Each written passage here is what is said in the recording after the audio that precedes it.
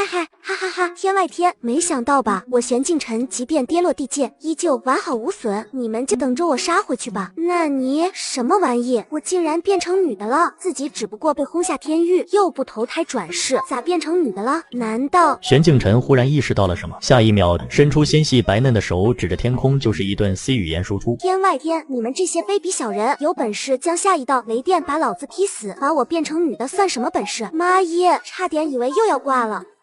什么玩意？还有这天域魔尊什么意思？不要随便给人戴帽子。龙纹须弥柱形成了一个大范围的领域，封锁了10公里的空间，还吸取了他的生机。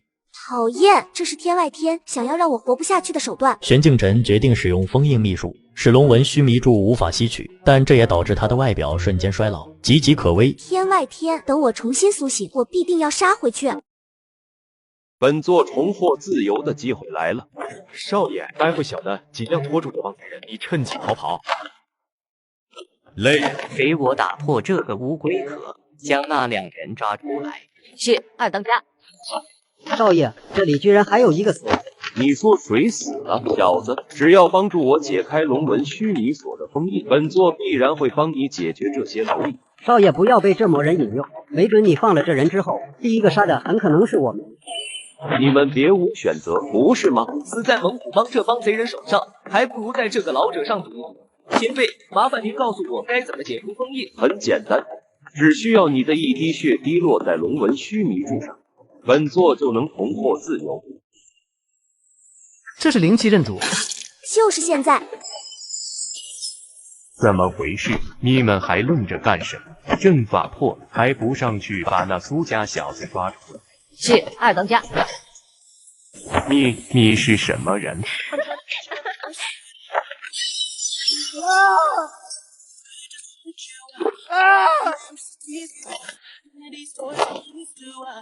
前辈，我们该如何称呼你？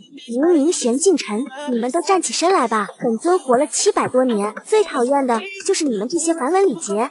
小子，站起身来！你们这个世界是如何修炼？修炼境界又是如何划分？全都向我讲述一下。好的。从苏子秋口中得知，他们所在的位面世界名为元灵界。元灵界又划分为2大领域，一个是由人族主导的元婴大陆，另一个则是外族主导的冥罗大陆。元灵界吗？以前游历诸多地界位面时，好像有所印象。力量衰弱这么多，看来想要回到天域，必须先将自身实力提升到这个位面世界的巅峰才行。玄前辈，在下能否请求您一件事？何事？是这样的，适才前辈您灭杀的那些人是虎峰寨的猛虎帮，他们不仅是一群无恶不作的贼人，多次袭击我苏家，所以晚辈有个不情之请，可否请前辈消灭猛虎帮，挽救苏家危机？少爷，你太唐突了，若是惹怒了这位魔头，我们可都完了呀。可以，李小子帮我重获自由，我理应回报。不过我同样需要你们帮我一个忙。前辈请说，只要是我苏家能办到的，晚辈一定全力帮助。我需要你们帮我搜集一些灵植药材。前辈放心，我苏家可是云海城数1数2的大家族，世代从事灵植药草买卖以及神兵锻造交易。回到苏家后，前辈想要的东西，晚辈立即就能准备妥当。爹，我回来了。这位是？爹，这位是我请来帮助咱们苏家的玄前辈。这小子该不会被骗了吧？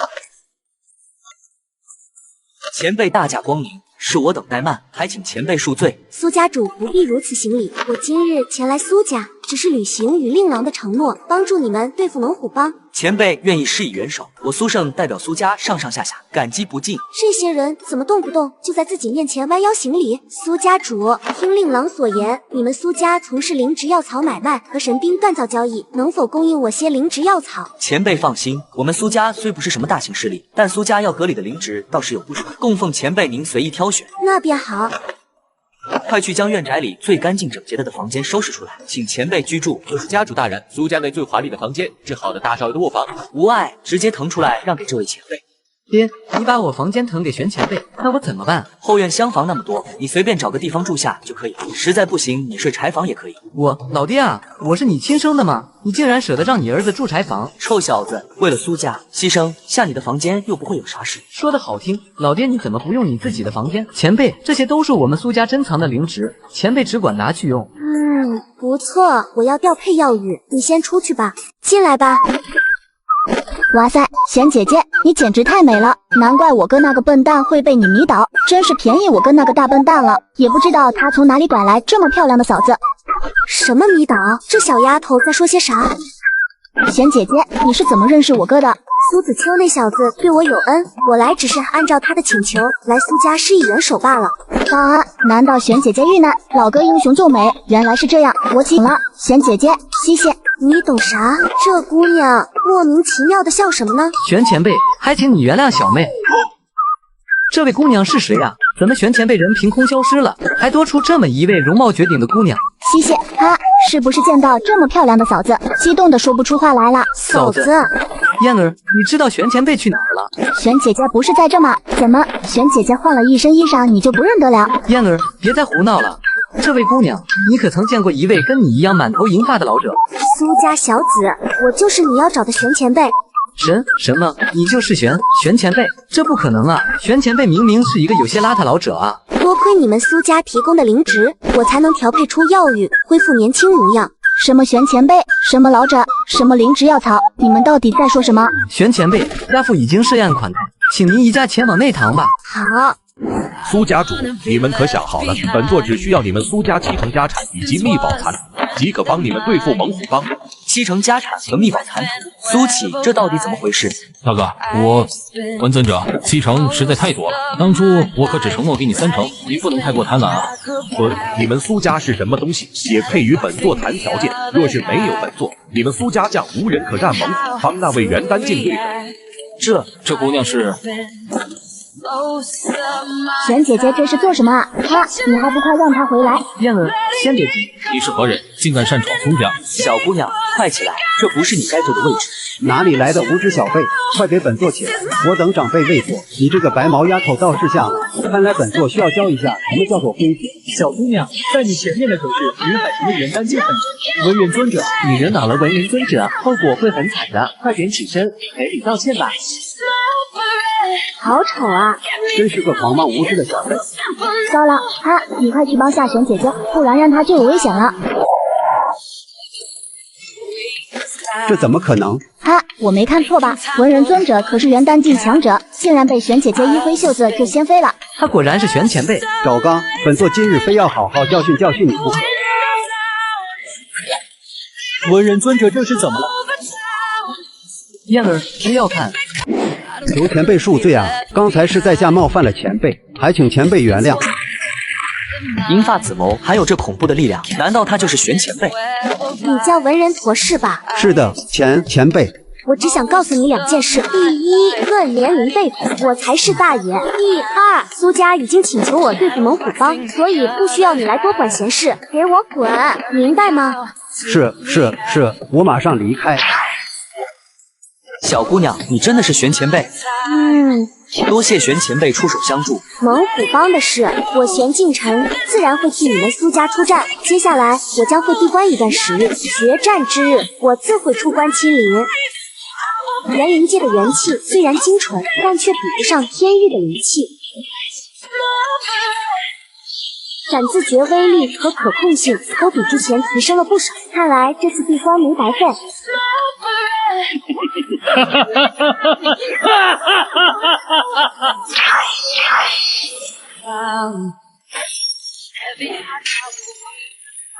苏胜，今日无论你们苏家选不选择应战，都必须要把另一半秘宝残图交出来，宝物定当是有能力者居之，否则怎样？玄前辈，玄前辈终于来了！太好了，有玄姐姐在，我们苏家定能赢。你就是代表苏家出战的人，苏胜，你们苏家是没人了吗？竟派出这么一位娇滴滴的小姑娘，真是让我大开眼界。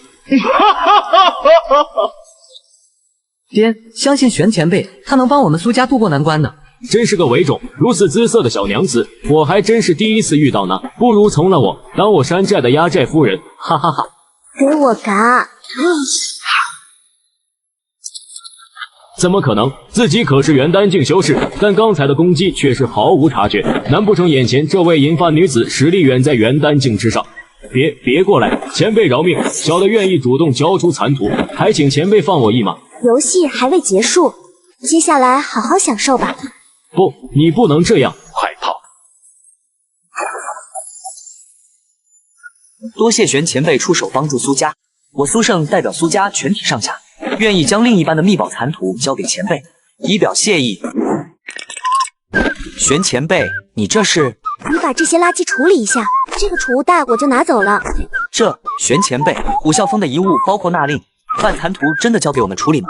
随你们处置，别再问我了。大哥，这会不会是某种古文字？有这个可能。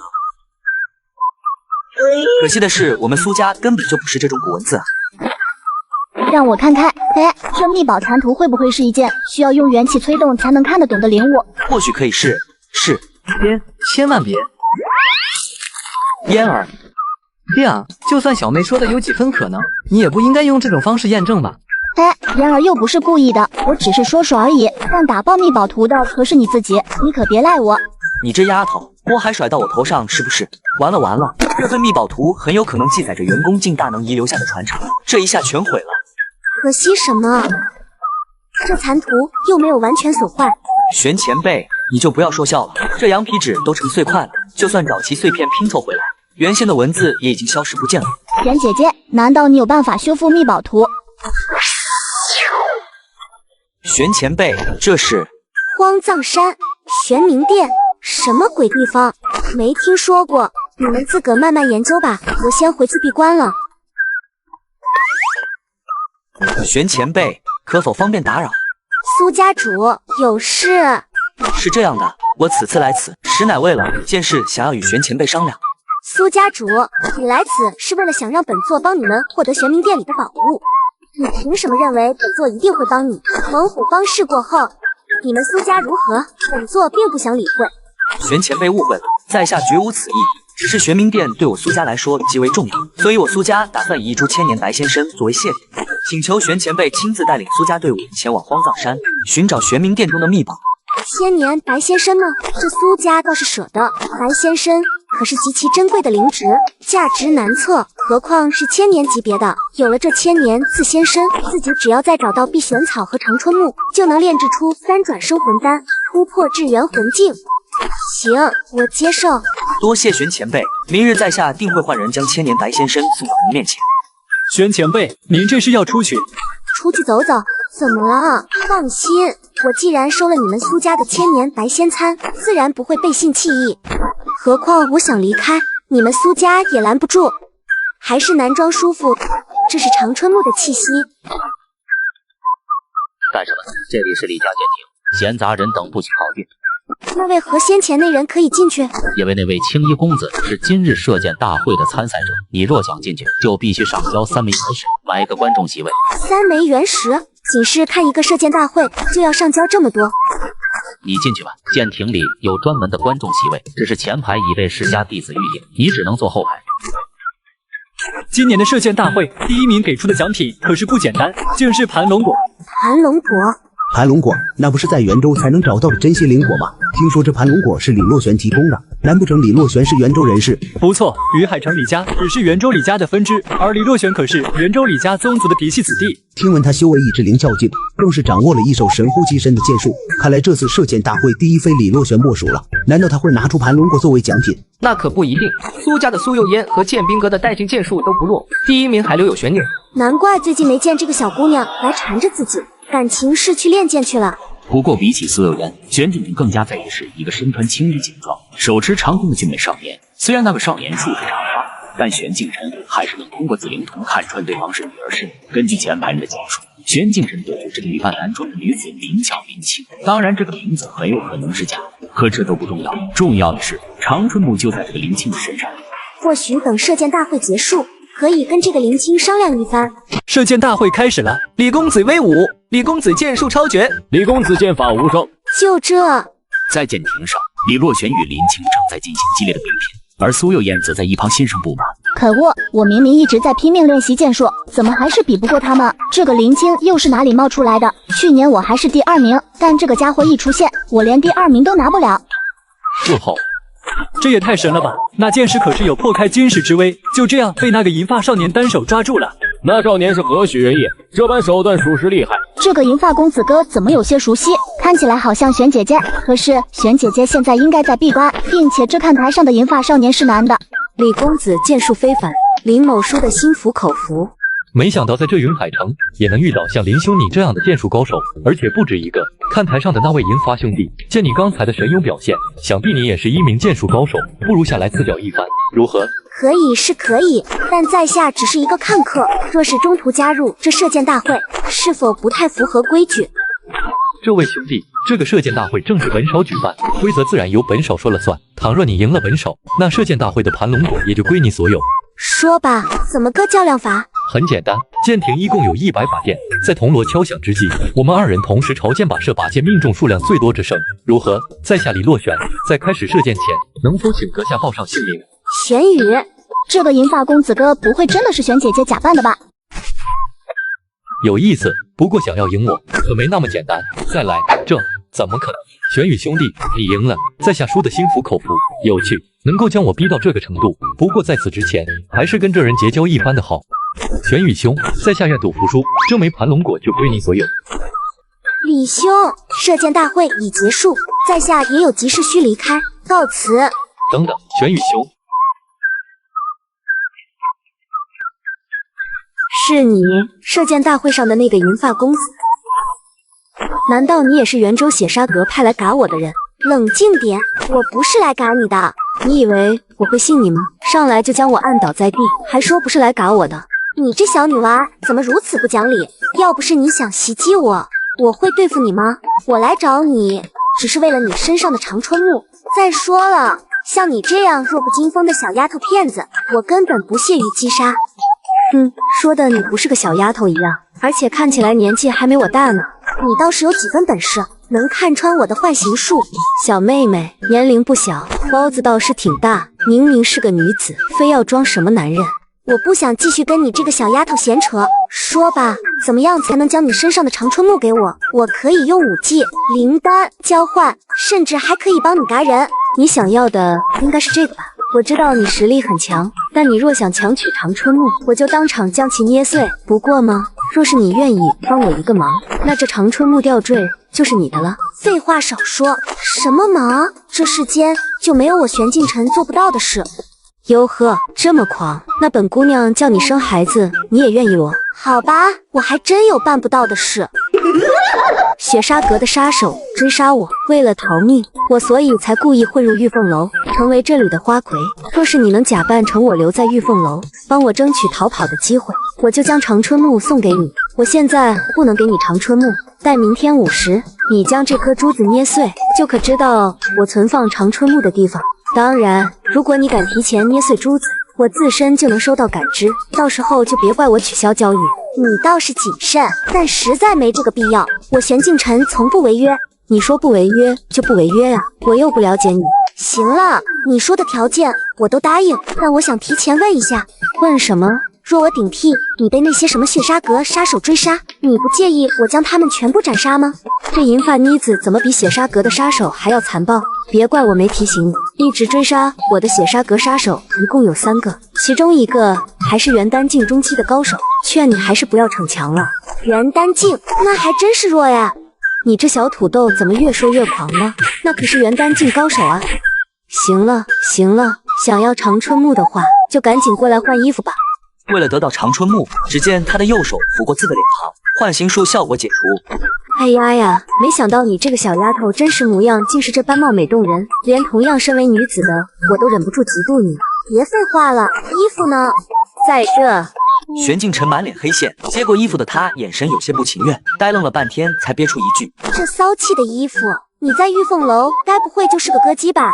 去你的歌姬，我怎么感觉你在骂我？还有，这是玉凤楼的舞姬红衣，本姑娘我可是玉凤楼的头牌舞姬，更是玉凤楼的第一美人，人称小玉凤。好吧，自己已经不知道第几次被这小姑娘整无语了。为了长春木罢了。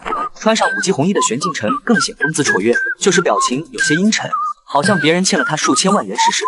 可恶，要是你是玉凤楼的舞姬，估计就没有我什么事了。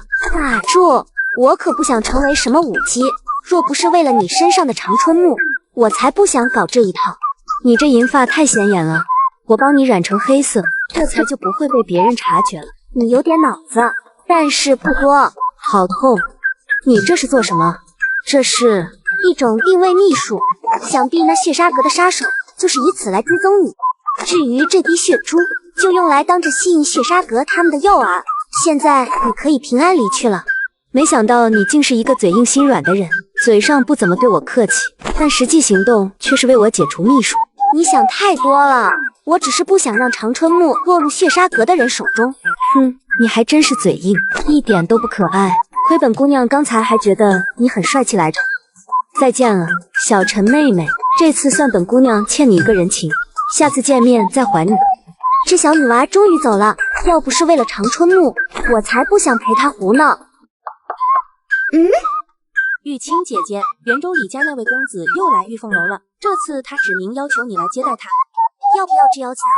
小丫头刚走，又来了麻烦事。我身子有些虚弱，今日恐怕无法接待客人了。可是玉清姐姐，那位李公子来自袁州，我们玉凤楼不好得罪他，而且他也说了，今日必须让您去接待他，否则那位李公子就要亲自来你房间。保姆也催促你快点到2楼第3个包间来。什么玩意？为什么偏偏这个时候来事？想到曾经作为男人的自己，要做一个舞姬，在另一个男人面前表现出一副娇羞讨好，玄静晨就顿感浑身激泛起一阵恶心。那好吧，我这就过去。哎呀，李公子，你别心急嘛，再等一小会儿。我想玉清那丫头应该是知道李公子你要来，就回房内多花了些心思装扮，这才耽误了些时间。本公子的耐心是有限的。公子，老爷一向不喜欢你来这种风尘场所，若是让老爷知道你在这，回去怕是又要受罚。冷叔，你就别提我那顽固不化的老爷子行吗？我好不容易离开袁州一趟，终于可以好好寻欢作乐一番。上次来玉凤楼没见到这里的头牌姑娘，这次正好趁着回袁州，见见这个玉凤楼第一美人儿有多漂亮。可是公子，别可是，你不说，我不说，这样我爷不就不会知道了吗？李公子，这就是我们玉凤楼的头牌舞姬玉清姑娘，接下来就让她好好招待你吧。不愧是玉凤楼的第一美人，哪怕戴着面纱，都比这些胭脂多粉的艳。其他人都出去吧，接下来就让这位玉清姑娘单独服侍本公子。是，李公子，我这就退下。那二娘我也不打扰李公子和玉清姑娘的相处了。小美人儿，你怎么不说话呀？是不是见到本公子英俊帅气的脸庞害羞了？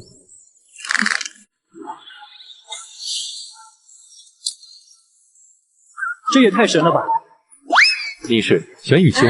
难道是你？不是我，你认错了。你们是谁？竟然敢谋害本公子！赵刚竟然敢谋害李家公子，你们3个真是不要命了！冷叔，快救我！救什么？他们又不是来抓你的，一边凉快去！休想跑！少爷，你没事吧？还好，就是有点头晕。玄宇兄弟，没想到你还是一个如此倾城绝艳的女子，我真是对你越发感兴趣了。林雨清，你中了我血杀给的血印追踪术，无论你逃到哪里，都是赶路一条。好，不过是跟你们兜了几圈，还真以为我怕你们不成？不可能，你竟然不是林雨清！血印追踪术不可能出错，难道你变换了容貌？赵刚竟敢戏耍我们血杀阁，那就将你的性命留下。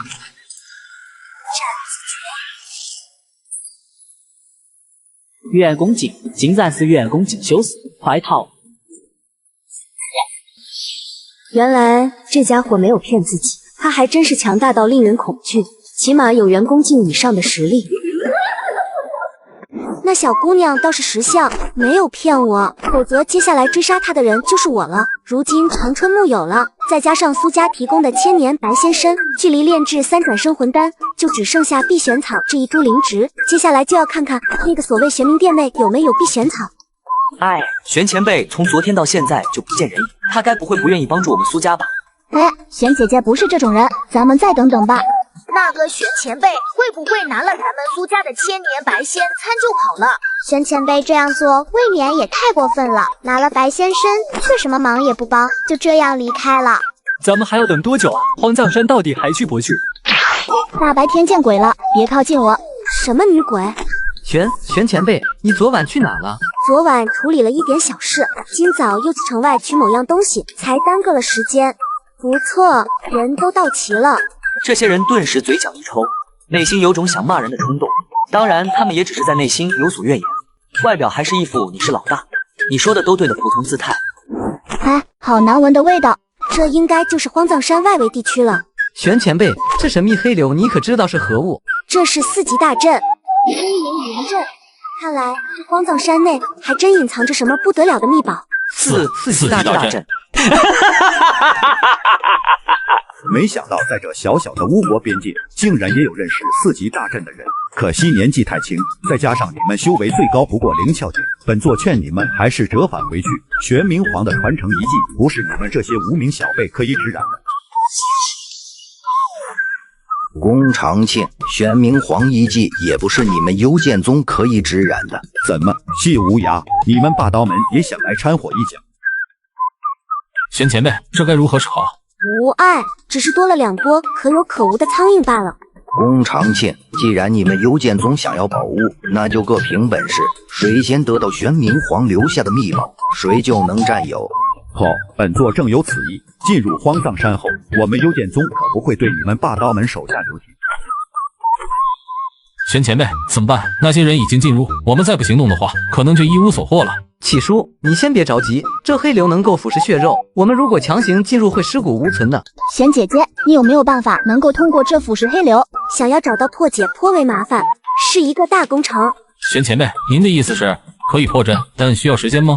没错，大约半刻钟的时间。走吧。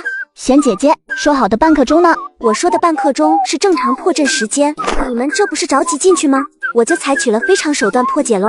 原来你还有其他手段，干嘛不早说？一下很好玩是吗？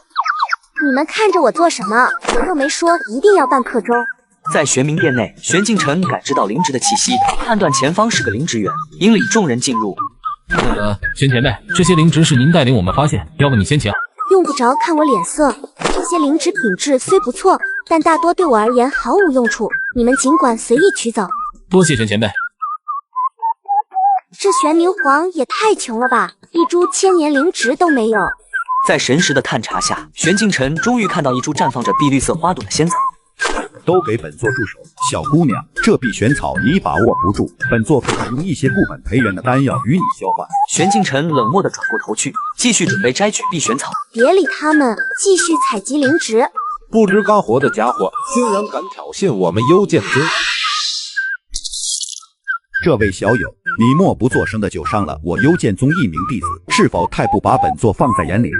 嘿，你这家伙未免太不讲理了吧！明明是你们先出手攻击玄姐姐的。哪里来的野丫头？赵刚，燕儿，快回来！看来你也是个元丹境修士。既然如此，本座就不必跟你废话下去，只要嘎了你，这里所有灵芝都归我幽剑宗所有。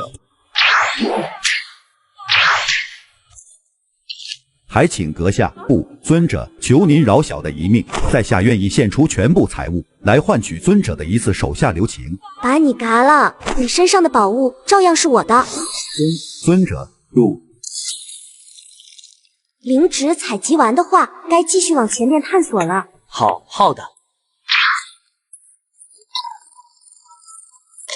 也不知道这里的东西存放了多久，嗨，这里也太脏了点，不会有老鼠、蟑螂之类的玩意吧？真是天佑我苏家，有这些武技和先前的灵芝，不出几年，我们苏家将彻底问鼎云海城第一世家。唉，都是些一般货色。玄前辈，既然你看不上这些功法武技，那可否都归我苏家所有？随你。待会前往主殿时，你们尽量聚集在一起，同时留意周围动静。玄姐姐，是不是玄冥殿内有什么凶恶的妖兽存在？这不是霸道门的那个元丹境修士吗？他为何变成这副模样？玄冥皇的尸身还真是不错，接下来就是你们这些小甜点了。玄冥皇的尸身，难不成他刚才啃食的干尸是棺椁里的那具？人逃不了的，全都沦为无的血食吧。啊，你怎么样？有没有受伤？我无碍，多亏有玄前辈出手相救。不是说宗门出身的都是大气凛然的正派修士吗？为何这人看着倒像是个魔道妖人？他已经不是先前那个元丹境修士，有魔物夺摄了这个修士的身躯。呀，触手怪！区区1.5米小土豆，肉身力量竟堪比我们牛头人一族。若是吞食了你的血肉，吾的力量将会更加强少。牛头人一族，苏有烟也是在自己的师傅那才得知牛头人一族的存在。贤美女，牛头人一族拥有遇强则强的体质，你要小心。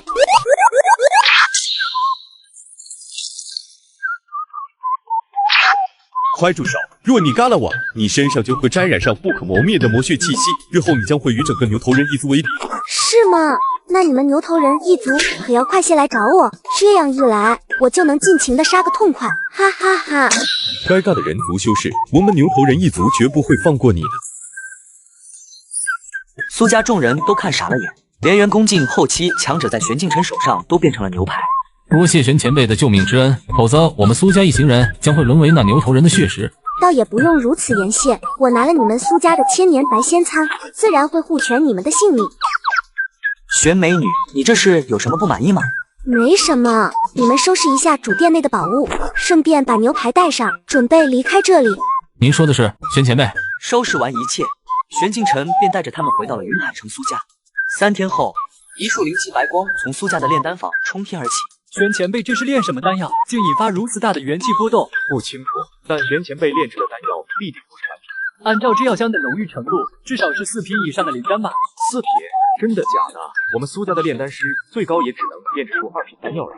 可惜了，碧玄草的年份还是有些不够，炼出来的3转生魂丹并未达到完美无瑕的程度。照他的估算，这枚3转生魂丹最多只能辅助自己提升到元恭境巅峰。算了，能提升多少是多少。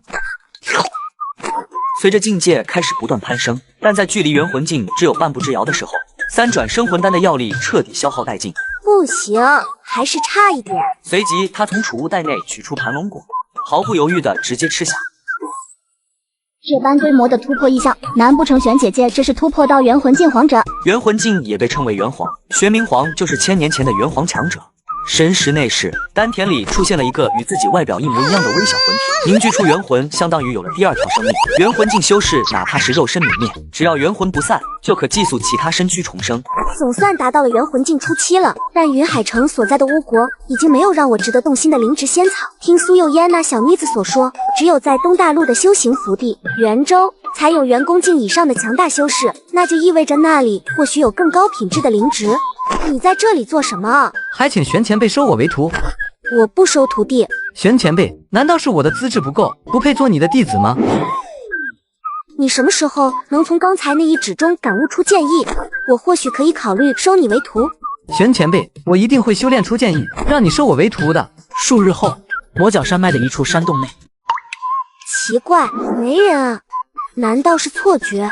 还好进入山洞内施展了隐身术，这家伙应该看不到我现在这副羞耻的模样吧？没想到在山洞内生火休息的，竟然是这么一个如此俊美的银发少年。见到石洞内只有1人，秦怀嫣也稍微放飞了下自我，但她没有因此解除隐身术，毕竟自己突然这样出现在这银发少年面前，估计会被他当成变态，更重要，自己也会感到尴尬丢人。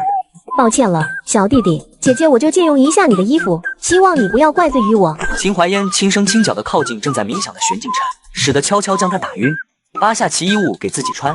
殊不知他的一举一动早就被玄镜晨察觉。见这个莫名其妙靠近自己的女子，玄镜晨嘴角微微勾起一丝笑意，于是他想故意捉弄一下秦怀嫣。这家伙不会看到我了吧？不可能的，我的隐身术可是连元丹境高手都看不穿，而眼前这个银发少年看起来年纪比自己还小，修为能达到灵窍境就不会了。随你这么往这边看，反正你又看不到我。这姑娘该不会有什么古怪的癖好吧？我都盯了你几秒了，你还没意识到自己暴露了吗？秦怀嫣渐渐感到不对劲，因为她发现玄镜晨的眼睛一直盯着她的脸，好像真的看见自己似的。你竟然能看到我？废话，我又不瞎。看什么看？臭流氓，臭变态，明明能看到我，为什么不早点说出来？我看你是明显在耍我。喂，到底谁才是变态呀？我在山洞内好好的，你莫名其妙光着身子走进来，一点儿也不遮挡。若我还是男人的时候，说不定会以为你这姑娘是在故意勾引我。什么叫做你还是男人的时候？秦怀嫣顿时觉得眼前这银发公子会不会脑子有病？你还看，还不快转过身去？行了，你还是快穿上衣服吧，暴露女。死色魔，一点绅士风度都没有。女孩子换衣服，你也不知道转过身回避一下吗？我能给你衣服就不错了，还要求这么多。再说了，你全身上下都早已被你自己暴露个遍。可恶，我还不是看这家伙给我衣服才不计较看到自己身子的事，就姑且暂时饶这小子一命。这小子什么意思？给我衣服后就不再说话，甚至连眼睛都懒得睁一下。哇哦！你是不是有什么大病？闲得无聊，能不能一边待去？别打扰我。什么闲得无聊？谁叫你小子不说话？看在你给我衣服的份上，本姑娘不想和你计较。不过你也真是不知死活，敢孤身一人来到魔角山脉，你可知道这里可是食人鬼的地盘？看你这细皮嫩肉的样子，真不知道你是怎么躲过食人鬼的追击。小丫头，貌似你没有资格说我吧？我可不会像某人光溜着身子就进魔角山脉。不准你提起刚才的事，我那是意外，要不是被外面那阵黑雨溶解了衣服，我才不会光着身子。最好是这样。你，可恶！本姑娘才和你不一样，我可是会隐身术，3阶以下的妖兽根本发现不了我。隐身术？你确定？这小子明明只有灵窍境中期的修为，到底是如何看穿我的隐身术的？难不成他身上有什么特殊的灵气不成？别想太多了，就你那练不着家的1级隐身术，瞒过2阶妖兽就不错了。你还是早点休息，别瞎折腾了。等外面黑雨停歇，我可要赶你出洞外了。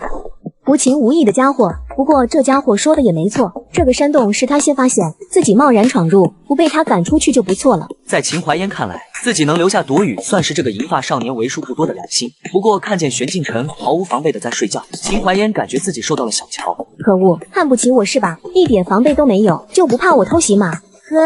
偷袭？你也有那个本事才行。你是有读心术吗？玄镜晨清醒过来后，转头看见秦怀嫣竟然也睡着了，他也不打算叫醒秦怀嫣，而是起身朝洞外走。自己和这姑娘只是过路人，没必要管那么多。怎么了，小丫头？你不继续装睡了？可恶，你这个臭小子，说谁小丫头？本姑娘可比你大不少，好你个没良心的，竟然敢偷偷离开，把本姑娘丢在这山洞里。什么叫偷偷离开？我跟你又不熟，好像也没什么理由要留下来陪你吧？玄镜晨表情一阵无语，自己怎么就遇到这样的女子？我不管，谁叫你看光了我的身子，你就必须对我负责，不把我安全带出魔角山脉，我就一直纠缠着你。哦，原来大小姐你是迷路了，不知道怎么出去，所以才非要跟着我。胡说，你别给我转移话题。我可以带你走出魔角山脉，不过嘛，就要看你会给我什么回报了。你想干什么？本姑娘是绝不会出卖自己的身体的。有谁看上你的身体？再说了，你的身子早就看遍了，有什么好看的？你若能给我3株千年灵植，我就带你走出魔角山脉。什么千年灵植？还3株？你当千年灵植是大白菜啊？你怎么不去抢？算了，看你这一穷二白的模样，估计拿不出千年灵植，那你就提供给我有关千年灵植的信息，我或许可以考虑一下。你看不起本姑娘是吧？不就是3株千年灵植？虽然本姑娘现在身上没有，只要你能带我回圣元城，3株千年灵植我自然会给你。这家伙怎么了？突然像踩到他尾巴似的。不过既然这小丫头说得如此自信，就暂且信她一回。好吧，一言为定。嘻嘻，小子，这就对了嘛。现在本姑娘可是你的雇主，我叫你做什么，你就得听我的。好了，你再不跟上，我就把你丢在这了。小子，你叫什么名字？玄镜晨。玄镜晨，那本姑娘就叫你小橙子好了。小橙子，既然你都看了姐姐的身子，要不然就免去2株千年灵植如何？不行，3株干年灵植1株都能少。真是小气鬼。看来我们有麻烦了。什么麻烦？秦怀嫣闻言，下意识地朝4处望去，并没有发现什么异常。你人哪去了？那小子不会丢下自己，独自逃跑了吧？想到这个可能，秦怀嫣的心里莫名的慌了起来。食人鬼，这就是食人鬼，长得还真丑。玄镜晨，你这家伙死哪去了？说好的带我出去，你小子怎么自己先跑了？那小丫头现在应该着急坏了吧？玄镜晨，你这混蛋，原来你在这，我可是你的雇主，你快救我！我这不是在救你吗？别急，慢慢来。你这家伙绝对是故意气我的。跑的倒是挺快的。那群食人鬼怎么都跑了？可能他们是被我那英勇的身姿吓跑了。得了吧，食人鬼出现的时候，第一个没影的人就是你，害得本姑娘找你半天，还以为你丢下我跑了。纠正一下，我那不叫逃跑，而是叫战术性撤退观察。你这家伙不是说你有地图吗？怎么带路带到了食人鬼的领地？你分明就是想整嘎我！我明明是按照地图的路线来着，不信你自己看呗。你是怎么看地图的？秦怀嫣气得想要扑上来，想要抓挠玄矮子的脖子，但被玄镜晨一个闪身躲过。这不是俗话说了2点之间线段最短吗？其他几条路虽然可以离开，但绕来绕去太麻烦了，还是走直线最快。但你是不是忘记了，这条路也是最危险的？危险？这不挺安全的吗？那些食人鬼也不敢对咱们做什么。我不管，因为你瞎带路的原因，我要扣你1株千年灵植。好吧，好吧，接下来我护你安全就是了，能不能别扣我千年灵植？看你刚才仅用数月就打倒了食人鬼首领，难不成你是元宫境修士？元宫境？怎么可能？你想多了。他现在是元魂境，所以进行了否认。也对，怎么会有如此年轻的元宫境修士？就算是在天才云集的天武学院，都不一定能找到几个呢。所以你还扣不扣千年灵植了？看本姑娘心情。走出魔角山脉，怎么样？这里就是圣元城。秦怀嫣看似在认真给玄镜晨介绍圣元城，但内心却打着小算盘，思考如何摆脱玄镜晨支付千年灵植这种冤大头的事，他绝对不干。对了，我们魔角山脉待了那么久，你应该也饿了吧？那里就是圣元城有名的小吃街。秦怀嫣见他答应，顿时眉开眼笑。你等等我去买点东西吃。等了许久，不见秦怀嫣回来，玄镜晨微微蹙起了秀眉。怎么还不回来？玄矮子用神识在人群中搜寻了一圈，都没有发现秦怀嫣的踪影。这小女子竟然敢跟我耍这种小聪明，不过别以为这样就能逃得过我的追踪。早在魔角山脉的时候，玄镜晨就在秦怀嫣身上留下一道神识烙印，无论他跑到哪里，自己都感知他的位置所在。秦王府，看来是这里没错了。秦怀嫣，你欠我的3株干年灵植，终究还是要还的。玄镜晨并未直接闯入，只是在门口驻足了一瞬。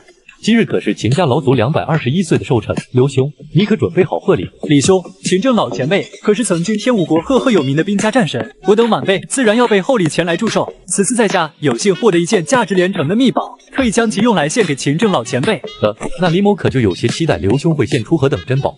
怎么这小子也在这里？算了，这小子在不在也与我无关，反正自己是来找秦怀嫣的。秦怀嫣，你跑不了的。欢迎小姐回府。秦小姐不是不久前才回来吗？她什么时候又出去了？正常，秦小姐老是喜欢翻墙出去游玩，这已经是惯例了。小姐，老爷不是罚你不准出房间吗？你怎么出来的？我就出来走走，很快就回去。那就好，我还以为小姐您又要翻墙偷跑出去，秦老爷现在还在为你上次私自外出而生气呢。所以小姐您还是赶紧回房间吧，否则秦老爷又要罚你禁闭了。原来秦怀嫣那小妮子现在被关禁闭。好的，你陪我回去吧。咦，小姐今天怎么这么好说话了？若是换作往常，肯定会耍脾气，并命令自己当作没看见他。可恶，爹也真是的，动不动就关我禁闭。你进来做什么？我不是说过不要打扰我吗？秦小姐竟然在房间里，那我身后的是……玄镜晨甩了甩手，一脸轻松地走向床榻。放心，我只是让小丫鬟昏迷过去而已。你混入秦王府到底想做什么？来人！别吵，是我，玄镜晨。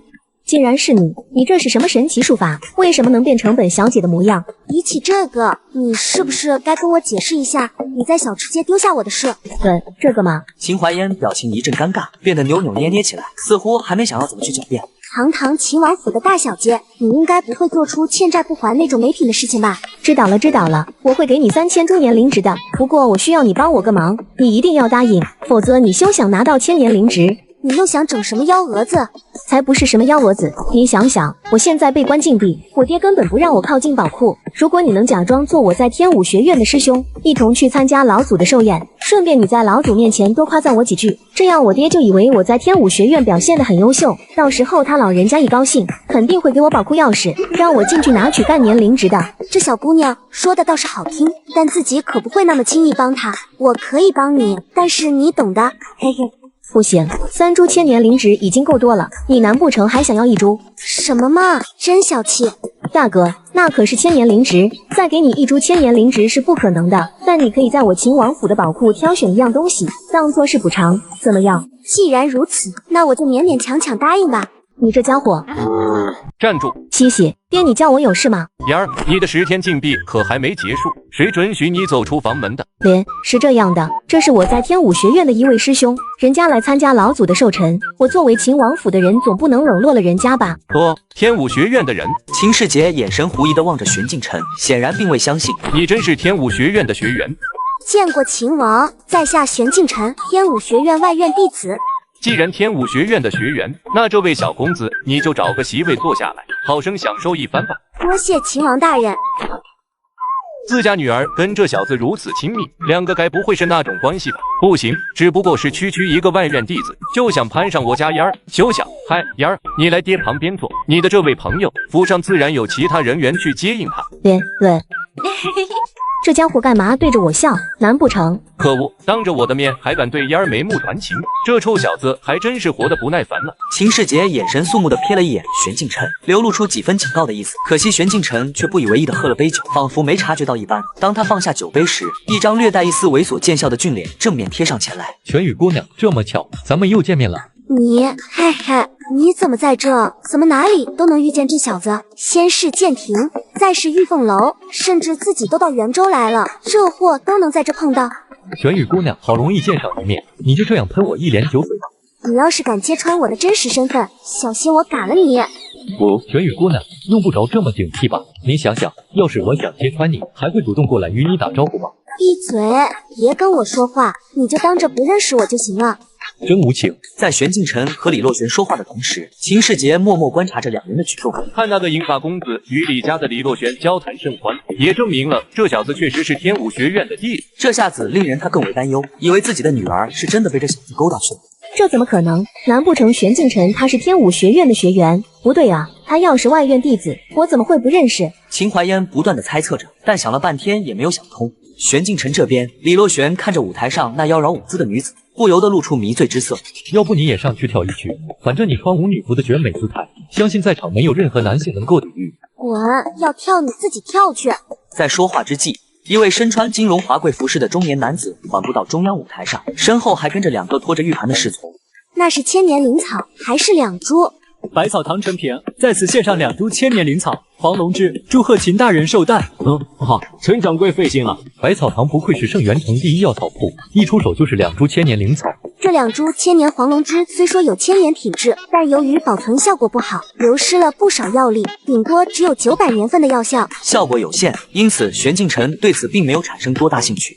接下来又有几人相继送上礼物。在下天武学院外院弟子穆天辰，奉师傅之命来给秦家老祖拜寿，献上剑尊和方清的剑气竹简。既然是剑尊的竹简，那老夫就收下了。多谢这位来自天武学院的小友所送的贺礼。见秦家老祖收下自己准备的贺礼，穆天辰脸上不禁浮起几分得意之色。他认为在场的宾客就只有自己所送的礼品最为贵重。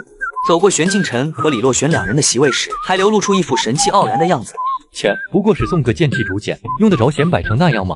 送一件折寿的物品，你也是够厉害的。妍儿，你这位师兄未免有些不懂得规矩礼貌，竟然在老祖的寿宴说出折寿这种言语。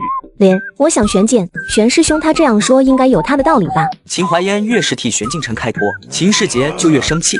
在他看来，自家女儿这行为就是胳膊向外拐。那个玄宇姑娘，你这话在心里说说就行，别直接讲出来啊。我又没说错，那竹简并不是什么剑尊传承，而是一件吸取生命精元的邪物。谁拿着这件竹简，谁就等着倒霉吧。那穆天辰听到玄镜辰这么不屑的声音，顿时脸色一沉。呵呵，这位兄弟见识短浅，不认识剑尊大人之物也是情有可原。但在下奉劝你一句，这是秦家老祖的宴会，休得胡言乱语。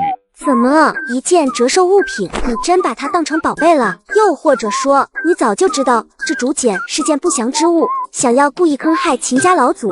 荒唐！你这是在污蔑我。玄镜辰，你小子别再说了行不行？算本姑娘求你了，别玩了你的天武学院弟子身份还是假的。要是被穆天辰那家伙抓住把柄，那咱俩可就惨了。是不是污蔑？试试便知了。你这是要做什么？快把剑尊竹简还回来！我不是说了吗？是不是邪物？试试便知。那好，本少就让你试试。若这剑尊竹简不是傀儡，本少绝不会放过你。当然。不可能，老祖的元力封印居然被这小子破开了。玄镜辰，你的手臂。玄宇，快把那竹简收了，快！活该！虽然竹简的秘密被你小子揭穿，但你也会因此丧命。你自觉。怎么回事？那小子的手臂居然恢复原样，没想到他竟然能压制那件邪物，实在是不可思议。不可能，这绝对不可能！那竹简的邪灵力量，就连穆家老祖都无法压制，他究竟是如何做到的？如今真相大白，这根本不是剑尊竹简，而是一件彻彻底底的邪魔之物。穆天辰，你居然敢在老祖的寿宴上献上这等邪物，究竟有何居心？还请秦王大人明察，穆某并非有意。这竹简虽是我穆家无意间所得，但我穆家也确实不知道，这是一件能够吸取精血的邪物。罢了，今日老夫寿诞，不想看到些不愉快的事。可是老祖，你不用说了，老夫自有分寸。穆家小子，这竹简老夫接受不起，你还是自个留着吧。敢跟我穆天辰作对，简直是找死！穆公子，你是不是忘了你的竹简了？既然这位银发公子能够收服这竹简，那他便归于你。哦，你还挺大方的吗，穆公子？因为那竹简上的原力封印被破解，现在无论是谁触碰那竹简，都会被炸成人干。但穆天辰搞不懂，为何只有玄矮子这小子没事？怎么样，连我就说玄敬晨他很厉害吧？你这丫头怎么替那小子说话？是不是喜欢上他了？哪有，爹你别瞎说。见秦淮烟这般反应，秦世杰更加肯定这两人肯定是早有瓜葛。不过那小子倒是有些本事，能识别出那件邪物，但光凭这样就想拐跑我女儿，这可没那么容易。咋了？你想要这玩意，那就送给你了。别，我可没你那本事。这位公子，你既然有识别出邪物的本事，想必你为秦老前辈所准备的贺礼一定不凡吧？不如就拿出来，让诸位同道欣赏一下如何？糟了，忘了这一茬，玄矮子他身上哪有准备什么贺礼？妍儿，你怎么了？脸色忽然这么难看？喂，没什么。既然玄某来参加秦老前辈的寿辰，自然也是准备了一份贺礼，还请秦老前辈笑纳。说着，他从储物袋中取出一份纸笔，在纸上洋洋洒洒写了一长串的东西，写完后交给身旁的侍女，让其交到了秦正的桌案上。这是生生回转功全9层。什么？老祖，你说那是全套完整的生生回转功？是的，好，这份贺礼老夫很是满意。穆天辰闻言，脸色瞬间阴沉了下来。他本以为玄敬晨身上没有贺礼，没想到他却能拿出令秦家老祖如此满意的礼物出来，这下反而令主动挑衅玄敬晨的自己丢尽了颜面。如今秦王府得到完整的生生回转功，日后想必将会诞生出一位元魂境尊者。如此厚礼，秦正老祖势必会对这位小友格外青睐。看这银发小公子如此年轻，又和李家那位公子关系不错，难不成他也是天武学院的学员？众人一边称赞着玄敬晨，一边不吝赞美之词。穆天辰心中暗怒，原本属于他的高光，如今却成为了小丑一般的存在。这位公子，既然你也是天武学院的学员，不如我们就此比武切磋一番，就当是给秦老前辈的寿辰添个喜气，如何？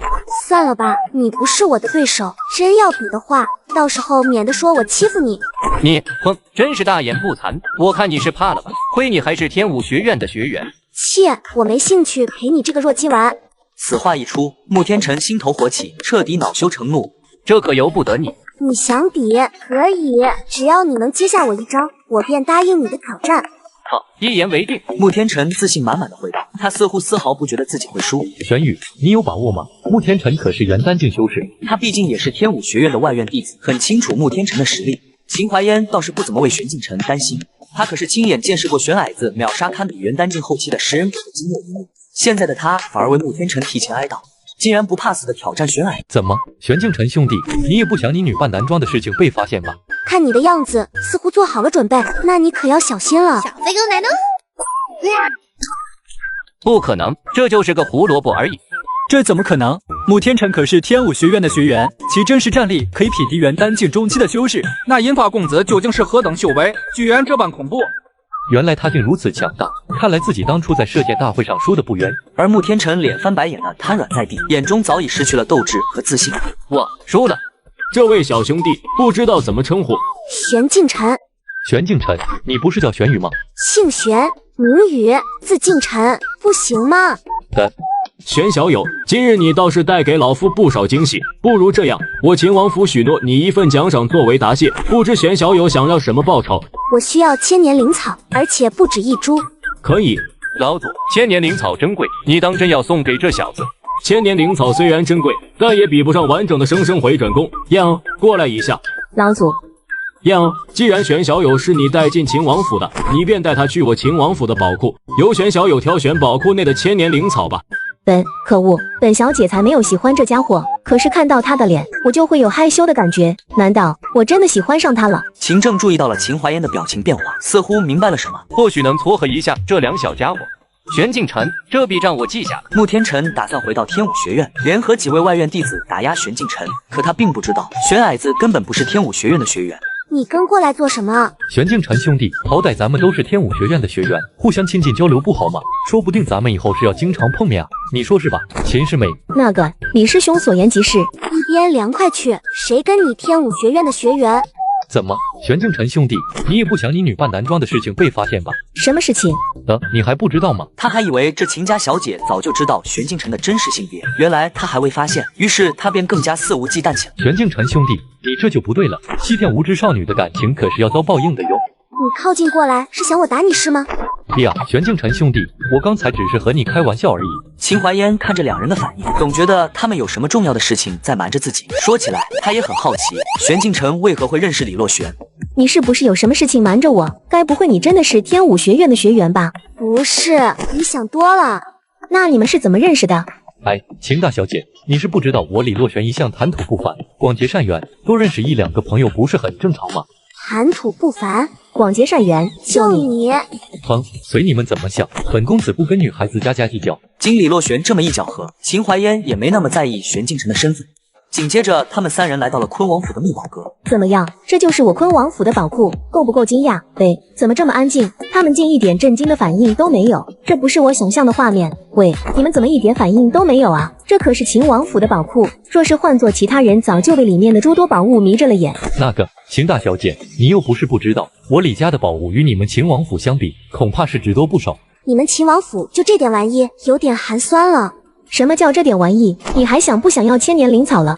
臭玄矮子，你又无视我！玄镜晨一边找着千年灵草，一边吐槽道：“好多没用的东西，你们秦王府也不收拾一下？”他这话让秦怀嫣和李洛璇二人忍不住翻了下白眼，因为这家伙所说的没用的东西是这个会跳的千年灵芝。搜寻了大半会儿，玄镜晨挑选出了3株千年灵芝。你不是要千年灵草吗？怎么只选了这3个玩意？看来你这个秦家大小姐当的不是很合格，连自家宝库最珍贵的宝物都认不出。可恶，你在说什么？竟然敢嘲讽本姑娘！可恶的玄矮子，这小子就不能说些好话吗？我秦王府的宝贝多的是，是你不识货罢了。看着这两人互相拌嘴的情况，李洛璇淡然笑了笑。哎，女子就是爱拌嘴。你说什么？你说什么？抱歉，当我没说。李洛璇，来，靠近一点。嗨，玄镜晨兄弟，我就开一下玩笑，哈哈。可恶，要不是打不过你，本姑娘早就给你脑袋来一锤。这个秦家大小姐不就说了一句，用得着这么盯着我吗？奇怪，怎么突然有点冷？刚想离开，从穆天辰那得到的竹简似乎受到了什么指引，竟不受控制的飞出储物袋。难不成这宝库内有一样东西与这竹简产生共鸣？这是怎么回事？为何这个首饰盒会突然袭击你？区区一个首饰盒，竟然能让自己的手掌发麻？这个首饰盒，你知道这里面是什么？我也不清楚，但我爹曾告诉我，这首饰盒绝对不能打开。那是戒指，不要碰那枚戒指，小心！但令他们二人没想到的是，玄镜晨居然主动伸手去触碰，那戒指准确无误地套入他的食指。结，有意思，我就陪你玩玩。话音一落，原本狂躁的魔界瞬间沉寂下来，之前的邪魔怪笑声也消失不见。玄镜晨，先别慌，玄镜晨应该并无大碍，我们暂时不要挪动他的身体。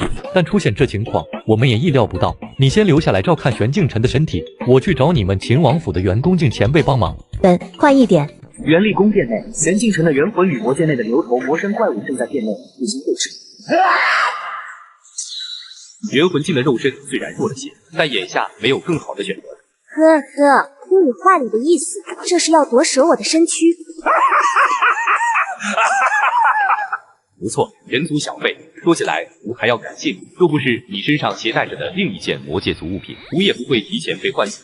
哦，那竹简来自魔界族。玄镜晨想知道更多有关魔界族的信息，故意向牛魔套话，可牛魔已经迫不及待想夺舍他的身躯。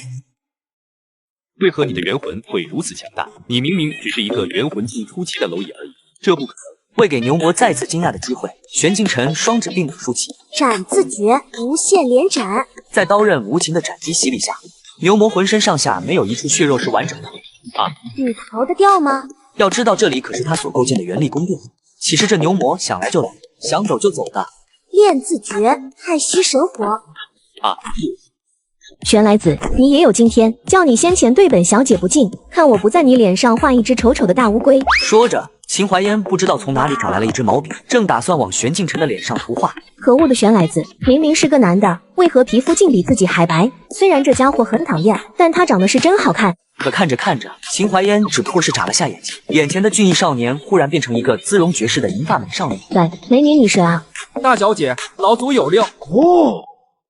大小姐，你这是在……那个，这，好烦，反正不是你想的那样。那拼命想解释的姿态，在秦德看来却更像是在演狡辩，而且看那银发姑娘的状态，似乎被迷晕了一样。自家大小姐难不成一定是这样没错了？不然秦小姐怎么会大晚上迷晕一个如花似玉的小美人，在秘宝阁内做这种事？这样想来，自己还真是罪过啊！虽然打扰了秦小姐的好事，大小姐你继续，小的就当没看见，绝不会往外说出去的。站住！给本小姐回来！秦大小姐，请问你这是在轻薄我吗？我没有，我不是，你别瞎说。你这个骗子，明明是个漂亮姑娘，竟然伪装成一个翩翩公子欺骗本小姐，害得本小姐刚才对你偷亲玄镜晨的事，秦怀嫣实在是说不出口。欺骗，看来自己的真身被这秦王府大小姐给发现了。好了，秦大小姐，我先向你道歉，不该施展幻形术，隐藏自个真实模样。可恶，怎么感觉玄镜晨这家伙变回女子后温柔了许多，还有点迷人。哼，你别以为本小姐知道你是女子后就会轻易原谅你，再怎么甜言蜜语都别想蒙混过关。而此时被两人遗忘在角落的秦德看着这两人像是在打情骂俏的画面，内心更加确定自家大小姐就是百合。一定是这样没错，没想到大小姐与这位姑娘的感情真深厚，想必相处很久了，我还是别打扰他们了。不对啊，我还有老祖吩咐的正事，差点就给忘了。大小姐，老祖有令，让你带玄公子去书房见他。老祖，他找我和玄奶子做什么？小的不清楚，但是应该是有重要的事情嘛。好吧，我知道了，你先退下，待会我自会带玄矮子过去。李洛玄那小子哪去了？好险，差点就嘎了，还好本公子穿了王者之罩。不久前，李洛玄刚离开秘宝阁不远，就遭遇了神秘刺客的袭击。若不是李洛玄身穿王者之罩抵挡住那致命一击后果断选择装死，否则现在早已命丧黄泉。这些来路不明的刺客估计早已行动了一段时间，自己可要赶快把消息告诉秦王府的人，让他们做好准备。同一时间，让玄公子一人进来即可，你在外面等候。老祖为什么要单独见你？我哪知道。秦老前辈，您这是受伤了。秦老前辈，抱歉，玄小友，老夫这样做也是迫不得已。哦，你这是搞什么飞机？叫我过来就是为了看你表演吐血身亡吗？别玩我呀！老祖，玄来子，玄镜晨，你竟然嘎了秦正老祖！嘎了秦正老祖！听到众人的质问，玄镜晨人都快麻了。回想起秦正死前对自己所说的话，他立即反应过来自己被这老鬼算计了。将这刺客拿下！快住手！哼，自己莫名其妙背了口大黑锅，还不给我解释的机会，那就只能先控制住这些人了。十字诀，迟缓空间。随着玄镜晨眼眸中闪现出淡银光晕，周围的空间流速骤然下降，所有人的视线都仿佛被定格住了似的。难不成是这个银发少年的手段？这小子究竟是何等修为？你一个个的，能不能别那么冲动？在十字诀的影响下，他们无法正常开口说话，但每个人脸上的表情都写满了愤怒。还是让你来解释吧，莫名其妙坑了我一把，就想撒手不管了。这里是，我怎么还活着？太好了，老祖没嘎，秦王府安全了。老朽愚钝，不知玄公子不玄尊者身份，还请您大人有大量，放过我秦王府上下。秦正，你还真是好算计，若是在下能力不足，还真就着了你的道了。老朽有罪，还请玄尊者放过秦王府上其他人，老朽愿一人担下此罪。玄来子，你到底是何方神圣？为何老祖这样的强者都对你如此敬畏？听到玄镜晨直呼老祖的大名，秦世杰顿时觉得这小子很是猖狂。你这小子休得对老祖无礼！都给我闭嘴！可是老祖，自己的女儿向着这小子也罢，怎么连老祖也要护着他？秦正，穆天辰所送上竹简的那一刻，你就知道这是何物，对不对？紧接着，秦正当着众人的面把一切都交代清楚。昨日教，那是什么来头？老祖，难不成是那些昨日魔徒袭击了你？不错，这次他们想必是为了秘宝阁那枚魔戒而来。难怪你就在宴会上同意我想要千年灵草的要求，目的就是让拥有竹简的我唤醒在秘宝阁里的魔戒。你在与昨日教魔徒对拼过后，早已濒临死亡，便设计这样一幕，让外界认为是我嘎掉了你。不过秦正没有料到的是，玄镜城会有手段将他复活。秦世杰没有想到老祖竟然为了保护他们秦王府做了如此牺牲。你算盘打的倒是精明，只可惜你低估了我玄镜城。玄尊者，老朽一生行事从不后悔。为了保全秦王府不受灼日教迫害，老朽愿意用性命去换。只是这事与其他人无关，还请您只收老朽一人的性命。秦正，我可没兴趣收你这个寿元将至的性命。寿元将至，老祖你。玄尊者说的不错，老朽就只剩下不到3日的寿元，只剩下3日寿元。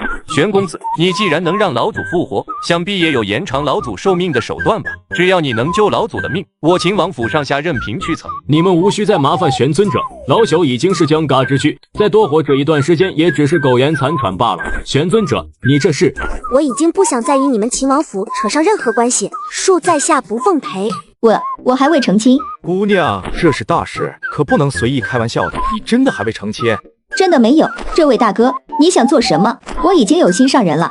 姑娘，你误会了，我们只是例行公事。最近丰庆城可不太平，时常有女子失踪，并且这些女子都是在成亲不久后被掳走，所以为了你的安全，我们必须要检查。原来如此。误解成魏军意思的杨楚然匆匆忙忙就进入城内。轮到玄镜城的时候，这是异色瞳，不许动，给我老实点。这是搞什么？为什么自己突然莫名其妙被当成危险分子一样对待？队长，这人虽说异色瞳，但并不是绿色的，我们是不是紧张过头了？这位小兄弟，刚才我等有些失礼，但这是我们城卫军的职责所在，还请你理解。我明白。小兄弟，登记完信息，上交1块原石就可入城了。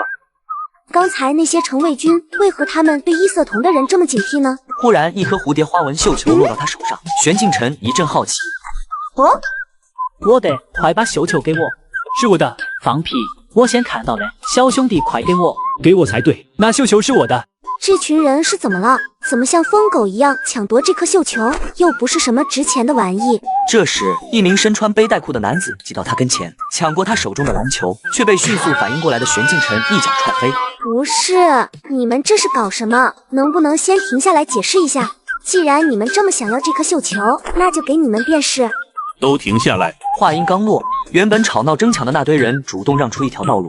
玄镜城大致扫了这人一眼，随即他随意将绣球丢给了这中年男子，转身就要离去。姑爷，请留步。姑爷，虽说我现在施展了幻形术，伪装成男子模样，但被叫成姑爷是什么意思？难不成自己这是误打误撞闯进别人的抢亲队伍里？姑爷，恭喜你抢到了蓝小姐的绣球。小的姓刘，名德，是丰庆城蓝家的总管事，姑爷也可以换在下为老刘。可惜了，蓝家那位小姐可是丰庆城出了名的美人儿，真是羡慕这小子。可恶，蓝小姐那样漂亮，为毛是这小子成了蓝家姑爷？明明本大爷比他帅多了。玄镜城嘴角抽了抽，他可不想当什么蓝家姑爷。就算玄镜城想当姑爷，以他现在这副女子躯体，想当姑爷也没有这个资本了。这位刘管事，姑爷，你还是另找他人吧，在下还有要事，再见。我没听错吧？这小子居然不想当蓝家姑爷？这银发小子未免也太不识好歹了点，这送上门来机会就怎么放弃了？小翠、小柳，将姑爷带回府里。哎呀，姑爷，你就跟奴婢回府吧，奴婢向你保证，我家小姐长得如花似玉，绝不会让你失望的。对呀，你就跟我们回府嘛，不然小姐会怪罪奴婢的。让开！他可没空去当什么姑爷，眼下寻找千年灵草恢复实力才是玄镜城的目的。可眼前这2个丫鬟似乎不肯让自己离开。放弃吧，我是不会跟你们回府的。那这样呢？这是千年灵草，而且还是2000年份以上的。姑爷好眼力。不对，你们怎么知道我需要千年灵草？难不成你们选我做姑爷，早已蓄谋已久？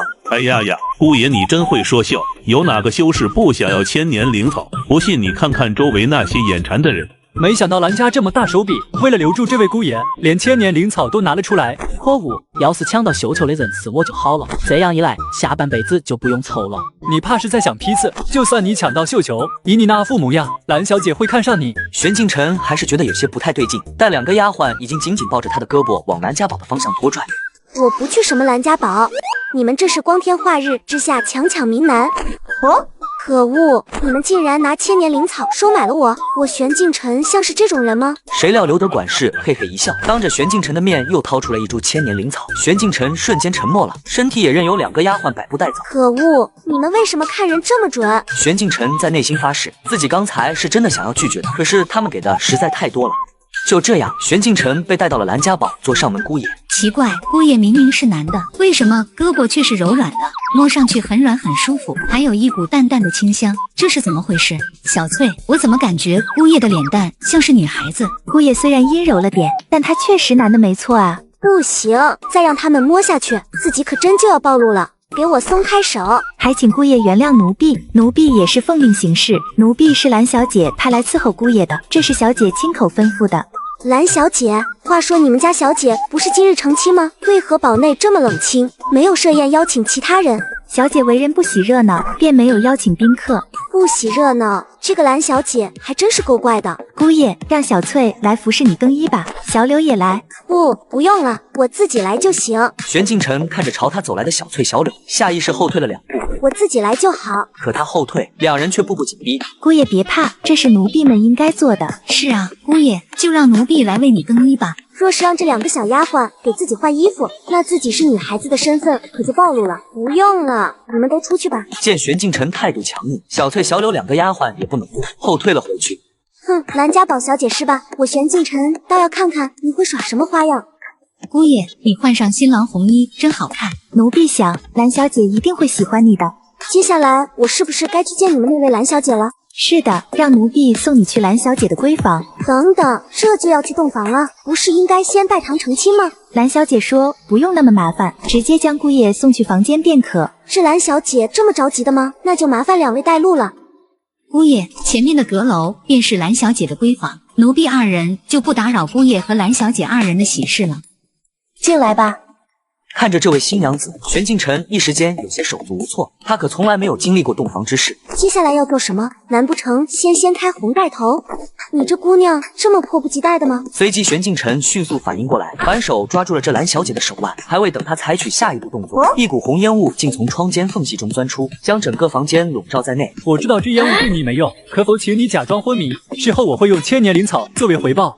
我勒个去，这位蓝家堡小姐竟然是男的！我的乖乖，自己差点跟一个男的洞房了。惊讶归惊讶，但看在千年灵草的报酬下，玄镜辰果断选择了配合，假装因为红雾的影响陷入昏睡。玄镜辰能够感受到来者不过是一个元丹境后期的修士。哼，这种小角色我随手一个斩字诀就能灭嘎。但看在蓝思和给出的千年灵草上，玄镜辰果断选择了躺平，任由鬼童将他和蓝思和带走。姓蓝的，快醒来！这里是应该那人的洞府，冷静点，不过是一个元丹境修士罢了。什么叫只不过？那可是元丹境修士，我们2个才灵窍境，这下完了。这小子在蓝家堡时，他还一副有恃无恐的姿态，让自己故意被擒获，现在又表现出一副惊慌失措的模样，是什么意思？你怎么了？小娘子醒过来了，欢迎来到你的新家。你就是风庆城最近抓走新娘子的贼人对吧？劝你最好束手就擒。风庆城城卫军很快就会根据我留下的标记找到这里。小娘子，你说的标记是这袋粉末吗？怎么可能？你是怎么发现的？怎么发现的？你无需在意。虽然你是假装成亲引诱我出来，但形式还是要有的。接下来就是我期待已久的掀开红盖头情节。哈哈哈！要是等揭开蓝思和脸上的红盖头，发觉这小子是男的话，他会是怎样一副表情？臭小子，你笑什么？你猜。不过我很好奇，你为什么只抓成亲不久的新娘子？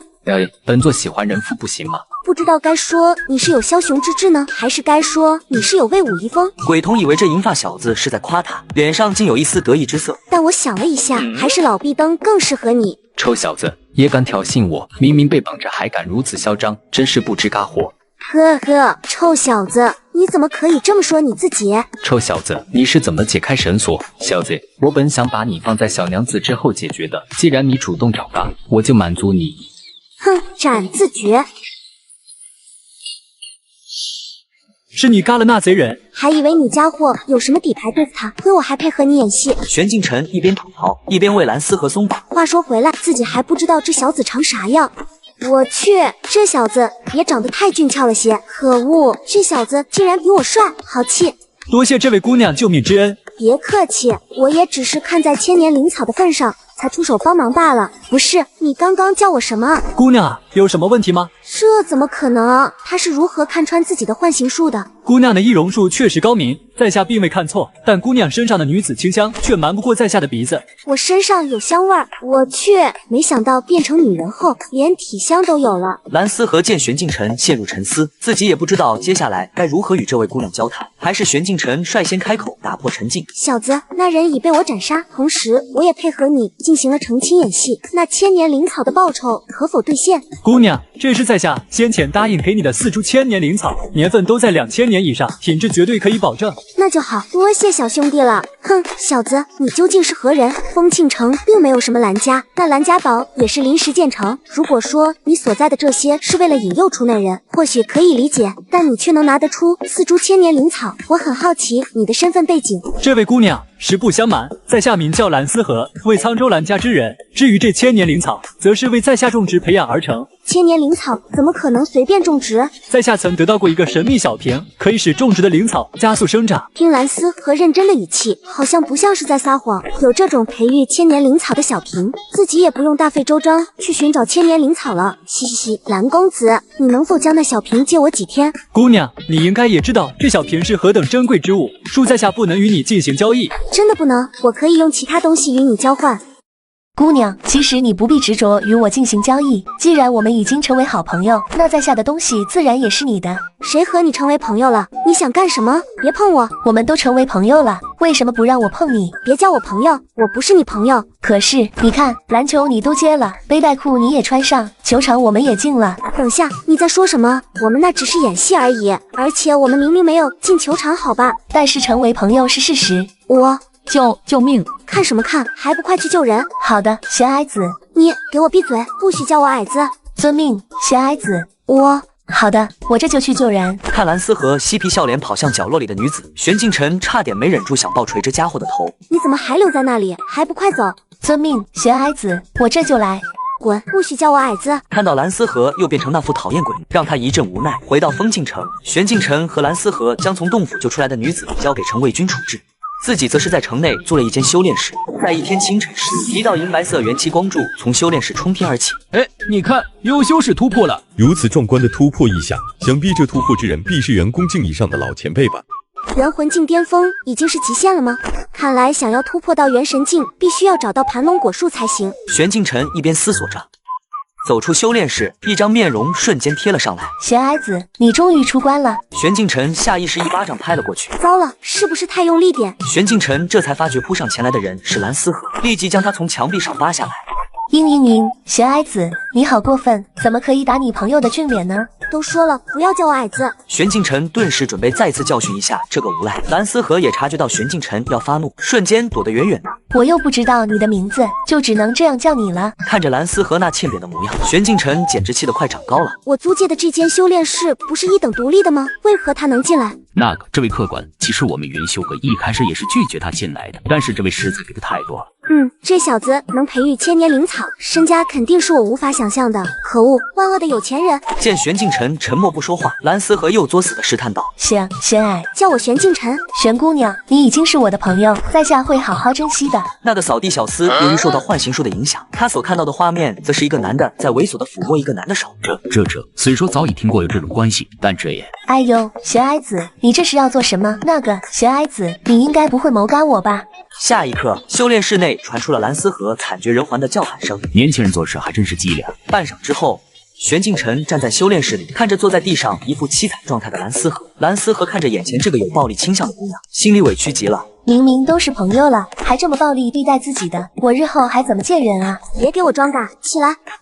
玄姑娘，总算改掉乱喊我矮子的习惯了。有时候还是身体记忆比较深刻。姓蓝的，你种植灵草的地方可否有盘龙宝树？盘龙宝树，玄姑娘，这盘龙宝树可不是一般的灵树，它需要在盘龙灵兽的栖息之处才能生长，所以一般的修士是不敢靠近那里。这等宝树，我根本没法种植培育。那你有没有办法带我找到盘龙宝树？这我倒是有办法，不过什么？我能不能向你提一个要求？快说。那在下说了，玄姑娘，你看我们都成朋友了，我没能看到你解除幻形术后的模样，心里有点遗憾，在下想看看你的真实容貌。果然，你这家伙是在打我的主意。行吧，不过你最好是真的知道盘龙宝树的消息。玄矮子，你放心，我绝不骗你。看着有些迫不及待的蓝思和，玄静晨嘴角抽搐不止。罢了罢了，看在盘龙宝树的份上，就满足这小子一次。谢谢，玄矮子，你真是漂亮。玄静晨看着痴迷着看着自己的蓝思和，眼底闪过一抹嫌弃。看够了吗？嘿嘿嘿，没想到玄矮子你竟是如此可爱，我怎么看都不够。你是想吃拳头吗？但解除唤形术的玄静晨甜蜜可爱，威胁的话语像极了发狂的小猫咪。不愧是你，玄矮子，生气也这么可爱。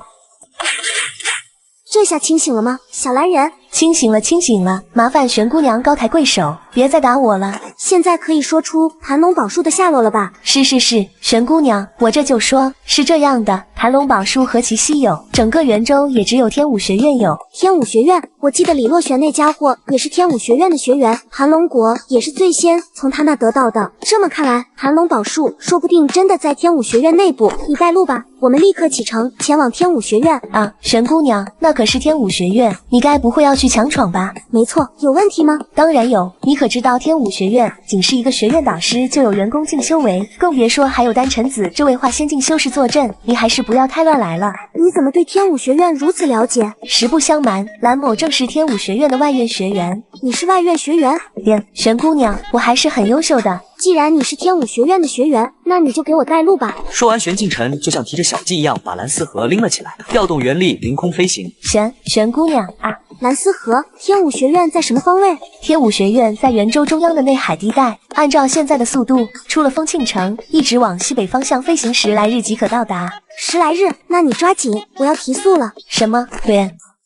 大约过了5日左右，玄静晨在一处海湾港口停下，整整在天空飞行了5日的蓝思和，这一路上他没吃没喝。玄姑娘，你去哪？不要丢下我！你在这里不要走动，我去给你买点吃的。嘻嘻，我就知道玄姑娘你心疼我。你想多了，我只是不想没到天武学院，你这货就给饿嘎了。玄姑娘快去快回吧，麻烦多买点我爱吃的，比如烤鸡、红烧肉、酱肘子。买这么多，撑嘎你得了。哈哈，玄姑娘，你简直太厉害了！蓝思和狼吞虎咽地开始品尝起来。慢点，又没人跟你抢，这里便是内海地区，我怎么没有看到你所说的天武学院？你看那座山，它叫做天武圣山，天武学院就建造在天武圣山上。我劝你不要直接飞行过去。哦，为何？因为天武圣山附近有禁控的规定，一旦违反便永远不得进入天武圣山。还有这规定？那当然，天武学院是元州第一势力，规矩多也正常。想要靠近天武圣山，只能乘坐海舟才行。那行吧，给你5分钟解决吃喝。啊，5分钟。喂，你怎么了？没事，就是感觉有点想吐。哦，原来这小子是晕船了。看着蓝思和这副难受的样子，玄静晨反而露出谢谢的坏笑。蓝大小姐，晕船的滋味不好受吧？嘻嘻嘻。什么晕船？我蓝思和才没有晕船。哦哟，算了，看你这副可怜兮兮的样子，我就大发慈悲的帮你一下，换自觉。呼，总算是舒服多了。你是怎么做到的？只是动用了下元力，给你的脑袋营造一种平衡感的错觉。这么厉害，玄矮子，你能不能教我这招？以后我就不怕晕船了。不教，你也不准叫我玄矮子。呜呜，为什么玄姑娘就不能对我温柔点？我好想要可可爱爱、乖乖巧巧、温婉大方的玄姑娘啊！一炷香过后，海舟停靠到天武圣山的港口处，在船上的众人一眼就能看到港口过道被各种小贩堵住了去路，天武圣山的执法人员正在驱逐他们离开。你们这群狗腿子，放过这些凡人一条生路不行吗？人家摆摊谋生多不容易，你们还讲不讲理了？不少人的情绪被他调动，也加入了对执法人员的谩骂。天武圣山的执法人员因为忙于处理港口过道的摊贩，没空理会船上的那些人。先前那个魁梧男子刚下船，没走几步就被一个摊贩摆放在过道上的物品绊倒了。你们这些圣山军都是干什么吃？拿着天武学院的俸禄，都不知道驱逐一下这些占用过道的摊贩？没错没错，这些圣山军简直就是吃饱了撑的，还不赶紧把这些摊贩清除掉？看着这些言语前后矛盾的人，玄静晨顿时觉得一阵可笑。等等我啊，玄矮子！走到港口过道，先前那个魁梧男子带头的几人依旧堵在道路上，对正在执法的圣山军指指点点。别挡路！只见一股强烈震荡波瞬间向着四周扩散，几个男子纷纷倒地。玄矮子干得漂亮！那个玄姑娘，我看你是第一次来天武圣山，不如我先带你在附近逛逛。不需要，现在就去天武学院。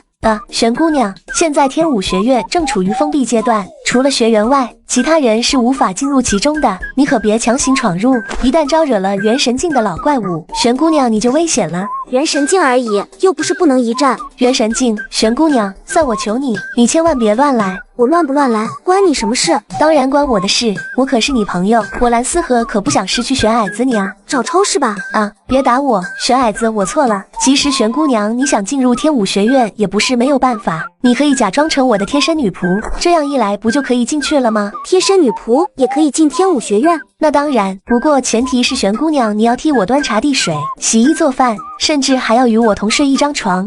呵呵，这小子果然是越来越胆肥了。你敢不敢看着我的拳头再说一遍？别，其实还有另一个方法。我听说天武学院在外院打算招收一个武学导师，以玄姑娘的修为完全可以胜任。只要成为天武学院的武学导师，那你不就可以随便进入天武学院了吗？武学导师？那你现在带我去天武学院招选点看看吧。好嘞。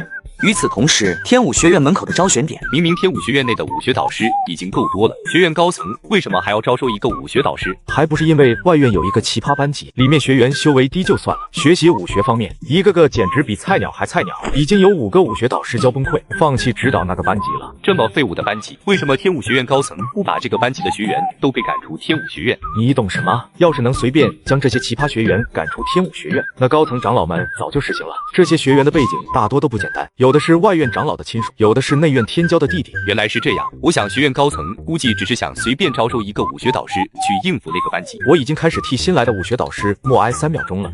这里是天武学院，无关人员请离去。2位大哥，这位是我的女仆，不，这位是我的朋友，想来参加天武学院的武学导师考核。武学导师就他。小兄弟，别怪我没提醒你，想要成为天武学院的武学导师，修为至少达到元功境。看你年纪轻轻，能有灵窍境修为就不错了，还是回去。什么元功境？这是哪里来的怪胎？看这银发少年不过20，竟有如此妖孽的修炼资质。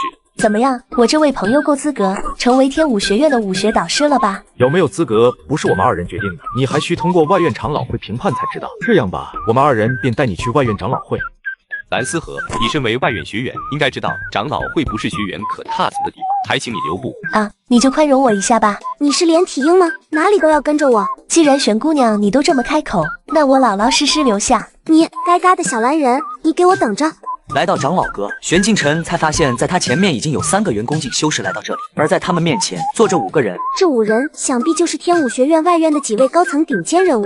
元妃，这里可是长老阁，你怎么带一个外院学员进来？萧长老，这位小兄弟不是学员，而是来参加武学导师考核的修士。为了不让他们怀疑，玄静晨也顺势释放出了一丝元力修为。什么？这银发少年还真的是元功境修士？好了，修炼，既然这位小友修为达到元功境，那就有资格进行武学导师考核。刚好你来的正是时候，前面3位修士已经进行了武学掌握天赋测试，现在恰好轮到你。你现在手上的是一门名为灵光剑指的高级武技，若你能在1炷香时间修炼成功，并达到大成境界，便可通过测试。就这么简单？话别说得太早，年轻人就该谦虚点，不然到头来被人笑掉牙齿，可别后悔。这位小兄弟，你现在可以开始感悟灵光剑指了。不用了，我已经成功掌握这门武技。臭小子，你当我等几人是傻子吗？这看那耀眼的灵光，这分明是掌握了灵光剑指才能产生的效果。这不可能，这小子一定是恰好会这门武技，不然怎么可能领悟如此之快？小子，老夫很是怀疑你早就修炼了灵光剑指，这次测试不算，除非你重新修炼一门不同的武技，老夫才能认可你。我拒绝，凭什么只有我要修炼2门武技，而那3个就只需要修炼1门？难不成天武学院的规矩是纸糊的不成？臭小子，你副院长萧烈长老，这位小兄弟说的并非没有道理，你也无需过多计较。恭喜4位都通过武学天赋测试，但想要成为天武学院的武学导师，最关键的还是要看你们指导学员的能力。元妃在，随便施展一招你的看家武技。是的，副院长。元妃是元丹境初期修士，当场就施展了自己的惯用武技。接下来你们4人需要逐一指导元妃，谁能使其武技提升效果最高，便可成为天武学院的武学导师。你们谁先来？我先来。陶红月目光一直紧盯着玄静晨，这次我一定要让你原形毕露。玄兄弟，我的动作有什么需要改正的吗？不需要。那我该如何做？你现在需要的是感悟，而不是执着于出招动作。感悟，原来如此，我悟了。哼，这个银发少年确实有几分本事。多谢玄兄弟不玄前辈的指点。诸位长老，这最终的武学导师人选，想必你们也心中有数。既然4位都不发言，那身为副院长的我就替你们做决定吧。我陈少则代表天武学院，认可这位小兄弟成为天武学院外院的武学导师。元兄，你为何一直在叹气？玄导师啊，你是不知道，你所执教的那个班级里面全都是一群闯祸小祖宗。何出此言？我实话跟你说吧，天武学院外院按照修炼天赋划分为天地玄黄4个等级的班级，天字班的学员天赋最高，实力也最为强大。听你所言，难道我所执教的那个班级是最差的黄字级？不是，而是比黄字级还要差，连个班牌都没有。我们更愿意称其为闯祸班。哦，为何叫闯祸班？你自己看看吧，里面详细记载了这个闯祸班的情况。看到上面所记载的事件，也是大开眼界。玄导师看着这本学员名单，你有什么想说的吗？你们天武学院还真是地灵人杰，你们如何把这些极品全部聚集在一起的？难不成是在养蛊？你们2个是不是太放肆了？竟然在学堂里吃胡萝卜！木兰儿，论放肆，我们好像不及你这个偷完萝卜的色女。再说了，咱们班又没有武学导师，怕什么？那可不一定。本姑娘可听说了，很快将会有一位新的武学导师来执教我们。真的假的？那我们赶紧把萝卜收起来吧。用不着担心，有我乔轩然在，相信那个新来的武学导师刚进门就要狼狈的离去。乔轩然，你是不是又想整蛊武学导师？嘿嘿，我在门上设置了一个小机关，只要新来的武学导师推开门，那装满史莱姆粘液的木桶就会倾泻出来，届时那位武学导师就会全身上下的衣裳被溶解，当场丢人。嘿嘿嘿，可以了，乔轩然，我已经迫不及待想看到那位新导师的笑话了。呵呵，希望来的是一位帅帅的男导师，这样本姑娘就能欣赏一下他的肌肉有多雄壮。哈哈，一定是男的。我从一位学院执事那得到消息，据说新来的那位武学导师名叫玄敬晨，这名字肯定是一位男子。玄敬晨，这名字倒是有些熟悉。你说什么？新的武学导师是玄敬晨？李洛玄，你咋了？突然间这么激动？若真是玄敬晨那个女魔头，那我们闯祸班之后的日子就不能逍遥快活了。几人已经兴致勃勃地等着看新来的武学导师笑话，唯独李洛玄躲在角落里，拿一本武学秘籍遮住自己的脸。哼哼，别以为我只准备了一个陷阱。小导师，我的手有点疼，能不能帮我揉一揉？你确定吗？在抬手的瞬间，玄敬晨给木兰儿施加了幻字诀，使得他眼中所见的不同的样子。啊！别碰我！没想到木兰儿这个狐媚女子也有吃瘪的一天，哈哈！玄敬晨也没做太过火，只是想给木兰儿一个小教训，立即消去幻字诀对他的影响。哼，可恶的新导师，真是不解风情。我名玄敬晨，从今日起便是你们的武学导师。李洛玄，你再藏下去也没用，以后你就是中2班的班长，现在带领所有学员到演武场集合。哎，还是逃不过。嘿嘿，有奸情，我似乎闻到了八卦的味道。命运的指引者，您终于聆听到暗夜之子的呼唤了。李洛玄，这小子在说些什么？不用在意，日常发癫罢了，习惯就好。哦，暗夜教会的魔徒，您终于来接见吾了。这娃脑子没病吧？赞颂吾之暗夜真名吧，愚蠢的凡人。哎呦，我的脑袋！清醒了吗？清醒了。清醒了就滚去演武场集合，还有你们也是。哼，不去，就你也配命令本少？嘿嘿，有好戏看了。想要本少听从你的命令，除非你跟我比试一番，我凌雨可不听弱者的号令。可以，希望你能抵挡住我一招。问题儿童。好，太好了，有热闹看了。演武场上，凌雨已经站在玄敬晨对面，双手摩挲，眼睛里充斥着战意。灵窍境中期的元力汹涌澎湃，一层紫红色的光晕缓缓升腾而起。玄敬晨伸出手指，一个脑瓜崩弹在凌雨额头上。卧槽，不会吧？他还真的下狠手啊！在我玄敬晨这里，你们的2世祖身份无用，若不想跟那小子落得一样的下场，立即滚过来排队站好。经过刚才那一下，众人早已站好。玄敬晨由此清点了一下人数，还有1人未出现在这里。那个玄姑、玄导师、慕容乐那小子应该是去钓鱼了。钓鱼？告诉我他在哪里钓鱼，我就把他抓回来。哎呀，玄导师，你可能理解错了，这小子所说的钓鱼其实就是去泡妹子。我想慕容乐那家伙现在应该忙着和10几个姑娘调情呢。哦，你们先用木桩训练原力控制，我暂时离开一会儿。好耶，终于走了。我现在要去抓慕容乐，回来若是发现你们没有练习，不要怪我不客气。哼，练就练，有什么难的？慕容哥哥，你就别逗离儿了。离儿妹妹这么漂亮可爱，哥哥我是喜欢你才会这么做。真的吗？可是慕容哥哥，学院传闻你与10几位女学员关系暧昧呢。那不过都是谣言。离儿妹妹，你可知道那些姑娘，我只是把她们当做妹妹来看待。其实我真正喜欢的只有你一个。骗人！上个月人家明明看见你向第4班的小翠表白来着，梨儿妹妹，你可知我向小翠表白是为了你？为了我？哎，梨儿妹妹，你不懂，一个成熟男人总是要经历1-2段感情挫折，只有经历挫折，我才会更加珍惜梨儿妹妹你啊。真的吗？原来人家在慕容哥哥的心中如此重要。梨儿妹妹，你看哥哥，我对你这么好，能不能亲哥哥一下？讨厌，慕容哥哥真坏。你谁啊？给我回去修炼。哎，等等，你要干什么？快放开我，快放开！你知不知道本少爷很忙的，待会还要去见小斐、小柔、小安他们没有见到我会很伤心、很寂寞的。哎，明明都被抓住了，这小子却还想着他池塘里的鱼。玄镜晨不理睬他，提着慕容乐回到了演武场。哎呦，本少爷的屁股！靠，你这是干什么？训练。什么玩意？这家伙谁啊？训练又是要干嘛？嗨，他是新来的玄导师，你就认命吧。夜晚，玄镜晨解除施加在自身的唤醒术，以真身去寻找盘龙宝树，就算被其他人看到，他们也不会认出自己来。按照李若璇所提供的信息，玄镜晨就来到了盘龙秘境的入口。那你这是怎么回事？自己可什么也没动啊！靠，自己可什么也没干，若被当场抓住，可就有理说不清了。逆自觉，乾坤逆转。奇了怪了，适才盘龙台明明有股强烈的波动传来，怎么一来到却什么也没有发生？难道又是灼日魔徒？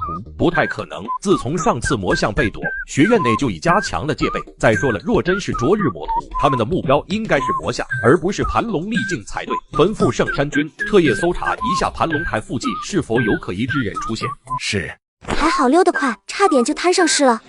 可恶的玄镜晨，我慕容乐跟你势不两立。谁？在慕容乐眼神不疑地盯着自己时，这小子是在莲花池住上了吗？这个时间点居然也能遇到他。这位姑娘请留步，外院女学员在下认识不少，可被偏偏对你没有任何印象。难不成你是？我知道了，原来是玄导师的妹妹啊！在下慕容乐，为玄姑娘兄长的得意门生。你什么时候成为我的得意门生了？不过这小子能这样想，倒是省得了自己一番解释。慕容公子，幸会了。玄姑娘，不知可否赏脸？在下愿与姑娘共赏这月夜美景。呵呵，不用了，我还有要事去找兄长，就不耽误慕容公子的雅兴了。告辞。哎，玄姑娘，你等等。等你个头，别来缠着我。人呢？玄姑娘，玄妹妹。谁是你妹妹？睡觉吧你。哟，花花公子，昨晚没睡好啊？是不是又和那个漂亮姑娘幽会了？滚犊子！昨晚也不知道怎么回事，莫名其妙在莲花池那睡着，整整吹了一晚的冷风。这么惨，那可真是一件好事。咱们的花花公子也有今天，怕不是被哪个女师妹戏耍包袱了吧？去，你们两个懂什么？昨晚我可是遇到一个绝美银发少女，那魅惑蓝瞳，简直是……慕容乐，你是不是睡傻了？咱们学院哪有银发姑娘？嘿嘿，你们不会明白的。银发紫瞳，这小子说的该不会是玄导师？可是玄导师又不是你的，难不成？看着一脸嗤笑望着玄镜晨的慕容乐，众人顿时露出嫌弃的表情。靠，这小子不会昨晚喝多了，把玄导师当成妹子了吧？又或者说，慕容乐开始对男的有意思了？这小子终究是成了变态。玄镜晨也是一脸异样，慕容乐那的猥琐的目光已经盯了他好久。早知道昨晚就抹除这小子的记忆了。哥，你大老远赶来累了吧？快坐下来歇一歇。哥，你需不需要按摩？慕容乐这家伙今天是不是吃错药了？怎么一副十分讨好玄导师的模样？这小子昨天还说着要和玄导师势不两立，难不成这个花花公子知道了玄镜晨其实是个貌美女子？眼看着慕容乐那猥琐的面庞就快贴了上来，玄镜晨直接一把推开他凑上来的大脸。小子，少来套近乎，谁是你哥？哥，咱俩关系这么好，叫导师什么的太生分了。何况你那漂亮妹妹，若是与在下成了，你不就真成了我哥了吗？嘿嘿。滚！所有人都过来集合。待人都集结后，玄镜晨发现一丝不对劲。蓝思和，这小子不会是来找茬的吧？嗨，玄矮，小晨晨，好久不见啊！这家伙是谁啊？感觉和玄导师关系不错的样子。我倒是觉得这家伙挺熟悉的，好像是天字班的蓝思和。天字班的学员来这里做什么？哟吼吼，命运的指引人，吾在此侯等汝之圣灵许久，吾之挚友蓝思和。为了暗夜的荣光，吾之挚友理查德。看着这两人的神秘对话，玄镜晨一阵无语。吾之漆黑意志，去墙角发你的癫去，回你的天字班去，别来干扰我的学员训练。嘿嘿，玄导师，我现在已经不是天字班的学员了。你什么意思？在下已经办理了转班手续，从今往后，我蓝思和便是你们闯祸班的学员。我没听错吧？这小子放着好好的天字班不去，反而来咱们闯祸班。从天字班换到闯祸班，这人也是个奇葩。蓝思和的出现让玄镜晨脸上露出一抹坏笑。嘻嘻嘻，蓝思和，既然你主动成为我我的学员，那就别怪我对你不客气。玄敬晨，你给我出来！那不是天字班的武学导师姜文轩吗？他怎么一副气势汹汹的样子来找玄敬晨？天字班的武学导师来找我做什么？你就是玄敬晨。不错，姜导师来找在下有何贵干？有何贵干？呵呵，你少给我装蒜！玄敬晨，你不过是新来的武学导师，就敢伸手指染姜某的学员？玄导师，你这么做是不是不把姜某放在眼里？你的学员？玄敬晨先是愣了一下，随即看向了一旁一脸心虚、正准备开溜的蓝思和。蓝思和，你是不是该过来解释一下？解释什么？你还给我装蒜！误会啊！这是你的学员，你自己跟他解释。嘿嘿，又有热闹看了。你们说，姜文轩那家伙会不会因为蓝思和与玄导师打起来？嘻嘻，我倒是希望打起来，两个导师之间的战斗肯定精彩极了。那个姜导师，我应该跟你说过我要离开天字班吧？你怎么还过来这边，想要兴师问罪似的？天字班是你想走就能走的吗？这我可不管，反正我现在是玄导师的学员，你就跟他说去吧。感情这家伙是真要拱火到我身上。玄导师，你能让天字班的学员心甘情愿转入你所指导的班级，想必你实力应当非比寻常。那姜某可要找你讨教一二。玄敬晨自然是懒得理会这个姜文轩，刚准备拒绝姜文轩的挑战。住手！玄导师，姜导师，你们不要再为了我打架了。我特么可恶的小蓝人，你给我等着！玄导师献丑了。面对如此猛攻，玄敬晨无奈摇了摇头，好没劲，就这么简单结束了。我还以为天字班的武学导师有多强呢，结果是一招秒的货色。你们，姜导师，你还是先去疗伤吧。若是再来冒犯在下，那就别怪玄某不客气了。好，今日姜某算是见识到玄导师的风采。不过，纵使玄导师能耐再大，你所指导的学员都是一些不二不三之徒。姜某倒是要看看1个月之后的盘龙秘境试炼，你们这些废物能不能挡得住我天字班的学员？这么快又到了1年1次的盘龙秘境开启时间。我记得上次咱们闯祸班就只有李洛玄一人进入外院前20。没办法，水教哥太优秀，你们是比不了的，哈哈。就在他们谈论之际，一个蓝色的身影正悄悄往演武场外溜走，结果他一回头就正面撞上了玄敬晨。小蓝人，你这是要去哪呢？那个玄导师，我就是随便走走散散步而已。玄导师，你不说话是不是代表你原谅我了？原谅你？做梦吧！玄矮子，你要谋嘎我啊！可怜的娃，无知胜师优，为何欺凌无知之友？暗夜之主对汝很是失望。还有人要替这小子说话的吗？没有，玄导师，你继续，我们不打扰了。这个银发小子是回礼院长，他是天武学院外院前不久招收的武学导师，名为玄敬晨。玄敬晨，看资料上面介绍，他好像是负责指导李洛玄那小子所在的班级。是的，那这个玄敬晨知道那群闹腾的小家伙如何？回礼院长，自从玄敬晨管理闯祸班，那群小子最近安分了不少，没在外院闹出什么动静，甚至还让那群小子老实修炼起来。虽说那群小家伙最近安分不少，但还是多注意一下，顺便留意那个玄敬晨。这个我自然明白。1个月过去，外院试炼如期进行。玄敬晨在幻形术的伪装下，众人看到的是一位俊逸非凡的男子。那银发小子是什么来头？怎么跟外院4位武学导师站在一块？这你们就不知道了吧？那是天武学院新招收的武学导师。原来是天武学院招新导师啊！不过我们在场的学员大部分都没怎么见过。那他是指导哪个班级的呢？还能是哪个？当然是那个成天给外院闯祸带来麻烦的闯祸班的。就是那个难管又满是废材的班级。玄敬晨感受到四周的目光，淡然自若地望向广场。没想到其他4位武学导师所管理的学员倒是不少，竟有2000人以上。玄导师，即便你挖走了我底下1名优秀学员，但今年的外院大比结果依旧没有变化，你们闯祸班必败无疑。那可未必。既然你不相信，那就拭目以待吧。陈少泽，这个玄敬晨确实有些不对劲。适才我动用神识探查那小子，他却让我感到一丝心悸，仿佛再探查下去，自己会遭受到反噬一样。李院长，要不待外院大比结束，我们便将玄敬晨叫唤到内院长老阁，由内院那些人来查探玄敬晨的底细。今日乃我们外院1年1度的学员试炼，老夫先宣布以下规矩：在天池山顶处的水天池内，有着20根白如冰雕般的石头，只有最先占据那20根石柱的学员，才可有资格进入盘龙秘境。现在老夫宣布，天池山试炼开始。众学员皆是离开天池广场，往山顶上的水天池飞掠而去。好，什么玩意？这群家伙是猴子吗？在山里还窜这么快？那群家伙到底怎么回事？这是开挂了吗？闯祸班的废物，有我不走心在此，你们休想再踏足一步。切，谁管你啊？哪来的白痴？别理他。好，很好。你们既然不把我孤舟行放在眼里，那就都给我留下。玄导师，孤舟行那小子可是我天资班的元丹境学员，遇上他，你的学员恐怕要倒霉了。哎，看来不解决这货，我们是无法正常通过。咱们猜拳吧，谁赢谁解决这小子。好主意，欺人太甚。有这般速度，这小子是什么怪物？可恶，死变态！快把那裤衩还给我！穿粉色裤衩，你这小子该不会内心是个闷骚吧？可恶，我绝不会饶了你们！气的话就来追我，如果你追到我，我就让你嘿嘿嘿！你玄敬晨，你别得意，我天字班可是有李和、纯乐、张灵三大天骄，你的学员绝不是他们的对手。三大天骄，你说的是那3个吗？只见李和、陈洛、张灵3人像3条哈巴狗一样跪舔在木兰儿身边。哎呀，李和哥哥，你这么背我上山，你导师不会生气吧？李和哥哥，你导师知道不会打我吧？好可怕呀！李和哥哥的导师不像我，只会心疼李和哥哥。当然不会，江导师就是个粗傻大个，哪像我懂得兰儿妹妹的可贵。呵呵，李和哥哥，你真坏。李和，兰儿妹妹身子这么娇贵，应该让我来呗。对，让我来。3人争吵不停，竟不知不觉打成一团。这3个蠢货，玄敬晨，别以为你的学员就这样稳了，我天字班可是有将近200多个灵窍境巅峰的学员。结，尔等皆为蝼蚁，以无为尊，吾便赐予你等解脱。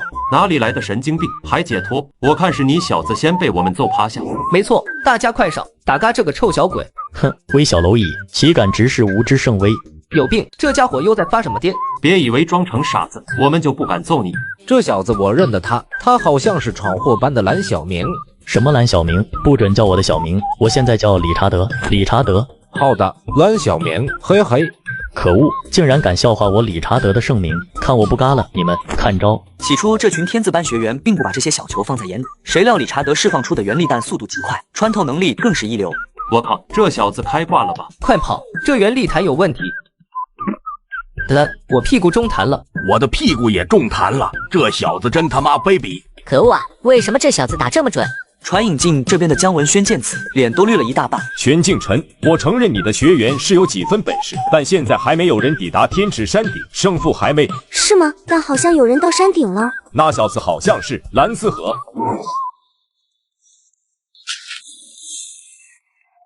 这是3阶妖兽，看那个妖兽体型，想必达到3阶后期，已经十分接近4阶妖兽了。那可是接近元丹境巅峰的妖兽，修为仅是元丹境初期的蓝思和能对付得了吗？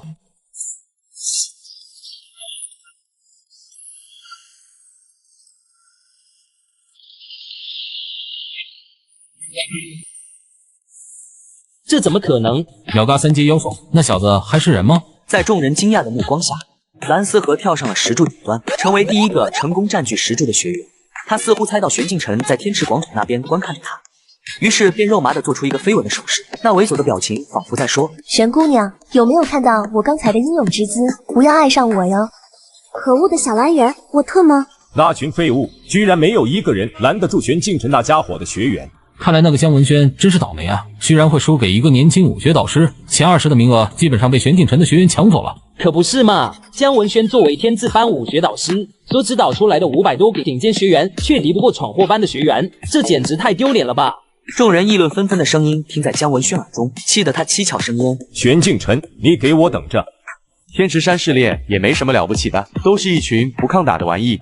就是还没玄导师的训练辛苦。结束了没呀？我肚子饿死了，可以吃饭了吗？就在他们交谈之际，石柱焕发出耀眼的光芒，下一秒就消失在原地，传送至天武圣山的盘龙台。这是盘龙台，我们怎么被传到这里了？难不成盘龙秘境入口就在这里？暂且祝贺你们获得天池山试炼的优胜，获得进入盘龙秘境寻求天才地宝的资格。盘龙秘境是天武学院的开创者丹晨子前辈所开辟的秘境，里面的珍贵药材、灵兽，甚至连传承都比外界丰富100倍。对于你们来说，是一次不可多得的机缘。多谢李院长。奇怪，这个入口怎么无法打开？糟糕！察觉到这一幕的玄敬晨忽然有些心虚起来。之前不小心加固了一道封印，难怪这李院长会是这副表情。这秘境入口怎么回事？这究竟是何人所为？与此同时，设下这道封印的玄敬晨有些尴尬。当初自己溜得太快，随便给秘境入口加固了一道封印，没想到连外院院长都解不开。李三通无可奈何，只能强行破开封印。玄敬晨也暗中将那道元力封印给消除了。终于把秘境入口打开了，到底是哪个混蛋多加了一道封印，浪费我半天时间。糟糕，这个秘境不能打开。入口处，大量腐尸竟在往秘境入口处聚集，强烈的危机感笼罩了所有人。快一同施法封印这个入口，其他学员都给我退后。只见一只龙爪从秘境内抓出，直接抓向5位武学导师。快闪开！好可怕，那是什么怪物？天池广场这边的陈少泽通过传影镜看到盘龙台发生的异变，不妙，李院长他们有麻烦。那只龙爪又是怎么回事？不清楚，看样子盘龙台那边似乎是失控了。盘龙台上，李三仅凭一人之力就阻碍了那只龙爪的前进。这只龙爪难道是盘龙的？这不能，盘龙不是早已被丹晨子前辈降服，一直在秘境内部守护着盘龙宝树吗？他不可能会变成现在这副凶厉模样。就在李三通思索之际，陈少泽也及时赶来，施展手段协助他一同将那龙爪逼入秘境内。快离开这里！什么？下一秒又有一只龙爪冲出秘境入口，当场将兰斯和几人抓起。玄导师，兰斯和他们被那怪物抓走了。你们快离开盘龙台，去长老阁，让内院那边派人过来帮忙。至于兰斯和他们，我们几位武学导师自会想办法救他们。在众人商量对策时，玄镜晨当着所有人的面，纵身一跃跳入了盘龙秘境内部。疯了吧？刚才是谁进入盘龙秘境的？好像是玄镜晨那小子。玄镜彻，那小子究竟在想些什么？就算他进入秘境，也救不了那4个小家伙。奇怪，刚才明明是这魔龙的龙爪抓走了那4个家伙，为何一进来却没有看到他们？难道那4个倒霉玩意已经被魔龙给吞进肚子了？想到这，玄镜晨展开神识探索，很快便找到了那4人的位置。到底是先救那4个倒霉玩意，还是先去找盘龙宝树心呢？哎，这是什么情况？下一瞬，不等盘龙反应过来，玄镜晨一个瞬身就已经移动到他的龙头之上，抬脚踩在其龙头。别打扰我思考。李三通和陈少泽2人正互相交流，惊讶的事情发生了，盘龙秘境的入口居然自动关闭了。这是什么情况？这秘境应该有位元神境以上的修士，不然不可能强行关闭秘境入口。元神境修士。忽然间，他们2人想起了刚刚跳入秘境的玄镜晨，是那小子。盘龙秘境内，玄镜晨施展术法，强行关闭了秘境入口。事情解决后，我就可以安心寻找盘龙宝树，顺便救那4个倒霉玩意。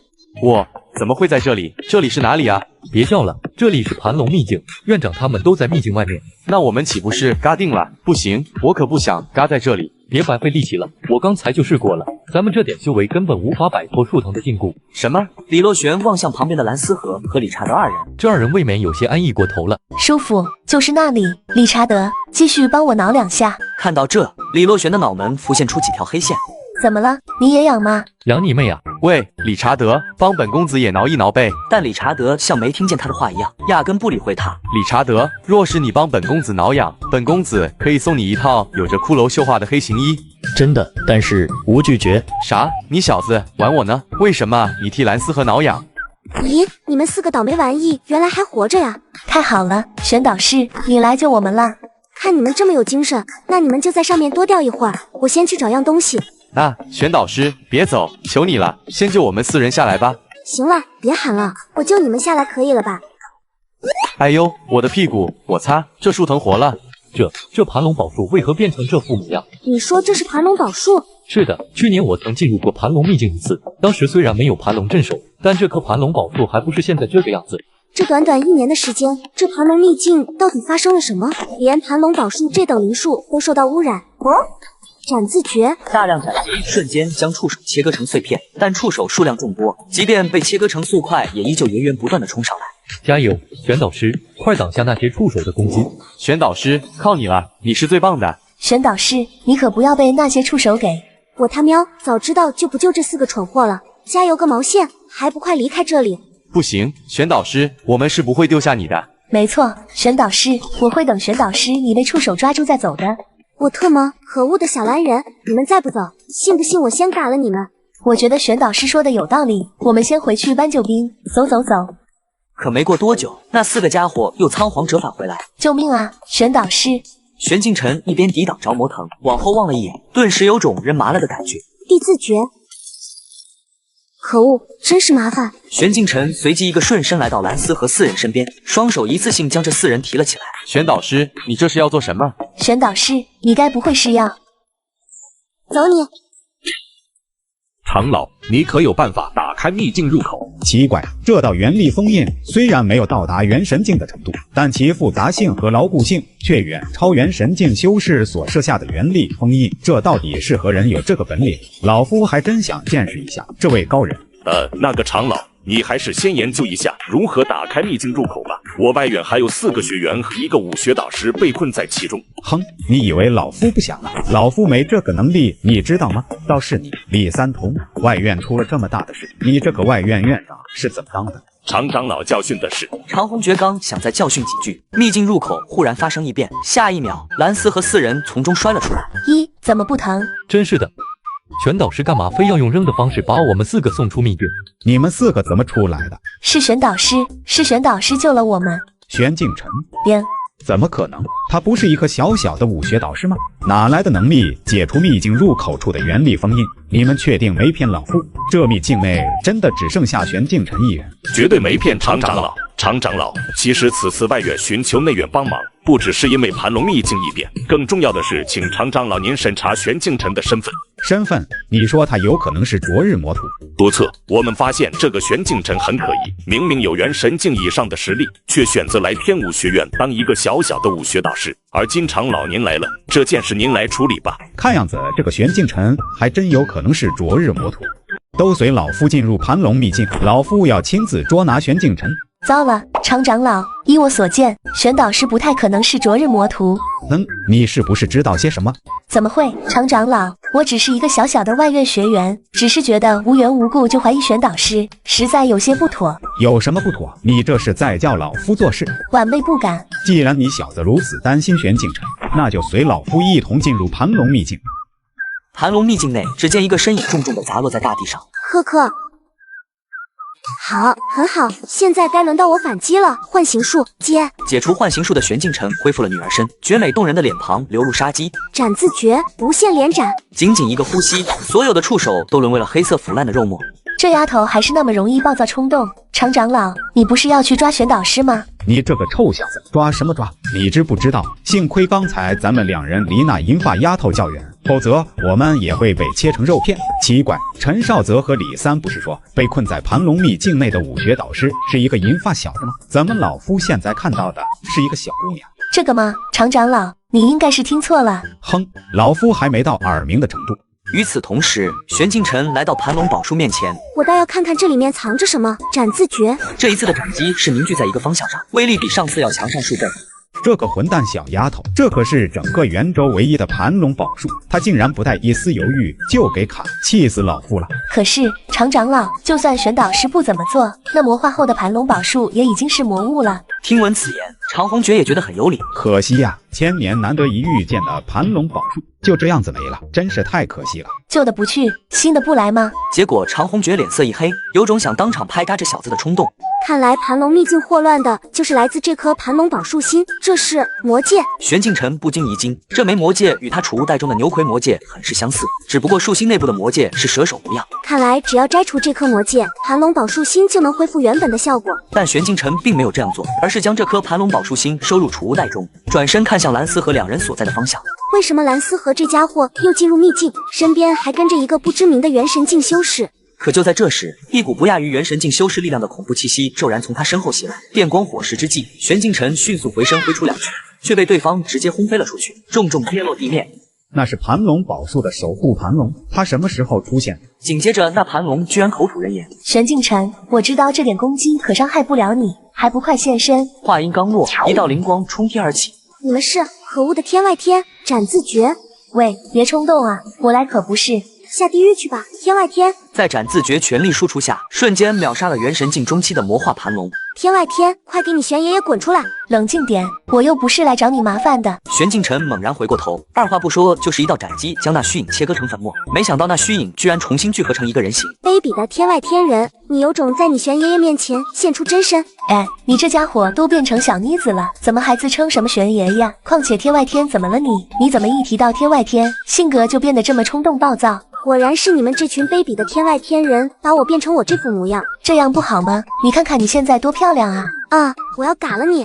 哎，玄镜晨，别老动不动就说嘎了我，你难道就这样对待你的救命恩人吗？救命恩人？可笑，把我变成女人就是我的救命恩人了。话不能这么说，你可知道天外天那几位可是一直在监视着你？那几位？天外天到底有什么？这个你就暂时不用管，我为了隐瞒你的存在可是费尽了不少心思。虚影的话让玄镜晨陷入沉默。眼前这个神秘虚影明显也是来自天外天，他为什么要这么帮助自己？你有什么企图？身为天外天人，你不应该直接嘎了我吗？嘎你？如果你嘎了，那我可就失去了对付那几位的筹码。我为什么是筹码？你们天外天到底在谋划些什么？这些你无需知道，你只需要明白，我此次出现并不是为了嘎你。呵呵，嘴上说着不嘎我，结果却暗中引起盘龙秘境事变，想要把我嘎在这里。盘龙秘境的诡异滋生并不是我导致的。不是你？没错，但魔化盘龙确实是我控制来袭击你的。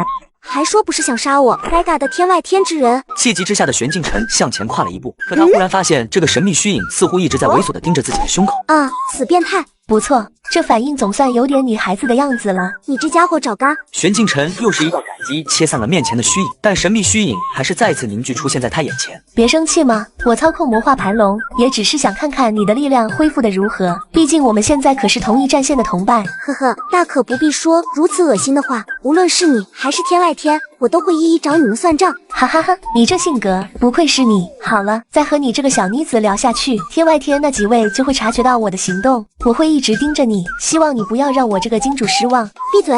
糟糕，逆字。可惜法诀刚施展到一半，玄镜晨就轰然倒下。这时长虹诀和蓝思和两人从天而降，落在玄镜晨身边。这小丫头在刚才到底经历了什么？为何全身上下没有一丝原力波动？难道这丫头真的把那魔化盘龙给斩杀了？这小妮子安静下来还是挺有风情，只是平时太过倔强，要是当年收敛一点，也不至于沦落成现在这副模样。不过抱着还挺舒服的，嘻嘻。正当他沉浸在自己的世界中，忽然背后有人猛敲了一下他的脑袋。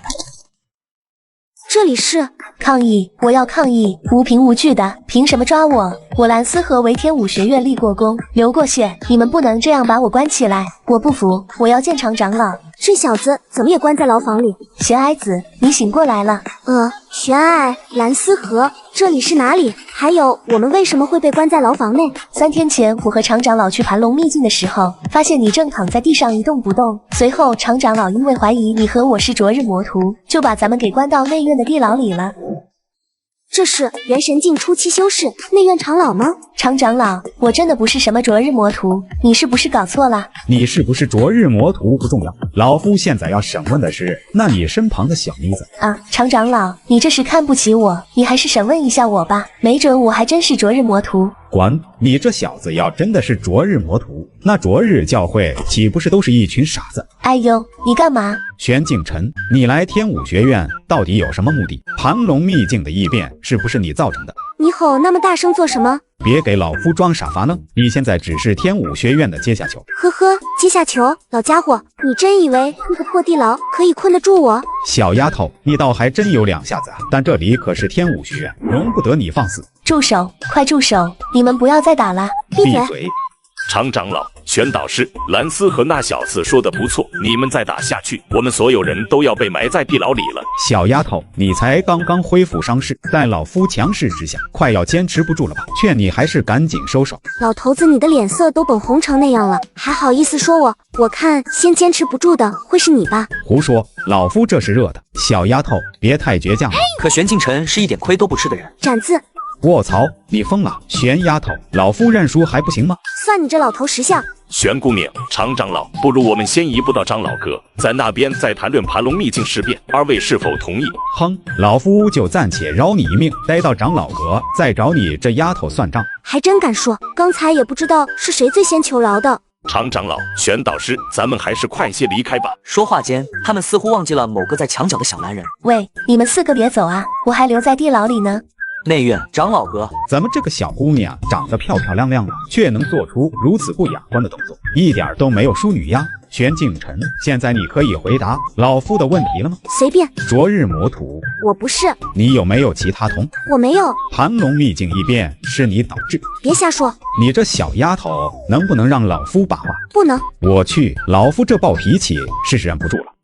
常长老息怒啊，她还只是一个孩子，年轻不懂事，不要和这小姑娘计较。是呀，常长老你也年纪不小了，气坏了身子了就不好了。你们两个放开老夫，今日老夫非要把这臭丫头吊起来捶打不可。而玄静晨懒洋洋的抬起头，一脸不屑的表情。常红觉心中的怒火又窜起几分。玄导师，听常长老所说，你在盘龙秘境内斩断了盘龙宝树。既然如此，那颗盘龙宝树心可在你身上？当然。恕我二人直言，盘龙宝树心毕竟是我天武学院之物，还请你归还给天武学院。不错，这盘龙宝树心确实在我这，但你们真的想要？当然，那可是天武学院之物。这你们还要吗？这盘龙宝树心怎么变成这副鬼印了？常长老，这颗盘龙宝树心已经沦为邪物，就算收下，也只会给天武学院带来麻烦，不如就将其销毁了吧。既然如此，那这颗邪物就交给你们处理吧。你们不要吗？那这玩意就交给我处置呗。你小丫头，切莫说大话！想要摧毁这颗盘龙宝树心可不简单，小心处理不当变成怪物。这你就不用担心了，我自有办法解决。好狂妄的小丫头，那老夫就交给你处置，前提是你要当着我们三人的面进行。可以。在他们三人的目光注视下，玄静晨的神识钻入盘龙宝树心内部。你这丫头疯了，竟然用神识探查盘龙宝树心内部。转自觉，乾坤挪移，成功了！天哪，这怎么可能？你这小丫头的手段还真是神奇，老夫还以为你会直接销毁盘龙宝树心。小姑娘，你成功将盘龙宝树心净化，我们天武学院实在是感激不尽。老头，把你的爪子给我挪开！你这小丫头什么意思？还什么意思？你不是说这颗盘龙宝树心交给我处理了吗？那这颗盘龙宝树心就是我的了。这老夫刚才有说过吗？常长老，你确实说过将盘龙宝树心交给玄导师处置。常红觉表情不惊，一脸尴尬之色。话说这样说没错，可是原来身为天武学院内院长老的你也会不讲信用，这要是传出去，天武学院的颜面该往哪搁呀？小丫头，你算了，就一颗盘龙宝树心，老夫还看不上，赏赐给你就是了。还用赏赐2字？你这老家伙还真能占便宜。这小妮子，要不是我打不过你，我早就把你吊起来打屁股了。对了，小丫头，你要这颗盘龙宝树心做什么？用来突破元神境啊，不然还能做什么？突破元神境？难不成这就是你来天武学院的目的？不然呢？你们难不成真以为我是什么灼日魔徒？老头，我可以明确的告诉你，我不是灼日魔徒，但你们天武学院内部有没有灼日魔徒，那可就难说了。常长老，他给了你什么东西？这是魔界族的本命魔戒。不错，魔界族的本命魔戒既然出现在盘龙宝树心，那就意味着咱们天武学院内部混入了魔界族。三位，若没有其他事的话，我就不打扰，先走了。不，你不能走。怎么，你们想强留下我不成？这两人该不会要打起来吧？哈哈哈，玄道友，先前听你说要准备突破元神境，不如加入内院长老阁，我们天武学院可以为你提供灵脉，助你突破元神境。可以，我加入。哈哈，玄道友还真的做了一个英明之举。哪里，能加入天武学院是在下的荣幸。哼，这小丫头拿了我天武学院的盘龙宝树心就想跑，没门，乖乖留下来给天武学院打工几百年吧。哈哈哈，反正出去突破也是要寻找灵脉，不如就留下蹭一蹭天武学院的灵脉，看我玄静晨不把你们天武学院的底蕴炸得一干二净。地牢内，救命啊！有没有人呢？随便来个人救一下我吧。呜呜。哎，玄导师到底去哪了？不知道。自从盘龙台事变结束后，玄导师就一直不见人影。爸，我说你们两个平时修炼时就你们二人最喜欢偷懒，现在玄导师不在，你们不是应该高兴吗？话虽是这么说，但一时间不用训练，总感觉少了些什么。回想起那段浑身筋骨酸痛的日子，竟然有一些迷恋。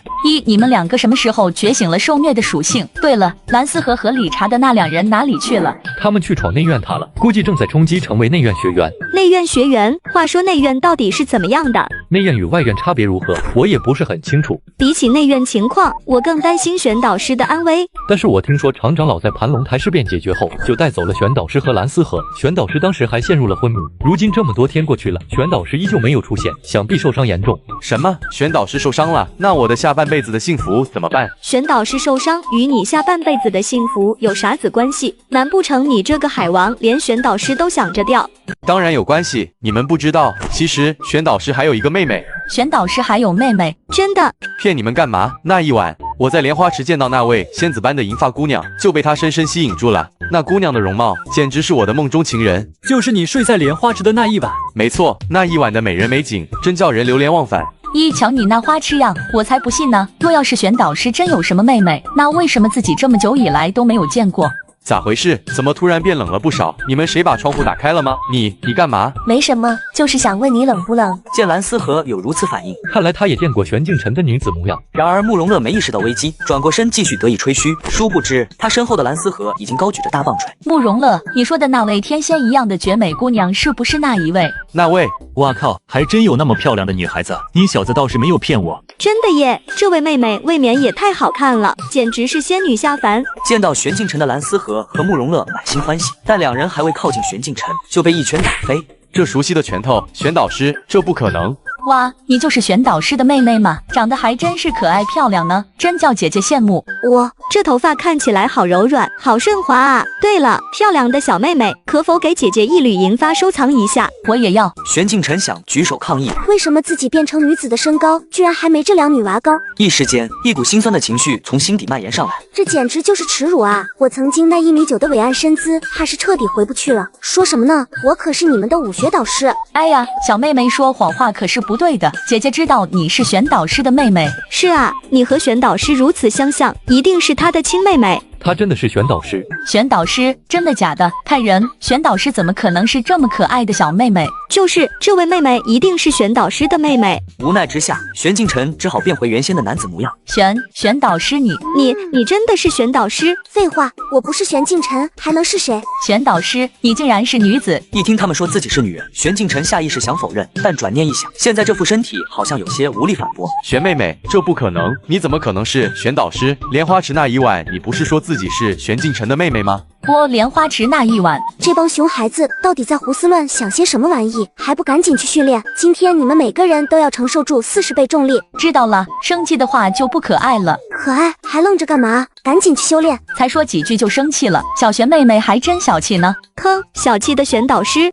玄导师，我知道错了。莲花池那一晚，我不敢调戏你，能不能把这重力撤走啊？是啊，小玄，我也快承受不住了，快撤回重力吧。看你们可怜，就暂时饶你们一次。谢谢小玄，你还是心疼我的。对了，玄导师，上次常长老和李院长把你带走后，没对你做什么吧？没啥大事，不过是在他们的邀请下成为内院长老罢了。玄导师，这才几天不见，你怎么就突然变成内院长老了？玄导师，你成为内院长老的话，那我以后在外院就见不到你了。所以今天来见你们，算是一次短暂道别。等你们进入内院，就能再次相见了。怎么说，玄姑娘，你是期待见到我了？那我过几天就去闯内院塔，成为内院学员。哼，我宁愿你这货永远留在外院。说完这些，玄镜晨离开外院。内院执事白元清见过玄长老，在下奉常长老之令，特意来接引玄长老进入内院。既然是常长老的吩咐，那就麻烦你了。这玄长老怎么是个20岁左右的小姑娘？怎么了？有什么不妥吗？实在抱歉，在下初见玄长老，难掩心中激动，失态了，请玄长老莫怪。不碍事，带路吧。玄长老，请跟我来。玄长老，这里就是你日后的修炼洞府。接下来我要闭关修炼，你先退下吧。是，玄长老。许清退出房间后，玄镜晨盘膝而坐，开始冲击元神境。很快，一股浓烈的灵光冲天而起，如此之大的突破异象，几乎惊动了整个天武圣山的人。这是有人突破元神境了，常长老，现在正在突破元神境的那位，是不是你所引荐的玄镜晨？不错，看这突破一下，那小丫头估计会突破顺利，到时候咱们天武学院就多了一个元神境修士。那小丫头，听常长老的话语，那玄镜晨貌似是位年纪不大的女子。不错，那小丫头外表很是年轻，看起来不过20，就是脾气有点暴躁。当初那小丫头仅有元魂境巅峰，其实力就连老夫也难以拿下她。如今她突破了元神境，恐怕老夫就再也不是那丫头的对手了。那玄镜晨真有这么厉害吗？那丫头不仅厉害，还是个拼命的疯子。若要比武的话，可千万不要找那丫头。玄镜晨，内院院长想要见你，麻烦你现在过来长老阁一趟。不去。长老阁这边，不去。叶院长，这个小丫头的性格是倔强了点。无妨，既然她不想来，那我们便去寻她。我倒要看看这个玄镜晨是何等人物。这小丫头的脾气真是够犟，明明是刚成为内院长老不久，就要内院院长和老夫过去找她，真是的。玄镜晨去往藏书阁，想查找有关魔界族的资料，但走着走着，玄镜晨发现自己迷路了。看来只能在内院找个人问问了。你看那位师妹好漂亮啊！是啊，这等姿色的女子，为什么以前在内院没有见过？不知道啊，不会是新进内门弟子吧？走了不一会儿，一个正在进行比武的擂台吸引了玄镜晨的注意。哦，穆天辰，难怪自己在天池山试炼没有见到穆天辰，原来他早已成为内院学员。宁师兄，不要再负隅顽抗，乖乖认输吧。哼，不见棺材不落泪。两人交锋了5、6招后，宁轩终究抵挡不住穆天辰的猛攻，连连后退。宁师兄成为内院学员已经有10年以上了吧？他的修为却依旧停留在元丹境初期，真搞不懂宁师兄是如何留在内院的。谁知道呢？没准是仰仗他妹妹的关系，他才能继续留在内院。不过相比之下，穆天辰师弟倒是天资不错，短短不到3个月就已经突破到元丹境中期，加以10日，必然能占据天武榜一席。我也这么觉得。天武榜单上的天骄基本上都是内院精英天才，现在占据第一的好像是宁轩师姐吧？这边众人的议论声，玄镜晨全都听在耳朵里。谁啊？哪个混？嘿，这位师妹，你有事找师兄吗？玄镜晨强忍想抽他一嘴巴子的冲动，问道：“你们先前所说的天武榜是什么？”天武榜啊，师妹，这个你可就问对人了。天武榜乃是内院设立的一个天骄榜单，只有内院实力前100的学员能够上榜，排名越高，每个月获得的修炼资源也就越多。不过天武榜的竞争非常激烈，几乎每天榜上学员都有变动。哦，自己又不是学员，用不着费心尽力的去争斗。看着眼前这位银发师妹思考的迷人模样，这位男学员不禁看失了神。这位师妹可否告诉师兄你的芳名？叫我张大炮就行。张大炮？怎么会有女子叫这种名字？张大炮师妹的芳名还真是独具一格。师兄，我闻师妹芳名，犹如江上对清风，令在下精神舒畅。亏这小子还真能夸得出口。宁师兄，结束了。在众人看来，宁轩已经毫无招架之力，唯独玄镜晨不这么认为。只见宁轩右手不知何时多了一个黑色盒子，随着他将元力注入其中，一套铠甲附身在他的体表。这怎么可能？穆天辰明明占尽优势，竟然输了。这个宁轩身上的铠甲到底是怎么回事？快停下！宁师兄，你赢了，承认了。台下的玄镜晨见宁轩如此轻易就收回了元铠，这小子还是太过大意了。宁师兄，你还是太天真了。糟糕！台下的学员们看到这情况，几乎都愣在原地。只有玄镜晨在无人注意的情况下，手中凝聚出一元力小球弹射向擂台，瞬间命中了穆天辰的脑门。这穆天辰怎么突然倒下了？刚才究竟是谁出手？玄导师，你就买2本吧，我保证只收你10枚原石。哎呦，这小子好烦啊！理查德，我应该清楚，我现在已经不是你的武学导师，而是内院长老。信不信本长老把你的故事书全部没收了？别啊，这就是我的宝贝。那玄长老，你慢慢看书，我就不打扰。切，成为内院长老了不起啊！宁师兄真是好手段，在擂台上将我伤成这样，你觉得自己能在内院混下去吗？穆天辰，你想要干什么？宁师兄还真是有恃无恐，别以为有你那天骄妹妹罩着，我就不敢动你。你们2个傻，给我往死里揍！几位，藏书阁可不是你们动手喧闹的地方。这位姑娘看起来很是陌生，想必是新晋的内院师妹。并不是。不是新晋内院师妹，那一定是师姐了。这位师姐，我与宁轩师兄有私事要处理，还请师姐不要干涉。闭嘴，这里没有你说话的份。怎么这银发女子身上会有内院长老的气息？此人必定不简单，绝不能冒犯，还请师姐息怒。我等3人这就离开藏书阁，不打扰师姐你。宁轩，算你这小子捡了一命。若不是这个银发师姐，我穆天辰定让你吃不了兜着走。多谢这位师姐出手相助。跟上来，回我的房间。师姐，你这是要做什么？我可是……这小子在想些什么？还不赶紧跟上来！那个师姐，咱们这样是不是有些不太合适？有本长老在，长老阁那几个老家伙不会为难你的。内院长老，自己刚才没听错吧？这位师姐，还请你莫要开在下的玩笑。内院5大长老，师弟我都曾亲眼见过，但从来没有见过师姐你。没见过也正常，因为我是第6位内院长老玄镜晨，你叫我玄长老就好了。这内院什么时候多了位萝莉长老？玄长老，你找晚辈来是有何要事吗？我对你在擂台上所施展的元力化铠很是感兴趣。这玄长老，你不是在开玩笑吧？堂堂一个元神境的内院长老，怎么会瞧得上自己的元铠武装？这位玄长老莫不是在捉弄自己吧？我没有别的用意，只是想与你一同合作，完善元铠武装。玄长老，晚辈愿意与你进行合作。那就祝我们各自愉快，早日锻造出元铠武装，以后你就是我的弟子了，可以在这里修炼和锻造元铠武装。玄长老，这不太好吧？怎么，你不愿意？没有，能够成为玄长老的弟子是晚辈的福分，只是弟子有一件事不明白。什么事？那就是师傅你为什么想要元铠武装？哪有那么多为什么？如果你要说理由，那就是没有一个男人能拒绝机甲变身。师傅，现在锻造元铠武装只有一个问题，那就是原石。这点钱你不用担心，为师会想办法解决。这不，送原石的来了。宁轩，你小子怎么在这？是我让这小子进来的，你们有意见吗？既然有玄长老的准许，那我们二人便不怪罪于你。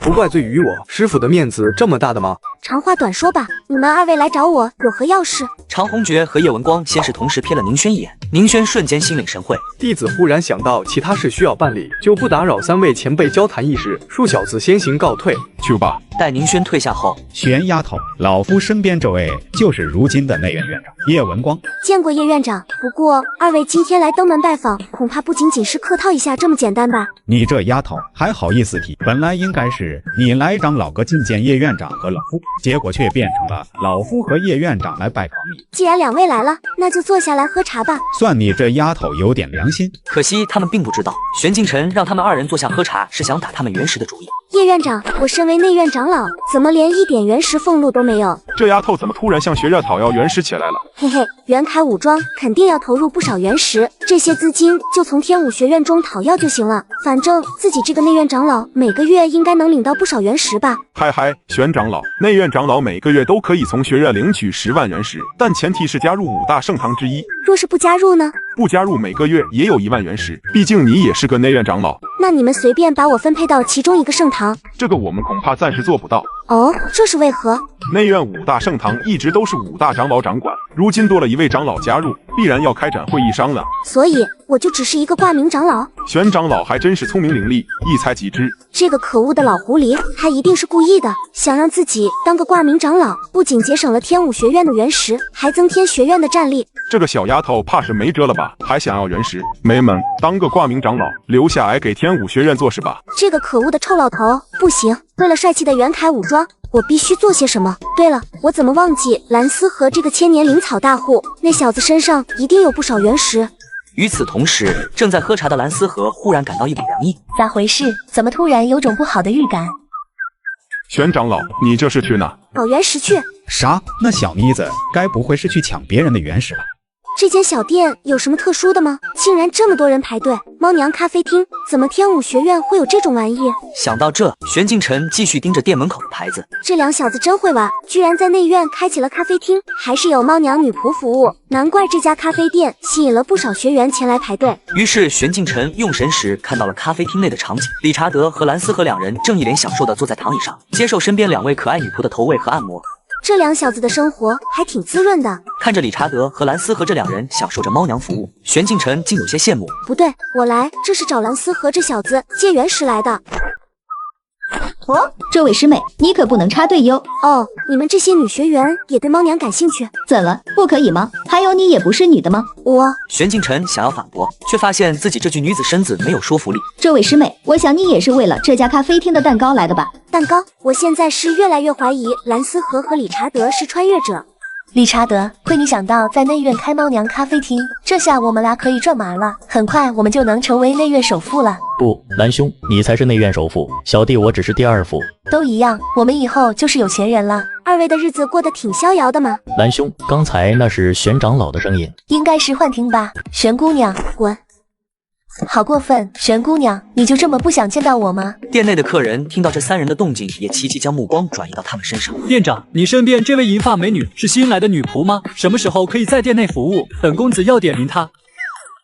李师兄，你点的芝士蛋糕已经由店内的猫娘女仆送到你桌上了，你还是先去享用吧。说的也对，不过店长，你可要快点拿下这位师妹，给猫娘咖啡厅打工才行啊。呵呵，你也给我滚！玄长老，这里不是说话的地，要不咱们先到休息室谈论如何？走吧，正好我有事找你们。蓝思和，咱俩认识这么久了，我找你借点原石，应该不过分吧？当然，不过你要借多少？不多，5000万原石。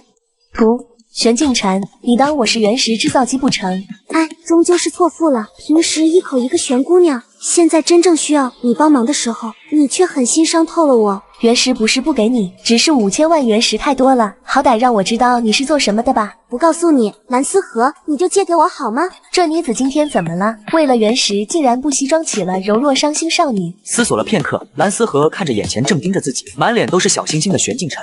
哎，我答应你就是。太好了，元凯武装的制造有着落了。想要我借给你原石也不是不可以，只要玄姑娘你签下这张字据，那原石什么的，你想要多少我都给你。玄镜辰看完字据，脸色顿时阴沉下来。这上面内容很简短，就是留在猫娘女仆咖啡厅打工。可恶，蓝思和这个臭小子，竟然想让我去当猫娘女仆。你要是撕了，我就不给你原石了。你可以仔细想想。可恶，你不要太卑鄙了。卑鄙？我可不觉得。我作为金主出资金，你也应该满足我的条件才对。不行，这实在有违我的尊严。可是不当猫娘女仆的话，就没有资金制造元凯武装。见玄镜辰还在犹豫不决，蓝思和脸上浮现一抹笑意。哎，算了，我也不为难你了，这张字据我就收回。等一下，我答应还不成吗？这就对了吗？来，乖乖签字吧。小蓝人，你给我等着。随后，玄镜辰极不情愿地在字据上签下自己的名字。嘿嘿，以后你就是我这猫娘咖啡厅的女仆了。来，先叫声主人听听。喂，你不要太过分了。不愿意，那算了，我把这张字据撕掉得了。等一下，我说就是了，店长。西西，可以再多叫一声主人吗？我不，你不要太得寸进尺了。算了，不叫就不叫。理查德，快去把属于咱们玄长老的员工服拿来。得令。不一会儿，他就取来了一套女仆装。只是玄镜辰看完，顿时有种不祥的预感，表情僵硬地看向蓝思和。你该不会是想让我穿这件玩意吧？都拿出来了，肯定是要给你穿的。毕竟你以后可是这间猫娘咖啡厅的女仆。蓝思和提起这套女仆装凑上前，一副迫不及待的样子。但玄镜辰退得远远的，脸上写满了抗拒。哎，人与人之间的信任呢？看来我还是将字据撕了吧。你怎么又玩这招？好吧，我穿就是了。玄镜辰接过女仆装，先等一下。怎么了吗？难不成你又想对我做什么？这个给你。这是什么？糖果吗？吃下去就知道，反正不是什么毒药。你以为我会信吗？玄镜辰还是有些怀疑，但蓝思和又将那张签好名的字据取了出来，那意思再明显不过了。行，我吃就是了，赶紧把那张字据收回去，快吃下去。可恶，你小子就得意吧，等元凯武装制造出来，你就等着当沙包被我揍一顿吧。在玄镜辰吃下软糖的那一刻，一股强烈的困意席卷全身。蓝思和，你看着倒在自的怀里，像只小猫咪一样熟睡的玄镜辰，蓝思和嘴角浮现一抹得意的笑意。随后，他让理查德把玄镜辰送到休息室。喵，怎么回事？喵，我为什么要说喵啊？玄镜辰下意识地捂着嘴，还没等他从惊讶中回过神，一条毛茸茸的白色猫尾突然拍到他脸上，吓得他赶紧跳起来。我什么时候长尾巴了？喵，难道是自己睡糊涂了？可接下来更让他惊愕的还在后头，因为他摸到自己的耳朵似乎同样也有毛茸茸的处。不会吧？难不成我变成猫了？就在玄镜辰胡思乱想之际，房间门被推开，蓝思和理查德两人走了进来，却看见房间内一个可爱猫娘正好奇地看着他们。随后两人竟然不约而同地流出鼻血来，脸上幸福的表情顿时吓坏了玄镜辰。喂，你们两个没事吧？没事，现在的我们很幸福，终于让我俩见识到真正的猫娘了。这两笨蛋有毛病吧？不过回想起自身的奇怪变化，玄镜辰第一时间就想到了自己吃下的那颗猫咪软糖。蓝思和突然感觉背脊发凉，一阵寒意袭来。下一秒，玄镜辰直接化身炸毛的白猫扑倒蓝思和。你小子到底给我下了什么药啊？喵！玄姑娘，饶命啊！我真的没给你下药。没给我下药？你当我3岁小孩吗？都是因为你那颗破糖果，我才会变成现在这副丢人模样。看我不嘎了你，可恶的小蓝人喵！救命啊！家养的白猫咬人了。你说谁是家养的白猫？找嘎呀你！玄镜辰死死扯着蓝思和的脖子，使劲摇晃着。理查德，别看戏了，快把这丫头拉开，不然我就嘎定了。你赶过来，我连你一起揍喵！这……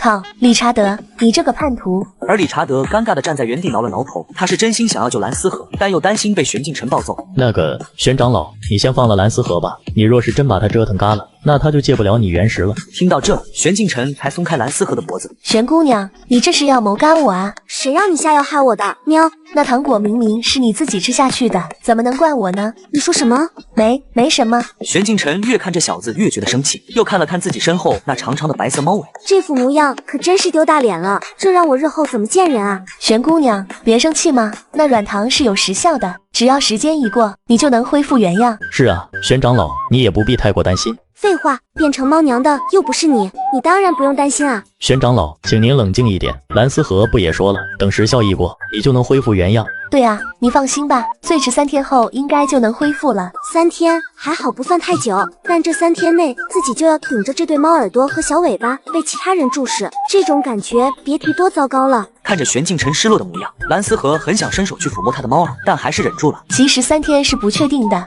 也有可能是3周，或者可能是3年，不知道玄姑娘知道后会不会撕了我。好了，小白猫，别想那么多了，以后你就是猫娘咖啡厅的员工了，1周做6休1。你说谁小白猫呢？喵！还有为什么要做6休1？我想要双休。小白猫，这可是你自己签的，否则我这个金主可就要撤去资金了。这个可恶的混蛋，居然又拿字据威胁我！死奸商，黑心大老板，竟然不给我双休，诅咒你这间咖啡厅倒闭！好了好了，小白猫，赶快回去洗个澡，明天记得来猫娘咖啡厅打工，不准叫我小白猫。喵！好了好了，不叫你小白猫，行了吧？哼！看着玄镜晨离去的背影，蓝思和嘴角露出一抹宠溺的笑容，真是一只傲娇的小白猫。回到修炼洞府的玄镜晨坐立难安，总觉得自己越想越亏。他本来是想好好敲蓝思和一笔，结果变成自己当猫娘给那小子打工。哼，等元台武装制造出来，我再好好收拾蓝思和这家伙。第二天，玄镜晨动用神识传音，让宁轩前来修炼洞府整他。弟子宁轩见过师傅。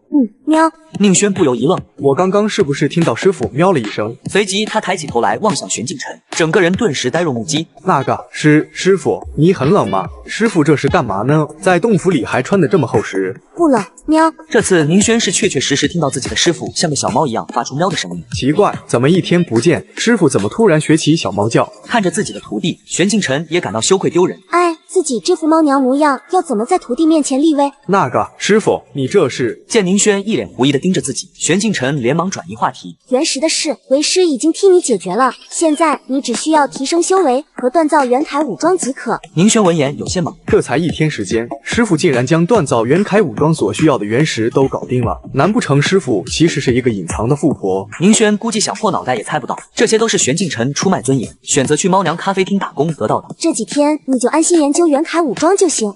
宁轩点头应诺，随即便恭敬礼貌地退离洞府。总算把这小子支走了喵，算一下时辰，也差不多该去猫娘咖啡厅打工了。不过想到自己待会要去猫娘咖啡厅打工，且面对那可恶的蓝思和，玄镜晨就垮下脸色，露出一副郁闷的表情。不一会儿，玄镜晨站在猫娘咖啡厅门前等客人光临。不是吧，这真的是猫娘？居然有这么漂亮可爱的猫娘服务，我一定要进入这家咖啡厅。这个银发小猫娘是我的，你们不许抢。面对这些像盯着一块肥肉的客人，玄镜晨想要躲进咖啡厅里，却被蓝思和一个眼神给制止住了。小白猫，你可是答应我的，不准开溜！你小子就是想看我出丑喵！好可爱的小猫娘，我要忍不住了。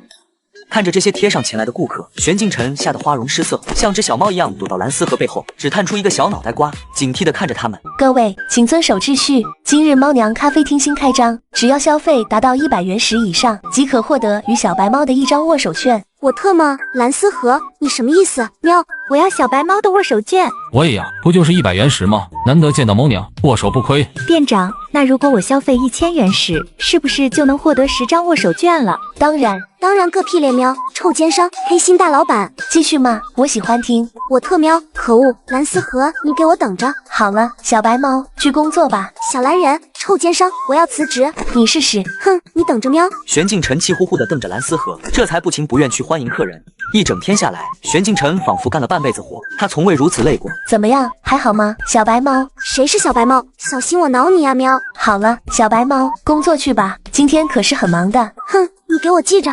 很快，由于玄镜晨这只小猫娘的影响，猫娘咖啡厅迎来了前所未有的火爆。小白妹妹，30号桌的蛋包饭已经做好了，快送过去吧。不准叫我小白猫，喵！小白猫生气了，真可爱。小白猫，这是今日最后的外卖订单，可能要麻烦你送一下了。不准叫我，哎，无所谓了喵。不是，这得送到什么时候啊？你就不能让其他女仆去送吗？喵！我已经找过了，但其他女仆员工已经下班离开了，只能由你来送了。所以你们就让我一个人加班？你们未免太过分了吧！2个没良心的黑心老板，有你们这么压榨员工的吗？好了，小白，别生气嘛，我帮你分担一些吧，你送20个就行了。这还差不多喵。玄镜晨勉为其难的同意了，可当他收拾好外卖饭盒时，顿时整个人愣在原地。我刚刚是不是被忽悠了？这里就20个呀？送完这最后一份，我今天就能解脱了。有人吗？猫娘咖啡厅送温暖，喵。来了，这声音难道是？还未到他放下手中外卖饭盒，一个青年从里面跨步走了出来。两人互相对望的那一刻，一股尴尬又震惊的情绪在心头蔓延。师傅，嗨嗨，那个啥，这是你点的外卖，请接收喵。师傅，你怎么变成这副模样？这个，呵呵，是练功出现点差错，不要太在意喵。可宁轩又不傻，哪有什么功法能练着练着变成猫娘的？但眼前这位毕竟是自己的师傅，宁轩识趣的选择不揭穿他。虽然不知道师傅为何变成这副模样，但看起来挺可爱的。要是能摸一摸师傅的猫耳朵就好了。喂，你该收下外卖饭盒了喵。哦，抱歉师傅，麻烦你了。师傅，你这是在猫娘咖啡厅打工吗？一份小兼职而已，不用太在意。话说你的元凯武装完成到什么地步喵？师傅，元凯武装的灵匣设计已经完成了。快让我看看。不愧是我徒弟，这么快就设计出新的武装灵匣喵。多亏师傅给弟子的原石，弟子才能锻造出来。可以让我试试吗喵？当然可以，师傅。拿到武装灵匣的玄镜晨像极了得到新玩具的孩子。哇，这玩意酷毙了！玄镜晨一时间沉迷其中，无法自拔。而宁轩注意到玄镜晨背后那条长长的尾巴，正因为主人的高兴而左右轻晃，煞是可爱。师傅的尾巴好可爱，好想摸一下。什么鬼？见玄镜晨被吓了一跳，宁轩连忙转移话题。师傅，武装灵匣呢？武装灵匣？玄镜晨这时才注意到，刚刚自己的尾巴被突然抓住后，下意识将武装灵匣抛飞出去。眼看着武装灵匣就要飞落到地面，两人竟不约而同的飞扑过去。哎呦，我低头。自己居然就这么被师傅压在身下。师傅，那武装灵匣没事，在我这喵。见武装灵匣没损坏，师徒俩同时松了口气。可他们似乎还未意识到，现在二人的姿势有多奇怪。好巧不巧的是，偏偏在这时候有人推门而入。宁师兄，宁师姐让我给送单。难不成两人刚才在？姚月儿不禁越想越歪，表情也变得怪异起来。抱歉打扰，我什么都没有看见，你们继续。留在原地的师徒俩直愣愣地看着姚月儿关门离去。完蛋了！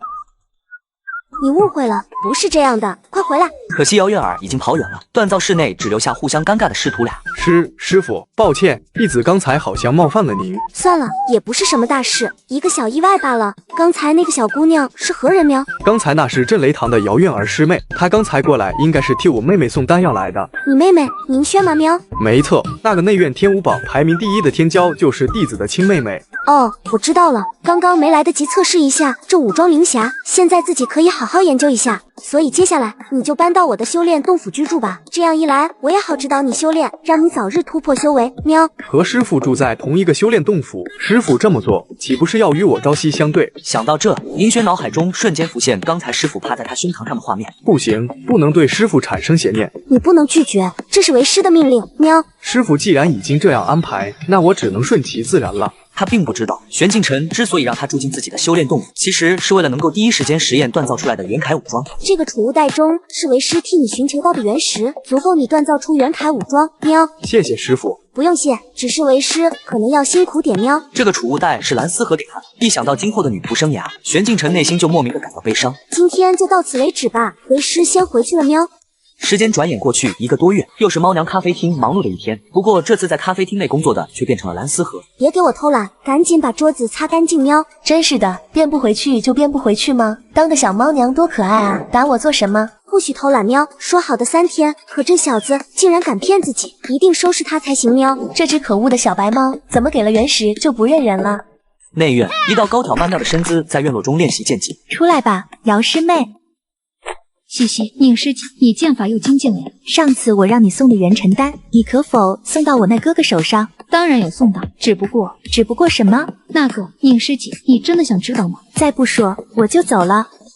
哎，等等嘛，我说就是了。是这样的，宁师姐，最近1个多月，宁师兄经常与一个女子来往。上次我去送丹的时候，还见到宁师兄与那女子在锻造室内亲热。是谁？是一只小白猫，它应该是猫娘咖啡厅的员工。什么小白猫？猫娘咖啡厅又是什么？哎，师姐呀，你好歹放松一下，你都内院第1了，还这么努力做什么？人外有人，天外有天，眼下我所不能战胜的对手还有很多，所以我必须变得更强才行。走，带我去猫娘咖啡厅，我要见识一下勾引我兄长的那个小白猫究竟是何方神圣啊！师姐，你可不要乱来。我心中有数，只是想见见那个小狐狸精。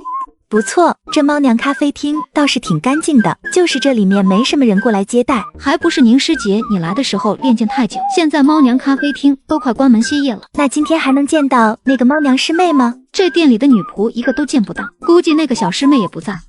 见到这漂亮可爱的银发小猫娘，宁轩和姚月儿二人皆是眼睛一亮。这就是你所说的那个与我哥哥走得亲近的小师妹？我也不太确定，不过听说猫娘咖啡厅内的就只有这么一个银发姑娘，就是她没错了。要不咱们蹭这可恶的小家伙在睡觉，咱们捉弄一下他，给这可恶的家伙一个教训。好呀，那宁师姐，我们开始吧。嘿嘿，宁师姐，要不咱们在他脸上画上一只小乌龟，这样一定很好笑。可还未等他们二人动手，玄静晨就睁开眼睛。咦，你们是？宁轩和姚月儿闻言，毛笔僵在半空中，尴尬的将手缩了回来。可恶，差一点就得手了。眼看差点被抓包，宁轩和姚月儿连忙假装什么事都没发生。这都快打烊了，怎么还有人来？抱歉，今天已经打烊了，想用餐的话只能明天再来，你们请回吧。喵，我们不是来用餐的，而是来找你的。找我做什么？我又不认识你们。什么不认识？你上次见过我的，你不记得了吗？是吗？你谁啊？不认识。喵，你可恶的小家伙，明明上次见过的，你怎么能睁眼说瞎话？看本姑娘不好好调教一下你。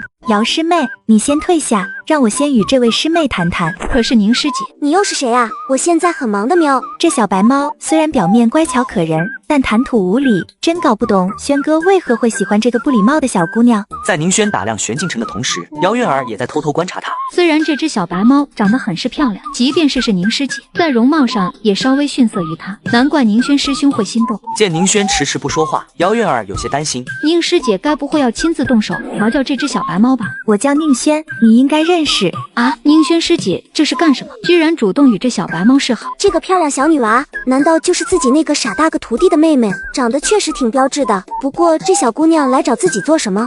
师傅，我终于成功了。轩哥，宁师兄，你这是怎么？算了，轩儿、姚师妹，咱们待会儿再聊。师傅，剑刃武装我已经成功锻造出来了。真的喵，太好了！嗨，好久不见，轩哥。轩儿、姚师妹，抱歉没注意到你们。轩哥，为什么你要叫这位师妹为师傅？是啊，宁师兄，虽然你修为低，但也不能随意找一个矮不隆咚的小家伙当师傅呀。喂，你们两个不觉得这样说有些过分吗？什么矮不隆咚的小家伙，说话放尊重点，我还在这里呢。喵，这里没你说话的份。小白，我特么？轩儿、姚师妹，不得对师傅无礼。小白，不对，玄师傅可是最敬重的前辈，他教会了我许多以往接触不到的知识。不愧是我的好徒弟，说话就是好听。喵。然而宁轩和姚月儿两人听着却感觉不对劲，满脸狐疑的望向玄静晨。这个小白猫娘能教给宁轩什么知识？宁师兄，你怕不是在说笑吧？这小白猫能教你什么？姚师妹，你有所不知，昨夜我与师傅在洞府钻研学习，感触颇深。轩哥，小白猫，你们昨晚到底做了什么？还能做什么？当然是研究好东西去了，你说是吧，徒弟？喵。没错，昨晚在师傅的帮助下，终于我成功将剑刃武装完整版成功制作出。话说徒弟啊，快把那件元铠武装拿出来，给为师我瞧瞧。好的，师傅。够了，轩哥，你太令我失望了。怎么了，轩儿？哎呀，宁师兄，你还问什么？宁师姐最不喜欢你搞那什么破铠甲，可你现在却把它弄出来，不是摆明告诉宁师姐，你是被这只小白猫诱骗了吗？哼！看我干什么？喵！你真不知道该说你们什么。他一气之下也懒得理眼前这对师徒俩，留在原地的玄静晨和宁轩二人互相对视了一眼。师傅，我刚才说错什么了吗？为师不知道。喵，算了，别理那两个小女娃了，快让为师看看那套剑刃武装升级的如何。喵，师傅，完整版的剑刃武装虽然锻造成功，但我们好像没地方测试其威力。这确实是个问题，不过这根本难不倒为师。喵。不一会儿，玄静晨就带着宁轩来到了一处空地。徒弟，快把武装灵匣拿出来吧。喵。师傅，可否让弟子来尝试？玄静晨一开始是不乐意的，如此炫酷的机甲武装，他肯定想做第一个试穿的人，但一想到自己还是这小子的师傅，不能丢了颜面，就先让他测试。行吧，为师就不跟你抢了。喵。师傅还真是可爱呢，好想捏一捏那对猫儿。玄静晨并不知道自己徒弟心中正在盘算着怎么调戏自己，那漂亮的眼眸早已被武装灵匣吸引去了。快点开始吧，为师等不及要看到剑刃武装帅气的模样。喵。剑刃武装启动。师傅，你干嘛？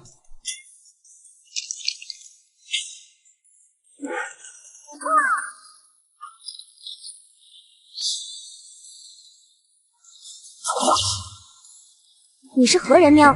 但这个老者没有回话。这是化仙修士。化仙修士虽不凡，但玄静晨也不是普通人物。这般强大的原力波动，似乎是从天环山那传来的，莫非是丹圣主？难道丹圣主又是？长老，来不及通知其他长老了，我们先去天环山查看情况，尽量控制失去理智的丹圣主。好。而此时的天环山早已乱成一团，玄镜尘与丹尘子交战产生的余波直接摧毁了方圆数里内的树木。宁轩，你先躲远一点喵。但下一秒，丹尘子整个人却突然消失，再次出现时，丹尘子已经向玄镜尘后背猛拍而下。这是空间神通斩字诀。师傅，你没事吧？我无碍事，但那家伙可还没有嘎透喵。还没等二人继续说下去，千里之外的丹尘子凭借空间神通再次瞬移他们眼前。看来只能用一招了，斩！与此同时，远处天边正有2道元神境气息往这边迅速逼近。小丫头，快停下！那可是丹尘子前辈。真麻烦，弟自觉。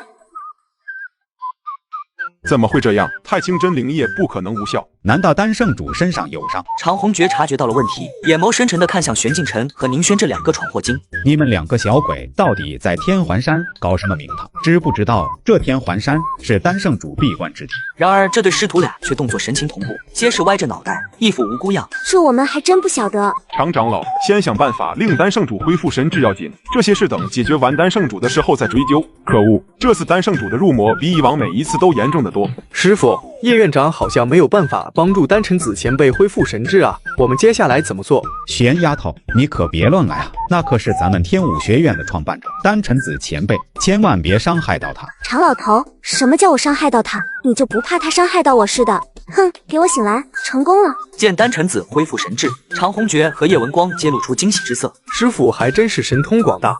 狐狸精，老头，你嘴巴放干净点，说谁是狐狸精了喵？长虹觉和叶文光这2个不厚道的老家伙竟然偷偷笑了起来。宁轩也有些尴尬的低垂脑袋。笑什么笑？什么狐狸精？我是猫？不对，我是人。憨，小狐，小白猫，你先别急，就当是本座误会了。你这小丫头，这位可是咱们天武学院的创始人，你怎么可以如此对丹圣主？常长老，本座能恢复神智，想必也有这小丫头的帮助，就没必要计较太多了。这就是天武学院唯一的化仙境修士丹尘子前辈吗？内院学员宁轩拜见丹圣主。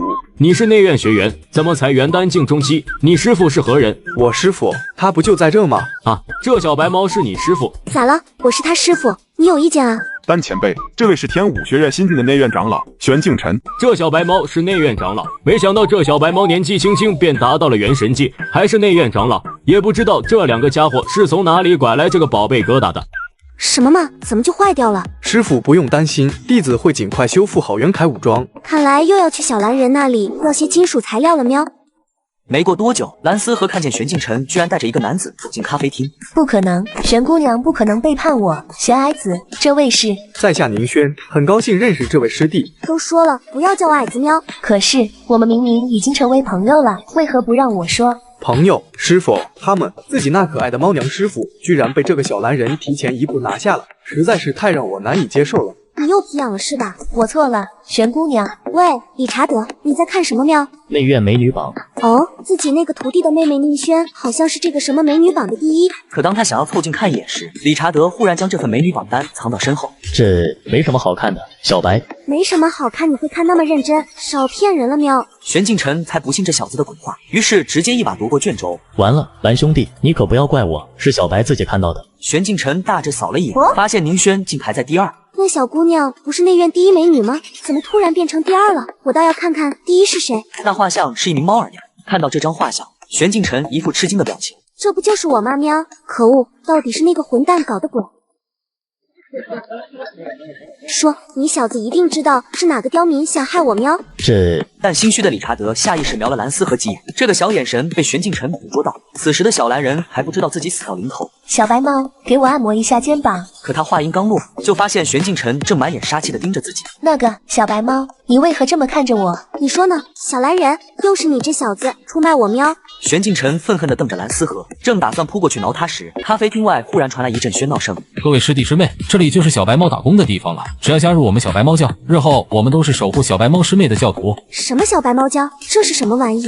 玄镜尘和蓝思和听到外面吵闹的声音，皆是一愣，随即2人都朝门前走去。只见咖啡厅外围着很多的内院学员，站在前排的2个人还举着一个牌子。看到这幅景象，玄镜尘整个人都呆滞了。小白猫，看来你要火了，嘿嘿。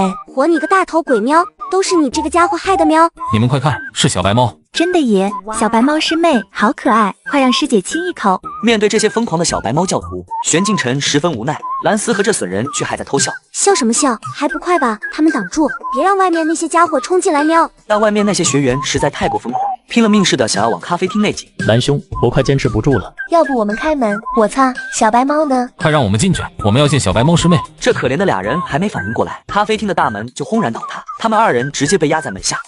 救命啊！2个月过后，玄镜晨在内院的人气依旧没有减少。那群狂热小白猫教徒见到他就想要对他的猫耳朵和猫尾巴下手，导致玄镜晨出门都要裹着斗篷，将自己遮掩得严严实实的。师傅，猫娘咖啡厅现在没人，我们可以过去了。真的吗？我来瞧瞧喵。咖啡厅2楼卧房的蓝思和和理查德正睡得香甜时，2道身影就出现在2人的床边。蓝思和刚迷惑地睁开眼睛，忽然见到2个人站在自己面前。你们是谁？想要对我做什么？别睡了，咱们店里进贼了。你们是什么人？慌什么？是我喵！原来是你们俩！大清早，咖啡厅都还没开门，你们溜进我们房间做什么？该嘎的小蓝人，还不是因为你小子把我搞进什么内院美女榜，害得我现在出门都要东躲西藏。这个其实是意外来着，本来只是想为猫娘咖啡厅宣传，我也没想到会出现这种情况。哼！我信你个鬼！你小子就是想坑我！呵呵，算我错了，可以吧？不过我现在困得很，能不能等我睡饱了再来教训我？你看着小子那懒散的样子，玄镜晨就气得牙痒痒。内院演武场，宁轩师姐的剑法越来越凌厉，连天武榜排名第4的姬子姐都抵挡不住。看来不久后的天武榜排名战，又是宁轩师姐一人独占第1。宁轩刚结束擂台战，姚月儿就从人群中跑出来。宁师姐，你还生气吗？没有，明明就生气了，还不承认。你说什么？没有，我说宁师姐美丽大，性格善良，实乃内院第1美人。可刚一说完话，姚月儿就内心暗叫糟糕，她忘记现在内院美女榜第1已经被那小白猫师妹抢走。果不其然，姚月儿注意到宁轩的脸色阴沉了几分。对了，宁师姐，你也连续进行了20场擂台战，要不先休息休息？然而宁轩刚走没多久，他的目光无意间看到玄镜晨和宁轩。又是这个小白猫。宁师姐，别冲动啊，这里可是演武场，这么多人看着呢。宁轩闻言，这才收回视线。在人群的李洛璇忽然发现了一张熟悉的面容。玄导师？哪里有玄导师？这位师姐，抱歉，刚才是我们冒犯了。玄导师，你身上的猫耳朵和猫尾巴是怎么回事？你什么时候变成猫娘了？李洛璇，你刚才说啥？这小猫娘是玄导师？我才不是什么玄导师，你们认错了喵！可恶，为什么遇到这2个家伙，实在太丢人了。你怎么可能不是玄导师？难不成最近内院传言的那只小白猫师妹就是你？对，没错，是我。你们现在开心了吧？真的是你，玄导师？玄导师，你怎么突然变成猫娘了？与你们无关喵。师傅，这2位是之前在外院担任武学导师所教导的学员。原来如此，2位师弟，在下宁轩，很高兴认识你们。宁轩。李洛璇一听这名字，以为是内院天武榜第1，不禁扭头看向高台上的那位清冷女子，又转头瞅了眼前的宁轩。天武榜排名第1的那位是在下的双胞胎妹妹宁轩。双胞胎兄妹，难怪长得这么相似呢。客套话就免了。话说你们2个怎么也出现在这儿？难不成也是来进行擂台战喵？我们可没有这个本事。这不猫娘咖啡厅的店长吗？怎么他会来参加擂台战？等等，既然蓝店长出现在这，那小白猫师妹肯定也在附近。糟了喵！玄镜晨暗叫一声不妙，躲在宁轩身后，防止被这些家伙认出来。奇怪，难道小白猫师妹没来？应该是，以小白猫师妹那柔弱无骨的娇弱模样，根本不可能会来参加擂台战。可惜了，没能见到小白猫师妹。而玄镜晨躲到宁轩身后的一幕，恰好被宁轩发现。那个宁师姐，我觉得你先冷静一下比较好。听到姚月儿这话，宁轩的脸色才稍有所缓解。这时，一个身穿背带裤的壮汉飞跃上擂台。这位师弟，虽然不知道你是脑袋抽了什么风，花1000元时要求挑战我，但既然你这么执着，那我就勉为其难，指点你一番。李师兄不必手下留情，师弟只是想见识一下天武榜学员的本事罢了。看来这小子就是个蠢货，居然白白给我送原石。哎，这位师弟可惜了，这相隔一个大境界，那个小蓝人怎么可能是李虎的对手？你说是吧，宁师姐？说着，姚月儿看向宁轩，发现这家伙压根没在听他说话，反而将目光凝视在玄镜晨身上。啊，宁师姐怎么还是不放过那个小白猫？擂台上，蓝师弟认输吧，这样你也能少吃点苦头。呵呵，李师兄有所不知，师弟我可是有备而来的。蓝思和手上拿的是什么东西？都上擂台战斗了，蓝思和还拿出一个破匣子做什么？那不是一般的匣子，那是我和师傅锻造的武器灵匣。武器灵响，那是什么玩意？看下去就知道。李师兄，你可要小心了。小心什么？你那什么灵气？随着蓝思和将自身元力注入武器灵匣上，武器灵匣发出了一道令人尴尬的声音。哎，什么事了？蓝师弟，擂台战就不要拿这种小孩子的发声玩具来战斗，你不嫌丢人，我都替你感到丢人现眼。这小子是来搞笑的吧？拿个玩具就来参加擂台战，也是真够自信的。这不是我想要的声音啊！可恶的小白猫，你坑我！师傅，我们这样做是不是有些不厚道？哼，有什么不厚道？谁叫那小子平日老捉弄我？嗨嗨，刚才只是意外，接下来我要动真格了。这声音能不能关了呀？我也是够傻的，擂台战早就开始了，我怎么就看入神了？都怪这小子过于搞笑，吸引了我的注意力。昆山诀第一式铁山靠，不自量力的臭小鬼，迎接我的惩罚吧！发生什么事了？哎，李师兄，接下来师弟我可要向你射击了。呵呵，就这个玩具，我倒要看看能射出什么。不是，获得胜利的小蓝人展露出一副帅气迷人的模样。谢谢，玄姑娘刚才一定被我迷得神魂颠倒了吧？可蓝思和朝宁轩身后望去，玄姑娘呢？我那么大一个玄姑娘哪去了？内院长老阁，元神境中期的小白猫，看来本座闭关的这段时间内，天武学院倒是发生了不少事情。唱红雀，这毛肚少女靠谱吗？你就这样让那小丫头成为内院长老？左雨秋，老夫引荐的人自然靠谱。你把那丫头吹得神乎其技，可摆在我们面前丢了面子。左长老、常长老所言没有半点虚假，玄长老确实实力非凡。当初外院的盘龙秘境事件，正是玄长老亲手解决的。是吗？这小白猫还有这种本领，姐姐我有必要认识一下她。都200-300岁的老太婆了，好意思自称姐姐的也只有你一人了吧？姐姐，我刚才没听清，你们可以再说一遍吗？听得此言，常红觉等人顿时不敢作声。这个老太婆装嫩还不让人说了。就在这时，一只小白猫娘从外面走进来。小白猫还真是巧，刚提到你就来了。这个小白猫娘就是新晋内院长老，长相倒是精致可爱，只不过她真的有元神境中期的修为吗？哼，说谁小白猫呢喵？哎呀呀，这只小白猫脾气倒不小，过来姐姐这边。说着，他伸手就要去摸摸玄镜晨的猫耳朵，玄镜晨直接拍掉他伸来的爪子。我叫玄镜晨，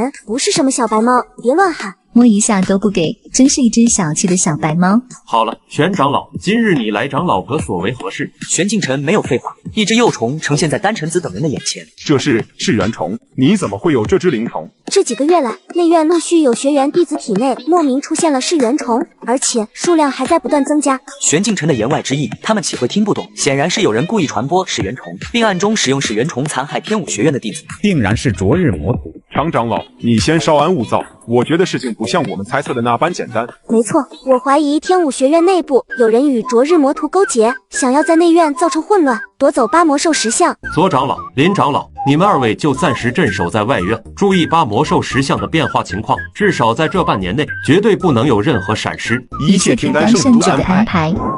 小白猫，哎，你怎么会在这里？天武圣山可不是你这个小白猫可以轻易踏入的。可惜了，你身体有虫的喵，回去吧，长老阁那些家伙可帮不了你。你怎么知道我体内有奇怪的虫子？还有，为什么你说内院长老他们帮不了我？也罢，看在我徒弟的面子上，顺便帮你去除一下噬元虫喵。啊，你干嘛？转自觉。噬元虫再次出现时，已然悬浮于玄镜晨的手掌心之中。这事你是怎么做到的？这你无需知晓喵。玄镜晨没有理会宁轩的疑惑，转身就走。等等。行了，小姑娘，拜拜，我要去睡觉了。数日后，玄镜晨突破到元神境后期。太好了，我终于变回来了。哼，这下看谁还敢叫我小白猫。还没等他高兴几秒，一股异样的刺痛感从神识中传来。怎么回事？玄镜晨立刻进入识海深处，眼前的画面顿时令他大吃一惊。那你这是啥情况？自己的精神识海怎么变成这副鬼样子？又是你，天外天呀，小白，好久不见，近来可还好吗？闭嘴，不准叫我小白。小白啊，你都已经是个女孩子了，别动不动就气呼呼的。你看你多漂亮啊！可恶，好气啊，好想揍这小子一顿。小白，别一见面就火气这么大吗？你这个卑鄙小人，把我变成这个模样，你到底有什么目的？目的？我能有什么目的？当然是喜欢你。哈，这家伙有毛病吧？少说些肉麻的话，别忘了我曾经可是男的。放心，对于你是男是女，并不在意。哦，你不在意男女，那你特么快把我变回来？那可不行，因为我比较喜欢现在的你。我特喵。玄姑娘，小心后面。玄镜晨下意识朝后一望，结果后面不知何时出现一个立方体。这是你傻我？别挣扎了，你是无法逃脱的。你这是在故意整我吗？前一秒还向我好言相对，现在又把我关进这破防护罩里，你到底想做什么？小白，我说了咱们是同伴，所以你不用担心我会伤害你。放你的屁！快把我放出来！叫你这小妮子，上次把我丢在内院地牢里，现在轮到我关你了。然而他并未得意多久，身后的防护罩忽然发出清脆声响，随即整个防护罩破碎。不是，这是啥情况？你这个混蛋，竟然暗算我，给我拿命来！见玄镜晨飞扑过来，天外天虚影就从他眼前消失。转眼间，内院到了进行排名战的日子。此时，蓝思和满脸疲倦地走到观众席位，看这家伙精神不振，明显就是刚醒没多久。你小子怎么现在才来？今天可是内院排名战进行的日子。不就是内院排名战？以咱们几人的水平，过来当个观众就足够了，用得着来得如此早吗？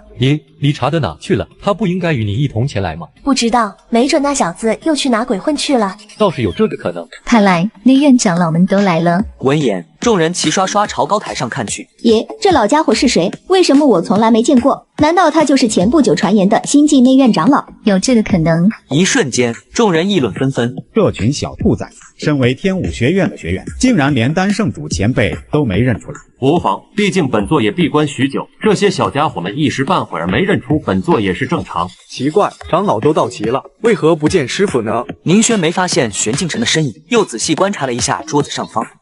原来师傅一直都在。可恶，谁搬的桌子？怎么这么高？害得我什么都看不见。长虹觉也注意到这个上下蹦跳的小家伙，忍不住失笑。无奈之下，玄镜晨直接一屁股坐在桌子上。那是谁家的孩子？怎么能跑到长老们那里去了？就是太不懂规矩了。等等，那家伙好像有些眼熟，是小白猫。嗨，诸位安静！今年的内院排名战较为特殊，丹圣主前辈以及新晋内院长老玄镜晨将会观看你们的比试，希望你们好好表现。我没听错吧？那个小白居然是内院长老！完了，宁师姐，咱们先前那样对待小白不对，玄长老他不会记恨我们吧？见到他们露出后怕的神色，玄镜晨骄傲道：“现在知道怕了，让你们平时喊我小白。”与此同时，内院排名战也拉开了序幕。离火堂、拓跋烈再次向宁轩师姐发起排名战。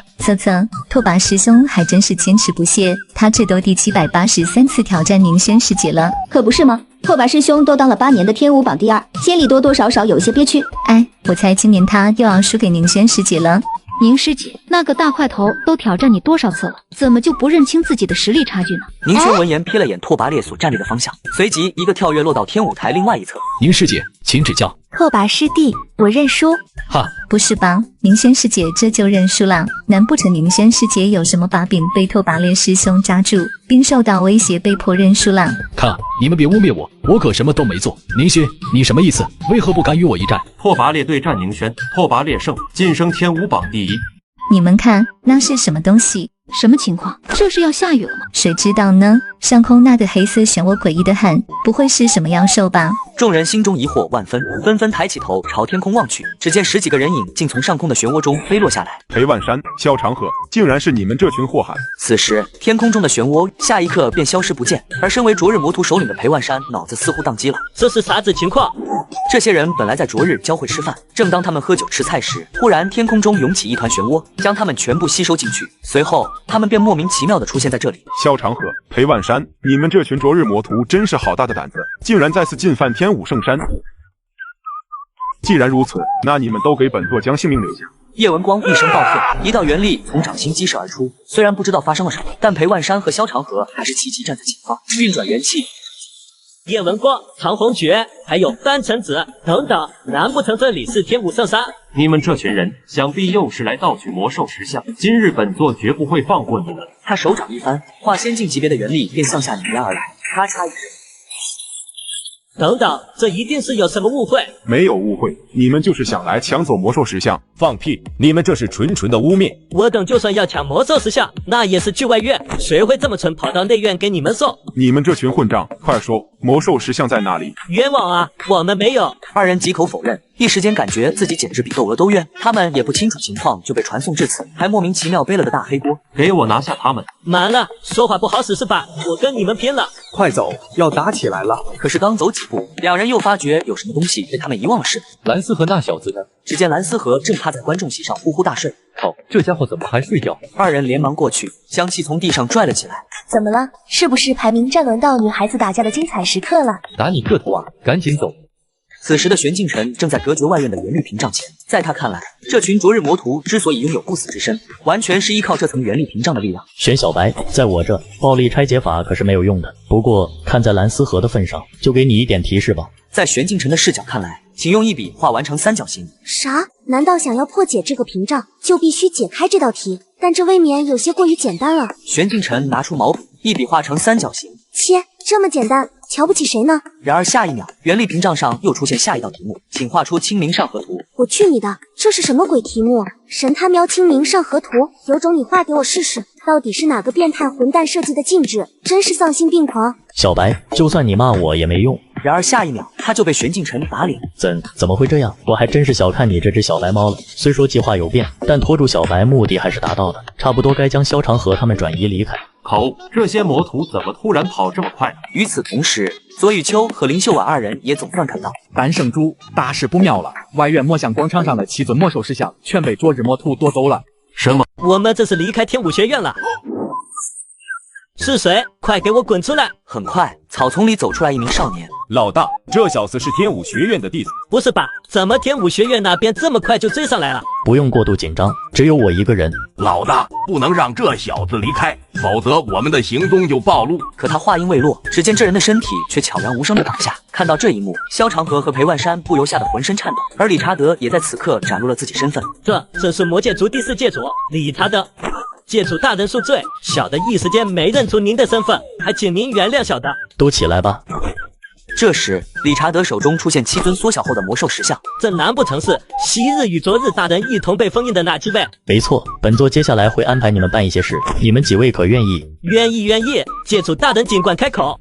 转眼间，距离灼日魔徒祸乱天武学院已过去1个月。悬崖头呢？怎么没看见他的踪迹？难道又去了哪里偷懒去了？左长老，魔兽石像有下落了。丹圣珠，灼日魔徒那边竟主动放出了消息，但是灼日魔徒那边要丹圣珠一人前去谈判。什么？你是说灼日魔徒那边要找丹圣主一人前去谈判？这明显是个圈套。没错，他们定是提前准备好埋伏。您若是贸然出现在那片区域，恐怕就会中他们的埋伏了。既然灼日教会那边想要丹圣主独自前往静渊山脉，那就顺应他们的意思吧。玄长老，难不成你刚才所说的话还有其他含义？没什么含义，就是让我代替丹圣主前去。玄长老，难不成你是想代替我去静渊山脉跟灼日魔徒周旋？正是。玄长老，你可要想清楚了，灼日教会可不是善茬，就算是我亲自去，也讨不到好处。放心，丹圣主那般半人半魔的玩意，可奈何不了我。既然如此，那劳烦玄长老。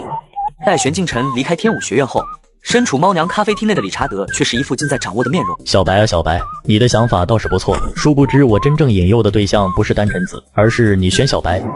次日，静渊山脉，玄镜晨来到此地，发现这里山崖上正立着一尊魔兽石像。那是先前被夺走的魔兽石像。玄镜晨见那尊魔兽石像就这么显眼的摆放在山崖上，难免会有所怀疑。瞧不起谁呢？就这么一尊魔兽石像，就想着引诱人？算了，还是回去吧，真没意思。玄镜晨做事就要离开，但就在这时，静渊山脉忽然遭受到结界封锁，尚未离开的玄镜晨就这么被困在这个大型结界中。与此同时，结界外，理查德正在一棵树上。理查德区区一个元神境修士，随手灭杀得了，别忘了咱们来元一大陆是得有任务的，别在这个人族女子身上浪费时间。安德斯，先别急着，安静看下去才是最重要的。我倒要看看这个人族修士有什么特别，值得理查德这么关注。玄镜晨施展了几次斩字诀，都无法破坏结界丝毫。而在这时，那尊魔兽石像竟产生细微裂痕。那不是明罗大陆的一类异兽吗？你难道想控制他，对付那个人族修士？安德斯，你觉得是那个人族修士会赢，还是那一类异兽更胜一筹？这不是废话吗？当然是那异兽。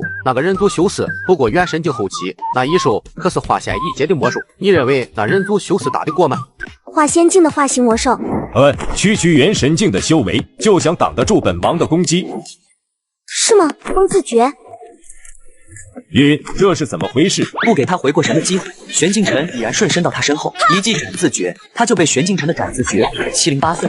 区区一个元神境修士，竟然能压中化仙修士的。确实，玄小白可不是一般的修士，仅凭一头化仙境魔兽可对付不了他。既然你明知道奈何不了那人族修士，那你这么做的意义又是什么？别着急，我接下来自然是要给玄小白施加点压力。理查德微微一笑，手中的2尊魔兽石像被他丢入结界内。怎么又有2头魔兽？难不成又是天外天搞的鬼？不过区3头魔兽，我就会害怕吗？力自觉，大地重力。可恶，怎么动不了？你到底做了什么？他们想要摆脱这种束缚，但玄镜晨可不放过这个机会，斩自觉攻向3只魔兽。这个玄小白怎么又变强了不少？连3只化仙境魔兽都奈何不了你。此子虽然目前尚且构不成威胁，但凭借他这般天资，想必日后会给魔界族带来不少麻烦。理查德，快打了那个人族修士，别让他活着离开这了。我说大哥，你这个排名第8命令我这个第4的就算了，光是玄小白这人我就嘎不得。有什么嘎不了的？你一个界主还对付不了区区一个元神境修士吗？知道了，我试试行了吧？想逃哪有这么容易？玄小白4头化仙2阶魔兽，我倒要看看这下可否给你带来压力。靠，4头魔兽，开什么玩笑？是不是玩不起？4打1，优势在我，兄弟们上！不给他喘息的机会，这4只魔兽立刻向玄镜晨发动猛烈的攻击。斩自觉，全攻力突出。玄小白，你未免也太离谱了吧？威力跟曾经相比还是弱了点，不过总算有点看得过去。哎，糟糕，我们被发现了。发现又如何？区区一个元神境修士，随手干了便死。你在做什么？不给他继续说话的机会，理查德就直接抓住他消失在原地。理查德，你到底在想些什么？不过是一个元神境修士，就把你吓得逃跑。事已至此，咱们还是回去吧。要回去？你自己回去，我要回去干了那个人族修士。可他刚踏出一步，身后就传来咔嚓一声脆响，下一秒，安德斯就感到一阵钻心的疼痛。我的本命魔戒怎么会在你手上？安德斯，你要明白，有些事知道太多可是会招惹祸端的。住手！快停下！今天发生的一切事情，你就当什么也没看见。另外，我还要提醒你，玄小白，也就是刚才那个人族修士，你最好不要打他的主意。知道了，我绝对不会取那什么玄小白的性命。你快把魔戒还给我！这就要看你表现了。理查德，为了区区一个人族修士，你竟然敢背叛整个魔戒族！可当他再次看向理查德时，理查德身上散发出的气息竟发生转变。你不是魔戒族，你到底是什么人？但回应他的是理查德捏碎第2枚魔戒的声音。快住手！安德斯，我说了，不该问的别问。我知道了，这就对了，好好回去养伤吧，我的朋友。静渊山脉这边被夺走的魔兽石像有8个，也就是说，剩下的4只魔兽极有可能去进攻天武学院，自己必须赶紧回去才行。单藤子，快滚出来受干！太好了，莫长老也出关了。莫老鬼，你这老家伙要一直闭关不出，老夫差点怀疑你原地作画了。程红觉，你这张嘴还是那么欠。不过你放心，就算你原地扑街，我也会活得好好的。你们2人都这个时候了，还耍什么嘴皮子？昨日魔徒如今前来冒犯，定然让他们有来无回。单臣子，没想到你这老家伙还活着。当年封印本座之仇，今日本座一定要加倍讨回来。玄冥蛇，没想到你也复活了。看来剩下那4只魔兽，想必也解开封印，埋伏在静渊山脉附近吧。单臣子，废话就别多说了。今天我等今日来到这次，就是为了嘎光你们天武学院所有人。单臣子散发出一股磅礴的气场，哪怕是以1敌4，一时间也没有落于下风。在4大魔兽和单臣子交手之际，另一边左与秋几位长老想去助阵，可惜昨日魔徒的2位元神境修士裴万山和萧长河联手抵御住他们，使得他们根本插不上手。你们这群魔徒，修得猖狂，大伙一起上！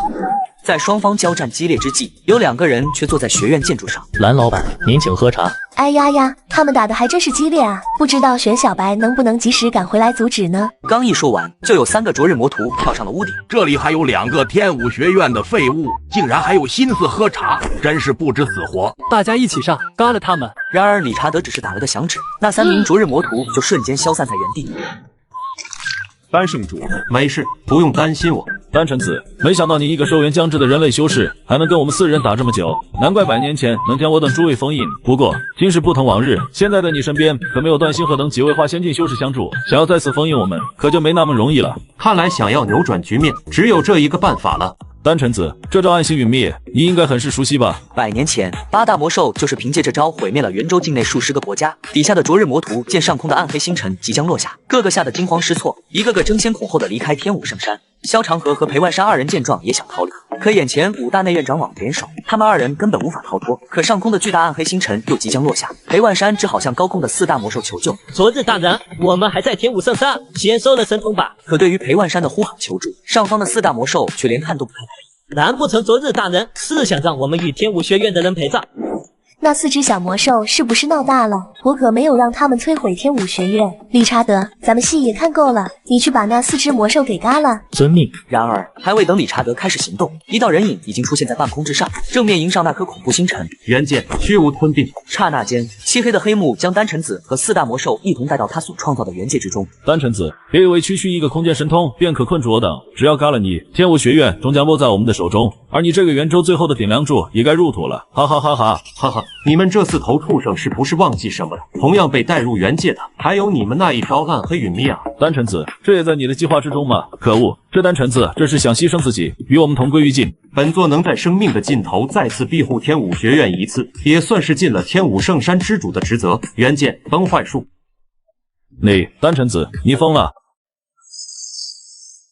与此同时，天武学院上空的空间突然发生异变，只见天空中炸开一个缺口。那是什么？5秒，难道丹圣主？他们已经隐约猜到丹晨子为了保护天武学院，选择与4大魔兽同归于尽。虽然丹晨子的牺牲很值得钦佩，但4大魔兽可没那么容易对付。在他说完之际，上空的空间缺口越来越大，只见4道残缺的身影重重摔在天武学院的广场上。该嘎的丹晨子竟然把我们伤成这副模样！此刻4大魔兽皆是遍体鳞伤，见4大魔兽还活着，叶文光内心清楚，为了不让丹晨子的牺牲白白浪费，唯有尽快斩杀这些魔兽，才能避免更多的损失。诸位，随我一起斩杀这些凶恶魔兽，为丹圣主报仇！该嘎的丹晨子，可恶的天武学院！4大魔兽面色难看，他们好不容易从崩塌的元界之中逃离出来，若是继续战斗下去，只怕他们都难逃一死。思来想去，他们的目光忽然扫向裴万山和萧长河两人。那个昨日大人，你们……没等他把话说完，4大魔兽便猛然扑向他们。不好，昨日魔图对于魔兽来说是极佳的补品，如果他们被吃掉，那么这些魔兽的实力必定会再度增长。昨日大人，你们不得这样做！天武学院的众长老在得知4大魔兽的意图后，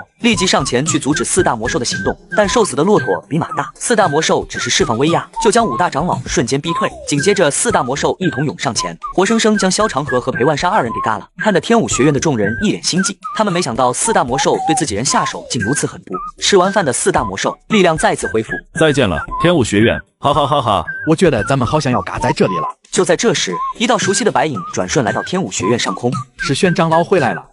总算是赶来了，玄小白，若是你再不来的话，这个烂摊子我快要替你收拾了。好像这个烂摊子就是你整出来的。你刚刚说什么？嗨嗨，没什么。快给我住手！啊，一个元神境修士，你还敢回来救他们，真是自寻死路。在4大魔兽看来，天武学院的最强者丹晨子都陨落在他们手中，又岂会畏惧一个元神境修士？可当他们看见玄镜辰只是抬了下手，就有数道无形的斩击将玄冥蛇切成无数细小的方块。这怎么可能啊？玄镜辰没有理会他们的惊讶，反而以雷霆之势冲向他们。该嘎的家伙，我倒要看看你究竟有什么能耐。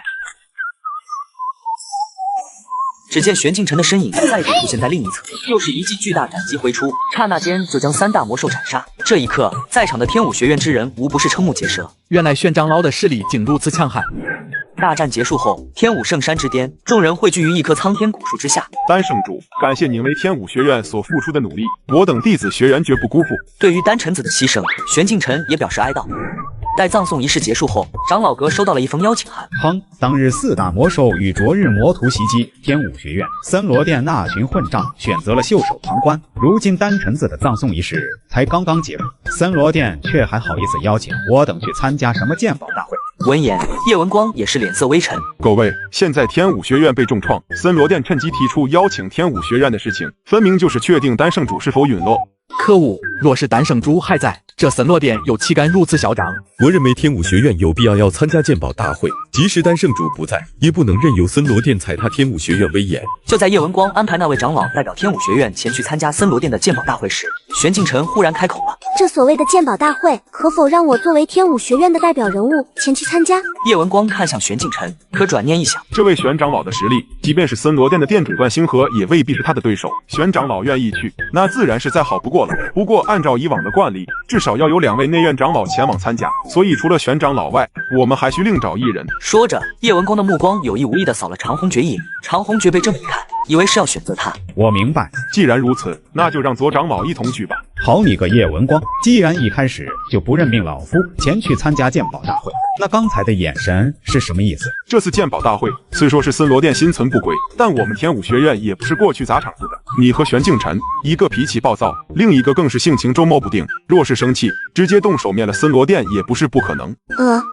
数日后，玄敬晨与左雨秋来到一座恢宏壮阔的宫殿。请问是何人来我森罗殿参加鉴宝大会？本尊乃天武学院内院长老左雨秋，今日前来参加鉴宝大会。原来是左长老大驾光临，有失远迎，在下这就给你们引路，请两位跟我来。在青年的带领下，玄敬晨一行人顺利进入森罗殿之中。随即，玄敬晨便注意到大殿中央排列摆放的10来件物品，每件物品前面都站立着一位元魂境修士监管，阻止他人窥探。玄小白，这鉴宝大会也没啥好东西可瞧的，早知道我还不如留在猫娘咖啡厅舒服。适才听那引路的森罗殿青年所言，这些古堡可都是从沧州一座秘境之中挖掘出来的，价值连城。我记得你是沧州人士，难道鉴别不出哪些是真正的古堡？玄姑娘，你是在说笑吧？就算我是沧州人士，以我这卑微的修为，哪里可能下得了秘境？我一小人物，哪有这个眼力辨别秘宝真伪？我可不认为你小子是什么小人物，你是不是对我有所隐瞒？认识你这么久，我总感觉你心里有鬼。怎么会呢？小白，我可是你的朋友，朋友之间要和睦相处，不能互相有所猜忌。你再说一遍，信不信我现在就给你一拳？看着玄敬晨这副模样，蓝思和摇了摇头，表示他不敢。就在此时，一道声音突兀响起：左雨秋还真是别来无恙。原来是古道友，许久未曾见面，道友别来无恙啊。左道友，为何今年的鉴宝大会不见丹圣主到来？难不成他老人家真的如传闻中一般身死道消了？顾建宏，大庭广众之下，你说出这种话来，未免太过分了吧？丹圣主已经身死道消的事情，天下皆知。本座作为他老人家曾经的好友，稍微关心缅怀一番，又有何不妥？难不成左道友不允许我们提起丹圣主不成？他这话言语之间的冷嘲热讽和阴阳怪气，见左雨秋脸色难看，古建宏嘴角露出一丝玩味的冷笑。古道友如此重情重义，也算是难能可贵。玄长老，你这是……既然古道友如此怀念丹圣主，那不如当场自刎，下去陪丹圣主共赴黄泉。你这里什么时候有你这个白毛丫头说话的份？古道友，话可不能这么说。你口中的这位白毛丫头，可是我天武学院的内院长老。内院长老就他。左雨秋，看来你们天武学院是真的为辣了。丹圣主刚一打，你们就任命这么一个小丫头担任内院长老，实在是有够荒唐的。古道友，我劝你最好收敛一点，若是惹恼了玄长老，可别怪我某提醒你。对此，玄敬晨没有任何面色波动，只是稍微动了下手指。忽然，古建宏就感到左脸似乎被什么东西划破了皮肤。这白毛丫头刚刚做了什么？自己可是元神境后期修士，怎么可能会察觉不到区区一个小丫头的袭击？看到古建宏惊慌失措的模样，左雨秋心中暗笑一声：古道友，还真是抱歉了。刚刚本想斩安一只嗡嗡叫的蚊子，可没想到手滑了一下，伤到了你左脸，不知你是否在意？嗨，玄道友，我并不在意。这天武学院还真是藏龙卧虎，纵使没了丹臣子，竟还有玄敬晨这等高手。奇怪，小蓝人去那了。稍微搜寻一下，就注意到蓝思和这小子居然在勾搭侍女。漂亮的小姐姐，不知在下可否请教你的芳名？奴婢叫香儿，公子您可别捉弄奴婢了。香儿姐姐还真是个温柔可爱的姑娘，本公子可舍不得为难。话未说完，蓝思和忽然注意到香儿的目光一直盯着自己的后方。小蓝人，森罗殿的侍女可爱吗？当然。听到熟悉的声音，蓝思和呆愣地站在原地，久久回不过神。侍女香儿见状不妙，立即退了下去。等等，香儿妹妹，那个小白，其实我是可以解释的，你要相信，我心里只有你一个。少说这些有的没的，我只想知道你打听到了什么消息。我打探清楚了，这次鉴宝大会是以鉴别宝物数量多寡来评定名次的，魁首可获得一滴生命原液。生命原液，如此珍贵的灵液，森罗殿竟舍得拿出来作为鉴宝大会的奖励。以自己目前的修为，想要更进一步，就需要更加非凡的灵值。沧州或许能帮助自己突破到更高的境界。玄敬晨观望了下大殿内的元神境修士，这些修士无一不是寿元以灵境极限。这次来森罗城就是为了争夺生命原液。这时候，一个青袍男子出现在大殿内，顿时吸引住所有修士的目光。在下森罗殿林青山，欢迎各位道友莅临本殿举办的鉴宝大会。这次鉴宝大会将由我代替殿主大人主持。敢问林道友，段殿主为何没有出现在此次鉴宝大会上？殿主大人正在闭关冲击化邪2阶，因此才无法出席此次鉴宝大会。听闻此言，不少人眼神中透露出震惊。若是段星河成功突破之化仙境2阶，到时候森罗殿将真正成为元州第一宗派。如各位道友所见，台上一共有9件古物，鉴宝过程中仅能在2米范围内观察古物，不得用神识观察。鉴宝结果必须说出真伪以及宝物的名称。梁大师，此番我们古剑门能否得到生命原液，只能仰望于您了。你放心，只要有老夫在，那么这次的生命原液必然归属于你们古剑门。在梁元展开观察之际，玄镜晨感受到储物袋中的封魔逐渐微微震动起来。察觉到异变的玄镜晨顿时将目光投向梁元。化仙境2阶修士，梁元也察觉到玄镜晨对视而来的目光。起初他并不在意这个年纪轻轻的白发姑娘，可当他的眼神扫向玄镜晨的刹那，不可能！梁大师，怎样？您可发现了？乞丐，元神境修士寿元极限仅有300年，而这小姑娘，不对，这位老萝莉竟然有700来年，想必她身上一定隐藏了不得了的秘密。梁元双眼泛起贪婪之色，随即他收敛了心绪，继续观察石台上的古物。玄镜晨岂会不知道梁元的意图，但他却故作茫然之色，毕竟一个2阶化仙修士还威胁不了他。另外，鉴宝大会的魁首奖励对他来说吸引力不大，可他眼神无意间瞥见一块锈迹斑斑的残破飞刀时，绝尘飞刀，不对，它应该和自己原先的身躯一同被摧毁才对。可为何这把绝尘飞刃会出现在这里？小白，那把破刀有什么好看的？呵呵，我想这把生锈飞刀才是这些古物之中最具价值的存在。小白，你没开玩笑吗？这把刀已经锈成脆叶，怕不是随便一捏就要破碎，怎么可能是宝物？你小子，给我一边玩去，省得你老是质疑我。什么吗？问几句也不可以？话落，玄镜晨目光落在石台上的几件古物上。不过片刻功夫，玄镜晨就将这9件古物的名称以及真伪都书写在纸上，准备交给一旁的侍女。如此之快就能得出结果，这女人绝对有问题。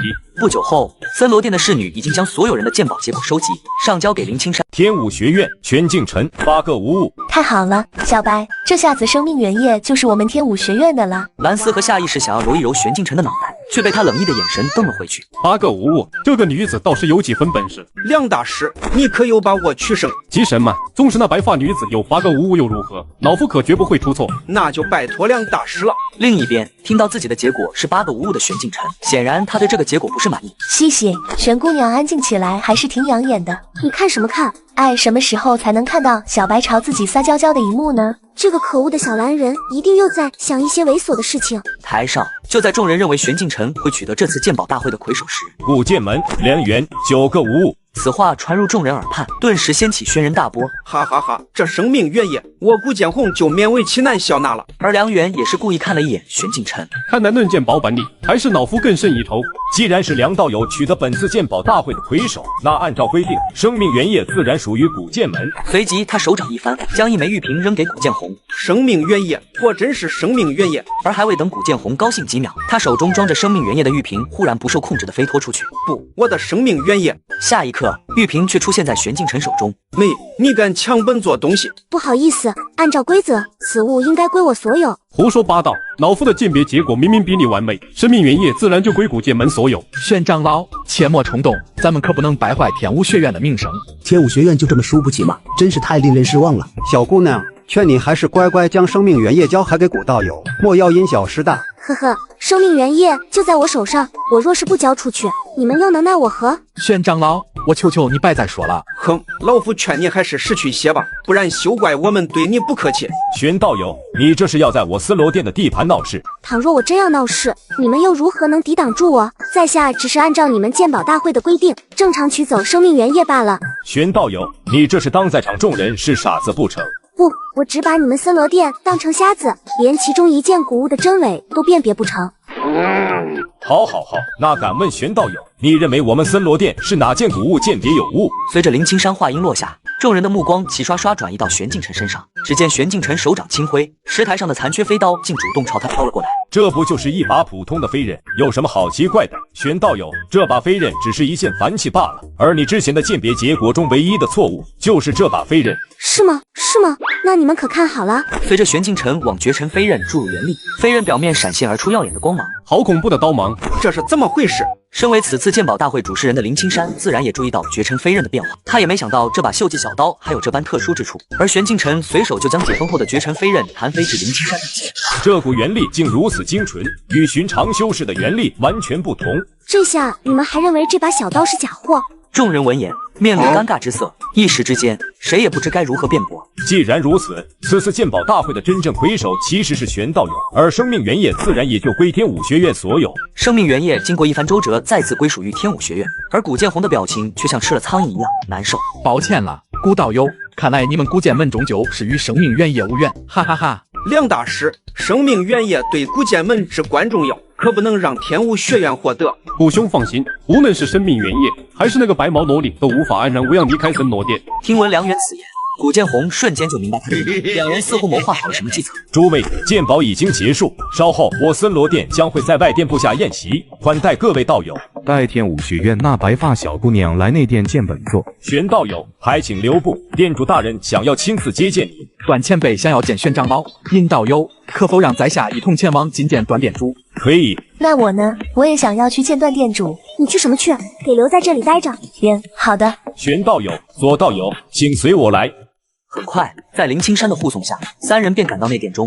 尹道友，这位是段店主。如两位道友所见，这就是如今店主大人的模样。段前辈，你的身体这是？如果我没猜错，段店主这身伤应该是魔界族所留下的吧？没错，本座这一身都拜该嘎的魔界族所赐。魔界族，段前辈，元州已经近200年没有出现过魔界族，难不成是您在沧州被魔界族所伤了？左道友说的不错，在30年前，魔界族派出10位界主级统领向沧州宣战，那时店主大人不幸遭遇其中1位界主级统领袭杀，导致重伤濒危。当时若非剑帝何方清前辈及时出手，恐怕店主大人才得以获救。原来如此。段店主，先不谈别的，我且问你，这绝尘飞刃你是如何得来的？绝尘飞刃，你口中的绝尘飞刃，其实是剑帝前辈当初斩杀魔界族1位界主，从其肉身之中挖掘而出的一把破碎小刀。那把小刀虽来自魔界族，但森罗殿却无法发掘其特殊之处，只能将其当作普通飞刀收藏。自己的绝尘飞刃为何会出现在魔界族的肉身之中？还有自己的绝尘飞刃可是一套33柄。等等，33。暗夜勇者与33界主理查德。段店主，你如今这副模样，难道连生命原液都无法救治吗？生命原液的确能治愈伤势，让本座重新站立起来，但却无法去除魔气带来的持续侵蚀。玄镜晨也明白了，当初4大魔兽进攻天武学院，段星河不是不来支援丹尘子，而是无能为力。如今的本座修为渐废，唯一能动用的能力只有微弱的神识。段星河语气中充满无奈，随后他取出一个酒葫芦，将其抛给玄镜晨。这是丹尘子那家伙最为喜爱的星泉酒，你们2人回去时就把这壶星泉酒洒在丹尘子墓碑前的土壤，就当是本座为他进行鉴别吧。段店主，在下定然不负所托。然而玄镜晨却在这时将酒葫芦扔了回去。玄道友，你这是？这星泉酒还是由段店主你亲自送去给丹圣主比较合适。然而玄镜晨下一秒拿出的物品却是让段星河愣在原地。封魔主简，你怎么会有这东西？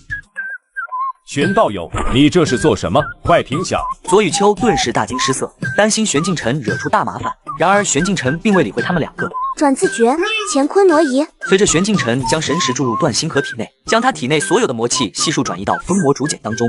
不到2秒，段星河体内的魔气彻底消散。段店主，你恢复了。玄道友，当初天武学院面临4大魔兽危机，想必就是你出手解决的吧？没错。既然玄道友驱除了我体内的魔气，以后天武学院若遇到什么危机，森罗殿定当鼎力相助。希望段店主你说到做到，否则我能救你，自然也能嘎你。多谢玄道友。2人寒暄几句后，玄镜晨与左雨秋便离开了森罗殿。奇怪，蓝思和那小子呢？蓝思和说他有急事要先回天武学院一趟，叫我们不用等他。哼，那小子跑得倒是挺快，本想试探一下他罢了，咱们赶紧走吧。另一边，左雨秋正驾驭非洲灵宝，心中隐隐有些担忧。玄镜晨、左雨秋，你们是逃不出老夫的手掌心的。正当梁元打算动手之际，他猛地看到非洲上的玄镜晨将目光转向他所在的方向。梁大师，你怎么了？你快动手啊！闭嘴，赶紧走。想跑，晚了。绝尘飞刃瞬间浮现在玄镜晨的手掌之中，他屈指一弹，绝尘飞刃破空而出，射向梁元2人。梁元和古剑红2人顿时大惊失色，急忙祭出护身灵宝抵御。随着光盾破碎，梁元和古剑红身大。玄长老，你刚刚那是？没什么，只是顺手解决了2只碍事的蚂蚁，现在无碍了。不多时，他们便回到了天武学院。由于玄镜晨并不需要生命原液，他一回到长老阁就将玉瓶抛了出去，让几位长老自行处理。有了这滴生命原液，天武学院50年内就有望诞生出一位新的化仙境修士。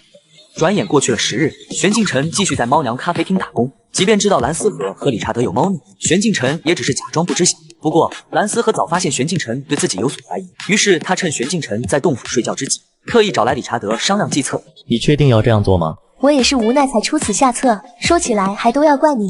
跟我又有什么关系？我让你装中二病，但可没让你真成中二少年。没事写尼玛破暗夜勇者与33界主，不然咱们会被玄小白怀疑吗？可这我的想法不也是你的想法吗？怎么就都怪我了？还敢狡辩？好了好了，都是我的错，行了。你怎么还舔上了？你打算什么时候行动？当然是现在啦！玄小白现在已经睡着了，这样才方便我们抹去他的记忆。狠狠，笑得好猥琐。好了，别废话了，既然决定好怎么做，那就由你独自一人去消除玄小白的记忆。好的啊，等等，为什么只有我一个人去做？消除记忆的主意不是你出的吗？正因为是我出的主意，所以才让你去消除记忆。我出主意，你出力气，这不是很合理吗？理查德顿时一阵无语。天武圣山洞府内，玄镜晨坐于床上，双目紧闭，而理查德则是偷偷地走进了修炼洞府。理查德，你这家伙来我修炼洞府做什么？抱歉了，玄小白，现在的你还不能知道太多。说着，理查德抬起手掌，掌心中的灵光逐渐耀眼。玄镜晨立刻感觉自己的神魂受到禁锢，浑身都无法动弹。放心，玄小白，我只会删减你的一部分记忆，并不会嘎。蓝思和，你这瘪三坑我，怪不得那小子不过来，原来是早就预料到玄小白的绝尘飞刃会护主。理查德越想越气，右手捂着被绝尘飞刃穿透的部位，运转元力进行疗伤。糟了！见玄镜晨情况不对劲，理查德也顾不上给自己疗伤，连忙上前扶住身体摇摇欲坠的玄镜晨。完了，因为那飞刃的打断，导致我没控制好结魂术，估计小白的记忆可能全被删除了，这下可麻烦了。无可奈何的他直接抱着昏迷的玄镜晨回到猫娘咖啡厅。我不是让你去删减玄小白的一段记忆吗？你怎么把他抱过来了？这个我好像把事情搞砸了啊！什么情况？见理查德这副模样，蓝思和疑惑地接过昏迷中的玄镜晨。当理查德向他说明把玄镜晨的记忆全删了，气得不打一处来。你是猪吗？居然这点小事都办不好，我要你何用？我真的不是故意的。再说了，明明是你先坑我的，还敢狡辩，就是你的错，这波你必须背头等锅啊！你好歹讲点理吧。见状，理查德与蓝思和都不愣在原地。这是啥情况？小白怎么哭了？小白别害怕，我们不是坏人。我不认识你们，你们是谁啊？这下可怎么办？不管了，继续哭吧。奇怪，玄小白失去记忆后怎么变成一个爱哭泣的柔弱姑娘了？如今她的记忆被你消除，性格自然转变了。确实是这样，只不过她的记忆被消除了，岂不是对你的计划不利？有好有坏吧。虽然以小白现在的情况战力缩减了不少，但也让我更容易掌控他。好像是这么个道理。这样一来，玄小白就很有可能成为我们最强大的棋子。可当他这么看待蓝思和时，那家伙却开启了忽悠模式。小白，你好点了吗？小白，没错，你的名字叫小白，是我的猫娘店的员工，你要叫我店长，知道吗？真的吗？可我为什么不记得了？哎呀，不要舔了，真是的！我不信，你骗我，你们绝对是坏人。完了，这小妮子怎么又哭了？不哭了，小白乖，我可以向你证明我没有骗你。这个是留影石，能够将画面留存下来的宝贝。你要是不信的话，可以从这里看看你以前的记忆。不信你问问你的小黑哥哥，他可是从小与你相依为命的亲哥哥。几天前你不幸跌倒，头部磕伤昏迷了过去，这才失去记忆不认得我们。你真的是我哥哥？是的，我是你的亲哥哥。小白别害怕，麻了，你小子卑鄙无耻就算了，能不能别把我也拉进去？另外给我起个小黑名字是什么意思？小白，你的小黑哥哥为了救你，可是向我借了不少原石，你也不想让你的小黑哥哥背上巨额债务吧？哎，小黑哥哥，你居然为了我！你可真行，诱骗无知少女的事情你也干得出来？什么诱骗不诱骗？再说了，我的想法不也是你的想法？好了，小白，你以后就是我猫娘咖啡厅的员工了，以后要好好工作还债。哦，好，我会听店长的。接下来1个多月，失去记忆的玄镜晨留在猫娘咖啡厅打工。与此同时，天武学院也将迎来新生入学，40多个新学员在李洛璇的带领下走入了天武学院。这就是天武学院吗？师傅还真没有骗我，这里果然气派宏伟。李师兄，好久不见，你可还认得我？你是？啊，不是吧？咱们1年前可是在剑庭中比试过射箭的。原来是云海城的苏家小姐，还是好久不见。没想到师妹你天资不俗，在新生测试的表现还真是令人惊奇。那当然，我可是接受过师傅的指导。那敢问师妹的师傅是何人？我师傅叫楚红宁，楚长老的弟子。这位新生这么厉害的吗？师妹你才刚进入天武学院没多久，就被6大元神境长老之一的楚长老收为弟子。嘿嘿，李师兄你倒也不用如此惊讶，师傅他是在3年前收我为徒的，此次来天武学院也只是听从师傅的命令罢了。原来如此，怪不得师妹在新生测试上表现优异，感情是楚长老的高徒。对了，师妹，我记得这位师弟好像与你是兄妹关系，难不成他也是楚长老的弟子？嘿嘿，师兄误会了，他虽说是我哥哥，但却不是师傅的徒弟。而且我这位傻哥哥来天武学院，可是为了寻一貌美女子，谢谢。原来苏师弟还是一位痴情之人。燕儿，别胡说八道，我只是来找那人拜师。哥，你就别装了，谁不知道你对玄姐姐怀有爱慕之情？谢谢。这小妮子还真是欠收拾。李师兄，实不相瞒，我听说天武学院1年前多了一位内院长老，请问那位长老是不是叫玄敬晨？咦，你居然知道玄长老的名字？难不成你认识玄长老？我确实认识玄长老，并且我也曾拜他为师，可惜被他拒绝了。不过他曾对我说过，若是我感悟到剑意，即可来元州寻他。咦，这家伙真的感悟到剑意了。如果你要找玄长老的话，那很遗憾，因为我也不知道玄长老去哪了。是这样啊？什么嘛，玄姐姐消失的也真不是时候，我还想快点见到她呢。正当他与苏家兄妹交谈时，新生队伍里有一个女子正在默默注视着他们3人。玄敬晨，你果然在天武学院。这人正是曾经被玄敬晨换取长春木的林玉清。猫娘咖啡厅，蓝思和悠闲地坐在柜台前，眼睛时不时注视着正在店内的玄敬晨。以蓝思和的无耻程度，若是玄敬晨恢复记忆，这小子一定又要拉自己出来给他挡枪。哎，我真是命苦。秦师妹，这边。秦怀嫣轻轻一笑，缓步走到了新年对面的位置上坐下。秦师姐，天武学院什么时候多了怎么一家奇怪的店面？正常，你这家伙都1年多没有回天武学院了，这期间发生太多事，你都不晓得。没办法，秦王府那边出了些意外事件，再加上老祖已逝，府内有太多事忙不过，导致我现在才能回天武学院一趟。原来如此，不过这1年来你没有回学院也算是一件好事，毕竟前不久学院面临灼日魔徒的袭击，差点毁于一旦。还有这事，当初情况紧急，不少学员和长老皆嘎在灼日魔徒的手上，就连丹圣主也牺牲自己力保天武学院。幸亏玄长老在危机关头赶到，嘎了4大魔兽，这才让天武学院得以获救。玄长老，内院长老里有姓玄的吗？你不知道也正常，玄长老是1年前才晋升天武学院内院长老的。秦怀嫣一听，心中有种隐约的猜测，难道这玄长老就是玄敬晨？邢师姐，你可知玄长老的真姓大名？玄小白啊！哈，什么小白？难道是自己猜错了？天武学院的学员们都是这么称呼玄长老的，我想玄小白应该就是玄长老的真名了。玄小白，秦怀嫣心里不禁有几分失落。话说玄长老长得如何？听着名字应该是一位女长老吧？那当然，如果想见玄长老的话，你在猫娘咖啡厅里就可以见到他啊。秦师姐，你确定不是在说笑？玄长老身为内院长老，地位不凡，应该是长老阁才对，怎么会出现在这种地方？可他刚一说完，星妍就向店内的长发女仆招了招手，没一会儿，一个银发女仆走了过来。请问需要点什么？好漂亮的女仆。不过仔细一看，这个小女仆不就是他所认识的玄敬晨吗？一时间，秦怀嫣受到了极大的震撼。在他印象里，玄敬晨不像是愿意做这种事的人。这家伙竟然在这猫娘咖啡厅里当女仆，你怎么会在这里？秦师妹，见到玄长老，你也不必这么激动吧？邢师姐，你可不要告诉我，眼前这个小女仆就是玄长老。是啊，有问题吗？闻言，秦怀嫣呆滞在原地，一时间，她大脑有些宕机。那个，2位姐姐，人家叫玄小白，不是什么玄长老。2位姐姐，玄长老，你这是怎么了？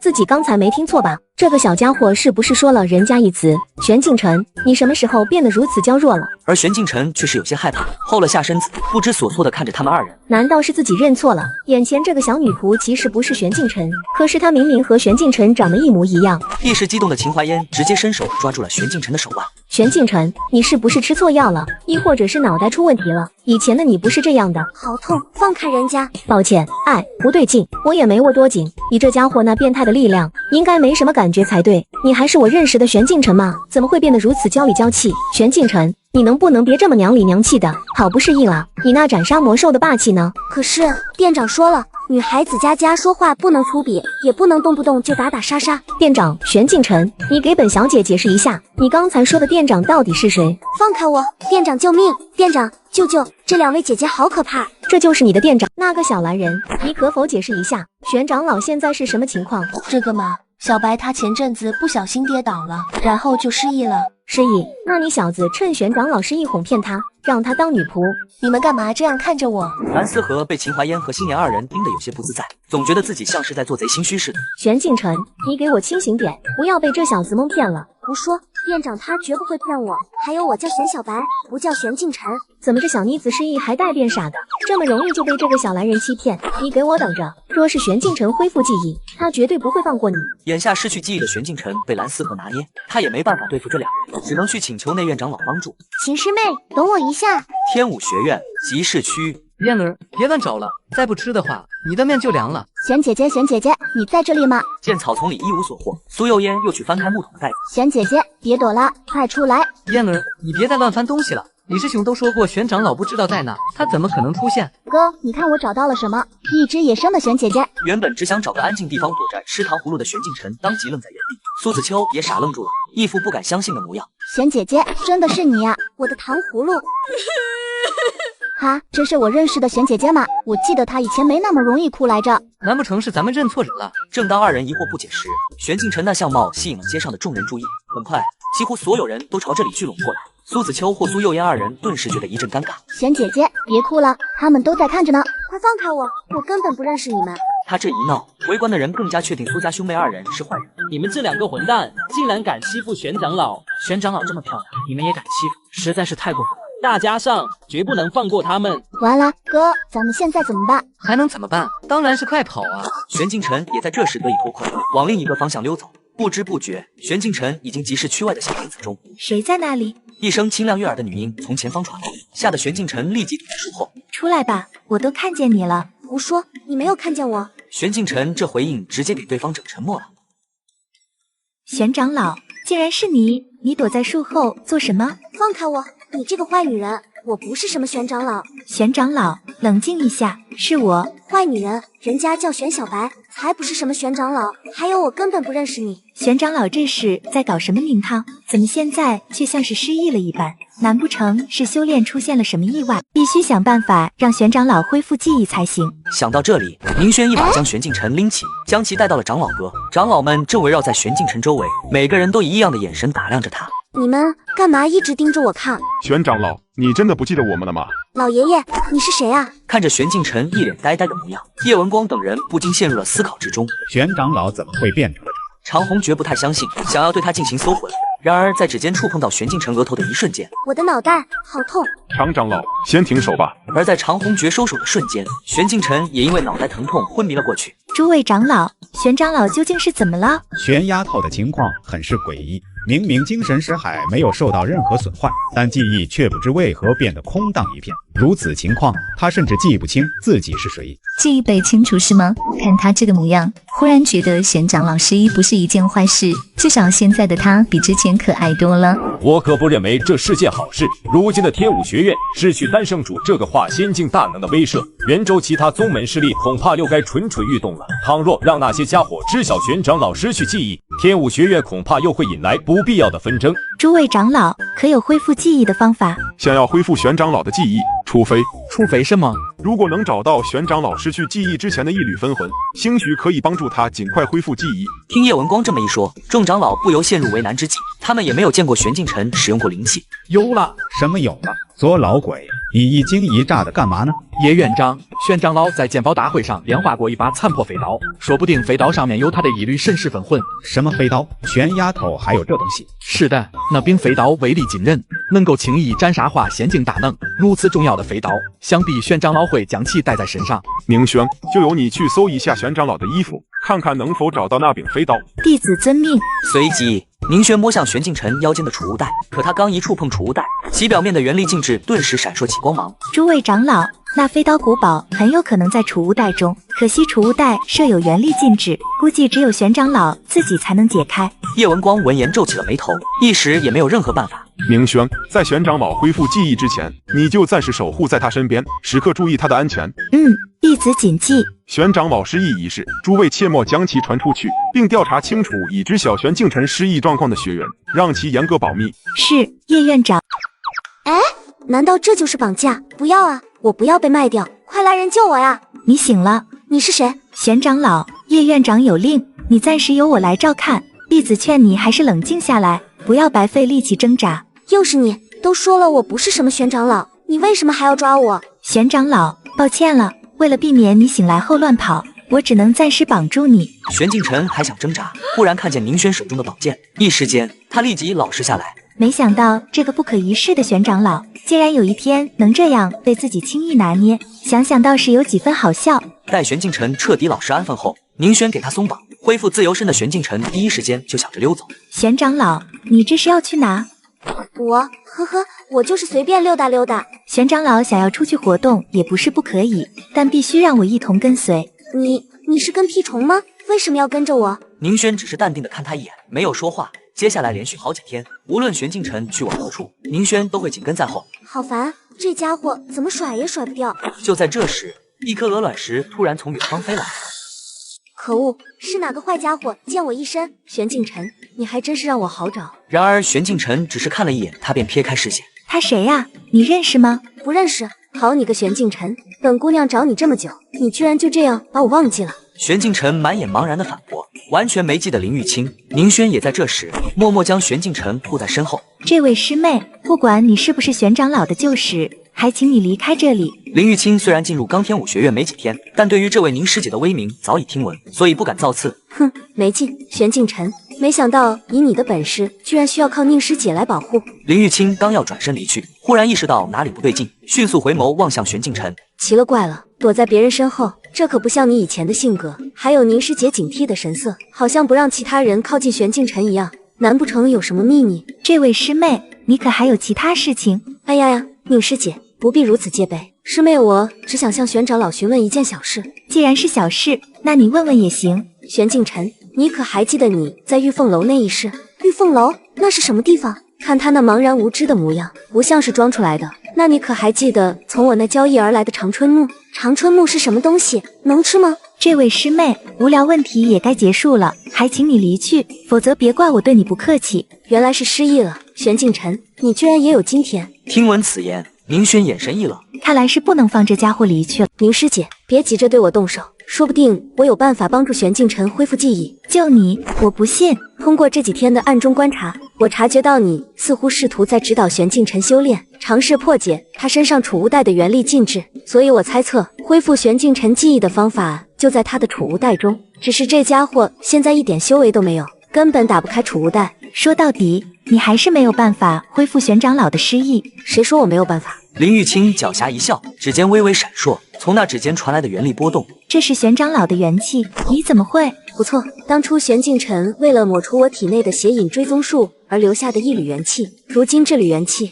也算是物归原主了。林玉清将那缕元气送到玄静晨的储物袋中，果不其然，储物袋的元力禁制瞬间消散，一道灵光从中飞出，进入他的识海中。下一秒，玄静晨整个人忽然变得沉默无言，呆若木鸡般站在那里。玄长老，你这是怎么了？蓝思和，我要嘎了你！他这是怎么了？刚一恢复记忆就想着嘎人，我也不清楚。下一刻，你疯了！恢复记忆用得着如此激动吗？再不停下，我可要被你的元力威压碾碎了。可玄静晨压根听不去其他人的话语，脑海里只有一个念头，那就是去收拾蓝思和。玄静晨，你去哪里？等等我！猫娘咖啡厅里，正打着瞌睡的蓝思和猛地瞪大双眼。正在扫地的理查德也察觉到玄静晨的逼近。怎么回事？这股元力威压难道是玄小白？他是怎么恢复记忆的？不对，现在应该是快跑才对。刚要开溜，结果蓝思和已然出现在他身后。理查德，你会帮我的对吧？我特喵，你这明明是在为难我。理查德，帮我拦着玄小白，不要让他找到我。另外，你若是不小心伤了他一丝一毫，后果你懂的。蓝思和一番威胁之词后，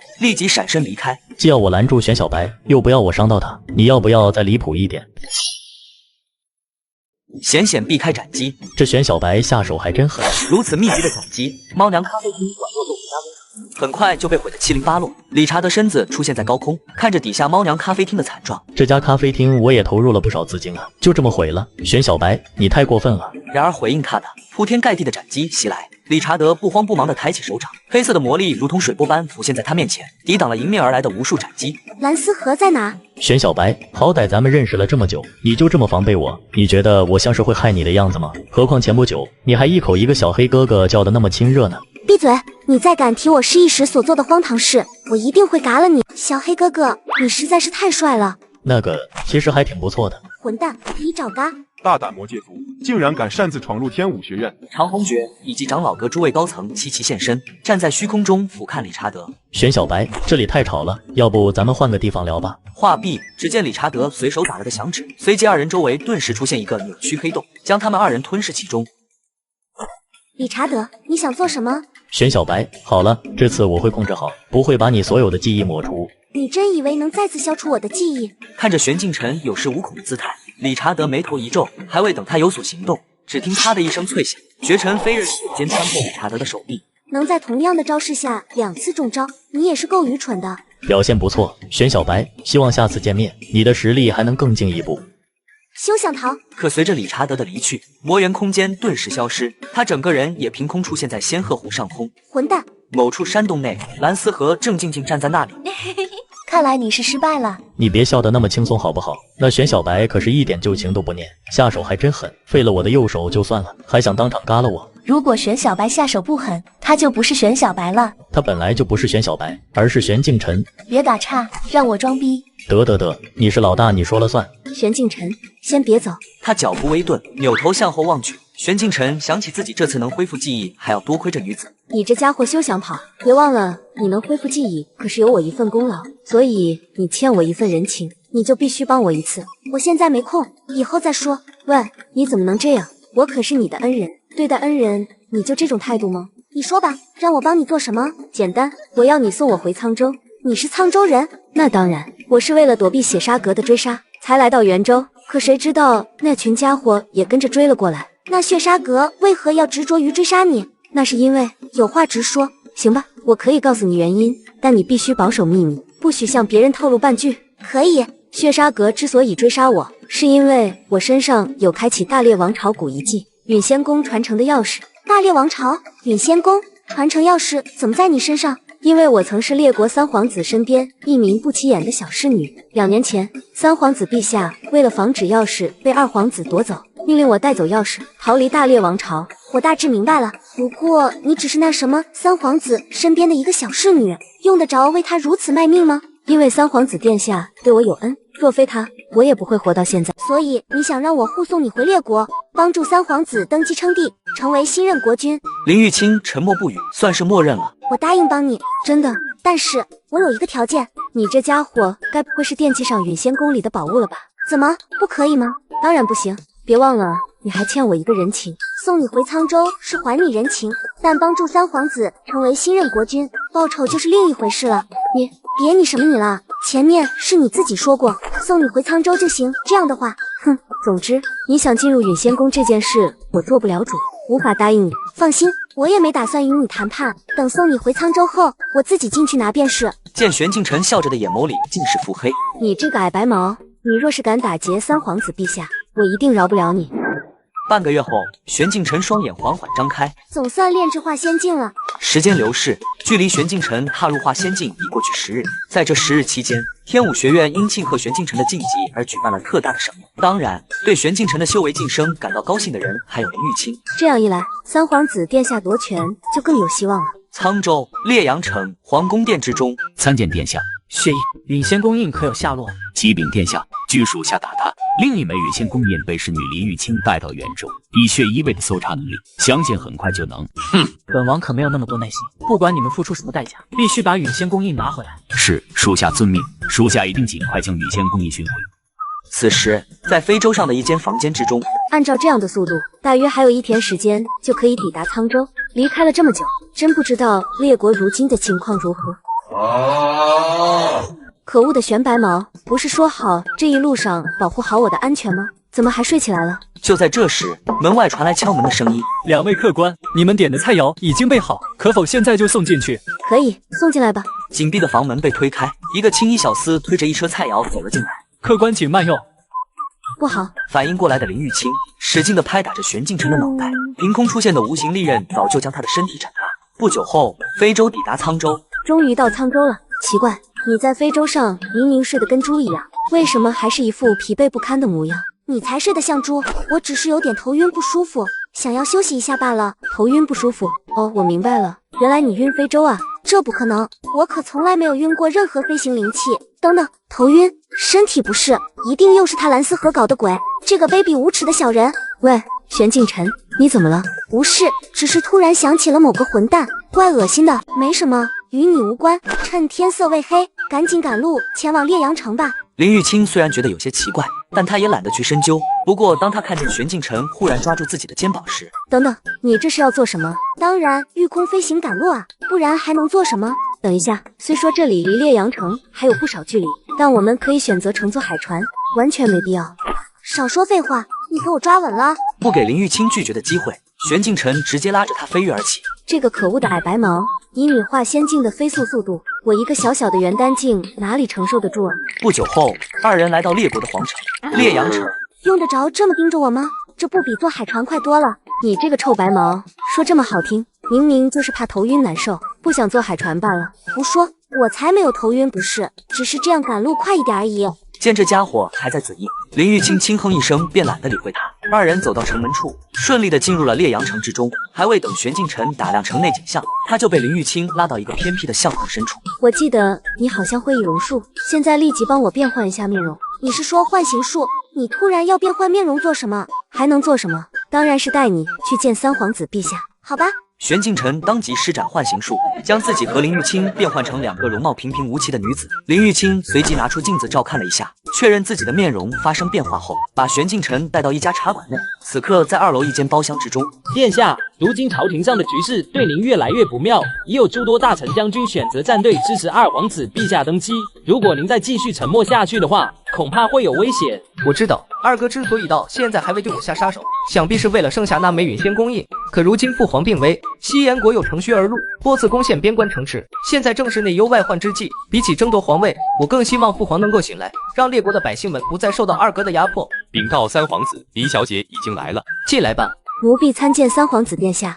青儿，你陪伴在我身边多年，不必拘谨。谢三皇子殿下。殿下，这位姑娘叫玄镜晨，乃是奴婢刚招募来帮助殿下取得皇位的化仙修士。化仙境修士。闻言，烈行人不由惊讶，目光仔细地打量着玄镜晨。林玉清，殿下不是让你带着陨仙弓印离开沧州，为何要在这个关键时期回来，还带来一个来路不明的白发丫头？真是胡闹！我相信青儿所说的话，所以这位玄前辈，请就坐吧。殿下。玄镜晨倒是毫不客气，直接走到座椅前坐下。见状，林玉清开始有些紧张。喂，三皇子，我们谈笔交易怎么样？什么交易？很简单，我若是帮助你夺得皇位，我需要陨仙宫里所有的灵物。你这个可恶的矮白毛，还真的想打陨仙宫的主意，就不能换一个条件吗？殿下，千万不能答应这个来路不明的女子。好，本王同意。可是，殿下，那可是陨仙宫里的宝物啊！金护卫，不用再说了。不过本王需要追加一个条件才行。什么条件？那就是列国未来面临灭亡的危机，本王希望玄姑娘你能出手保护列国百姓一次。可以。在他们商量好后走出厢房时，茶馆外忽然急匆匆跑进来一名男子。大事不妙了，二皇子陛下要在大街上对200多名列国人民处以极刑。此消息一出，茶馆内的众人不禁吓得脸色煞白。这个二皇子简直丧尽天良，残害手足兄弟，又毒害列皇陛下，现在又将杀戮伸向我们这些普通国民。是啊，他根本就不配当下一任列皇。殿下，二皇子此等举动，定然是为了逼你现身。属下建议您暂且隐藏身份，躲避二皇子的搜查。不，我要去阻止二哥的暴行。殿下。我已决，你们无需担忧，即便二哥再怎么急于夺取陨仙弓印，也不会在大庭广众之下对我动手。说着，烈行人转移视线看向玄镜晨，玄镜晨也明白这位三皇子的意图，他是想以此测试自己的力量。随即，他们4人迅速赶往西城区。此时，西城区的街道早已被士兵包围，所有列国平民都被驱散在外围。若有越界者，格杀勿论。是殿下。就在烈刑天宣告对那200人进行斩首行刑时，住手！三皇子陛下。您总算来了，快救救他们吧！二皇子不顾青红皂白就要对他们斩首，还请三皇子陛下阻止二皇子。大哥，收手吧，不要再增加无辜死伤了。哼，还不快醒醒！且慢！但那些黑甲士兵只听令于烈刑天，收到命令后毫不留情地挥动着手中大刀，一瞬间，空气中弥漫着浓重的血腥味。烈刑天，你不就是为了逼我现身，夺取陨仙弓印吗？为何执意对这些无辜百姓动手？然而三皇子还未开口，他身边的一个黑衣修士就突然抬起手掌，隔空拍向烈刑人。殿下小心！化仙修士。此人不是寻常的化仙修士，至少有6阶以上的修士，真要动起手来，还是要费一番功夫。谁让你动手的？抱歉，殿下，属下只是觉得三皇子对殿下太过无礼，稍微出手教训他一下罢了。下不为例。烈刑天并没有处罚黑衣修士，只是稍微训斥他2句，这不禁让在场的众人怀疑烈刑天是故意默许黑衣修士对三皇子陛下出手。既然你想知道本王屠杀他们的原因，那本王就让你知道。说罢，烈刑天抓起其中一个男子，此人通奸叛国，在列国如今危难之际，选择加入西炎国军，攻打我列国边境城池，所以该嘎。这可是，但他们罪不至死，罪不至死，哈哈哈！如今2国开战，在最前线战斗的可是本王麾下的黑甲军，若不是他们在边境城池抵挡西炎国军来犯，你们这些人又怎么能够在烈阳城享受安逸的生活？大哥，如今的列国已经千疮百孔，列国百姓需要的是一位仁慈爱民的君主，而不是一位暴君。可笑，三弟，列国不需要懦弱无能的君王，允仙宫印也只能由本王继承。休想，允仙宫印是不会交给你的。三弟，你可以考虑清楚了，若是不交出允仙宫印，本王可不保证四弟他们的性命。你对四弟做了什么？呵呵，你觉得呢？记住，本王只给你3日时间交出允仙宫印，否则无论是四弟还是烈皇宫内的所有公主嫔妃，都将不复存在。话落，烈刑天带着黑甲军离去。殿下，你没事吧？烈刑人摆了摆手，示意自己没事。殿下，二皇子实在是太过狠毒，难不成我们真的要将允仙宫印交给他？烈刑人沉默不语，神色异常凝重。眼下只有这个方法，玄姑娘，你可否助本王一臂之力？殿下但说无妨。此刻，烈刑人手里把握着一尊玉玺。殿下，您真的决定要将允仙宫印交给二皇子陛下吗？殿下，以属下对二皇子的了解，即使你交出允仙宫印，他也不一定会放过萧贵妃和四皇子他们。不错，二皇子为人残暴，他一直没对您下杀手，就是因为允仙宫印。喂，玄白毛，你也说些什么吧，思考对策啥的，我不是这块料，你们也别在这方面指望我了。这时，烈刑人终于做好决定，本王已经有了计划，允仙宫印是不会交出去，母后和四弟他们，本王也不打算放弃，所以，玄姑娘，本王需要做一件事，不知你是否愿意？哦，什么事？烈刑人并没有立即说明，而是取出一个丹药瓶，并将其交给玄镜晨。玄姑娘，这是9转净灵丹，本王希望你能潜入烈皇宫，将这枚丹药给父皇服下，并调查一下四弟他们的下落。你就这么放心将这丹药交给我？难道你就不怕我拿丹药跑路？烈刑人被他这么一说，忽然觉得这个银发矮子似乎有点不靠谱。喂，玄镜晨，你可别乱来啊！殿下这么信任你，你可不能当临阵倒戈的卑鄙小人。瞧你说的，我是这种人吗？放心了，为了允仙宫的宝物，我定然会完成任务的。说罢，玄镜晨便消失不见。什么为了允仙宫的宝物？应该是为了殿下才对。林玉清，你找的这个白毛丫头到底靠不靠谱？应该没问题吧？此刻的烈皇宫内，玄镜晨悄然无息地来到了烈皇的寝宫内。奇怪，明明早已没有了生命气息，为何肉身还能保持生机，充满活力？因为他发现烈皇只是一具没有灵魂的躯壳，哪怕服下9转净灵丹，也就活不过来。白跑一趟，原来烈皇早已死了。接下来还是去调查一下四皇子的下落吧。话音一落，他便打算离开。然而这时黑暗中忽然拍出一掌。化仙9阶倒是不太好对付，没想到还真如烈小子所料，三皇子那个废物真派你潜入皇宫里。什么意思？听李秋所言，玄镜晨顿时意识到不妙。李秋在寝宫这边埋伏自己，那人王府那边极有可能被二皇子控制了。想到这，他立即准备赶回人王府。休想逃！化仙圆满的修士处理起来还真是麻烦。就在这时，李秋已经发起了攻击。不过是一个小小的化仙一阶，也敢在本座面前逃跑，给我嘎！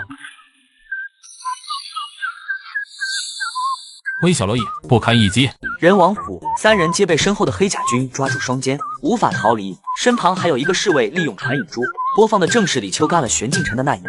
三弟，你真以为你所采取的一切计划行动，本王会一无所知？我愚蠢的三弟，你是高估了你自己，还是低估了从小到大就对你异常了解的二哥我？看看烈皇宫那边，你好不容易找来的那位化仙修士也已经嘎了。烈刑天阴恻一笑，突然暴力抓住林玉清的秀发，将他扯到烈刑人面前。三弟，你现在拿什么跟本王斗？放手！林玉清痛苦的闷哼出声。够了，二哥，你想要的无非是允仙宫印和我的命，快放开青儿！三弟，没想到你对这么一个小侍女都这般维护，就是因为你这般泛滥的仁爱，又凭什么与我争夺皇位？难道不择手段杀害大哥，给父皇下毒，囚禁四弟他们的你就适合当帝君吗？不择手段，哈哈哈！你说的对，本王就是这么不择手段。三弟，现在本王的手上又多了一份筹码，你是打算放弃四弟他们以及这个侍女的性命，还是选择乖乖交出允仙宫印？殿下，不要管我，这里没你说话的份。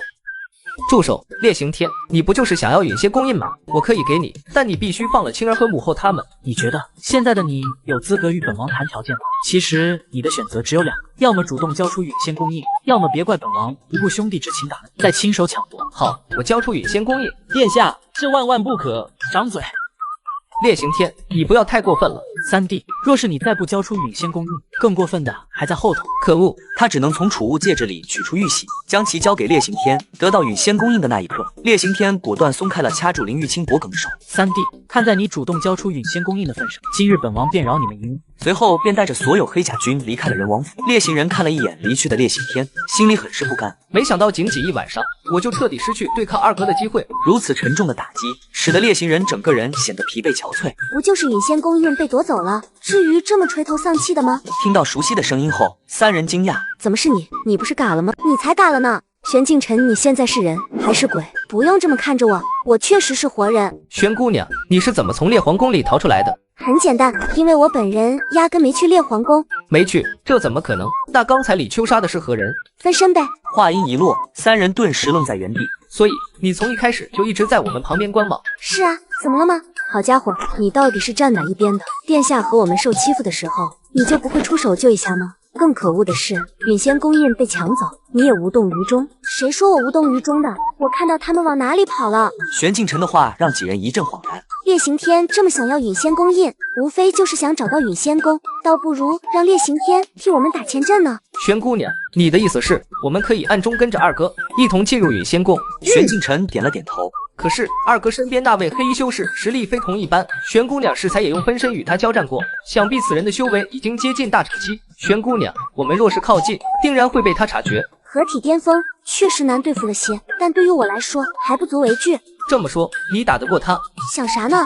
我一个合体初期，怎么可能打得过那个合体巅峰的李秋？三人听完玄镜晨的讲述，皆是面露凝重之色。哼，不和你们多要点好处怎么行？玄姑娘，既然连你都无法战胜李秋，那我们做再多也是徒劳无功。什么徒劳无功？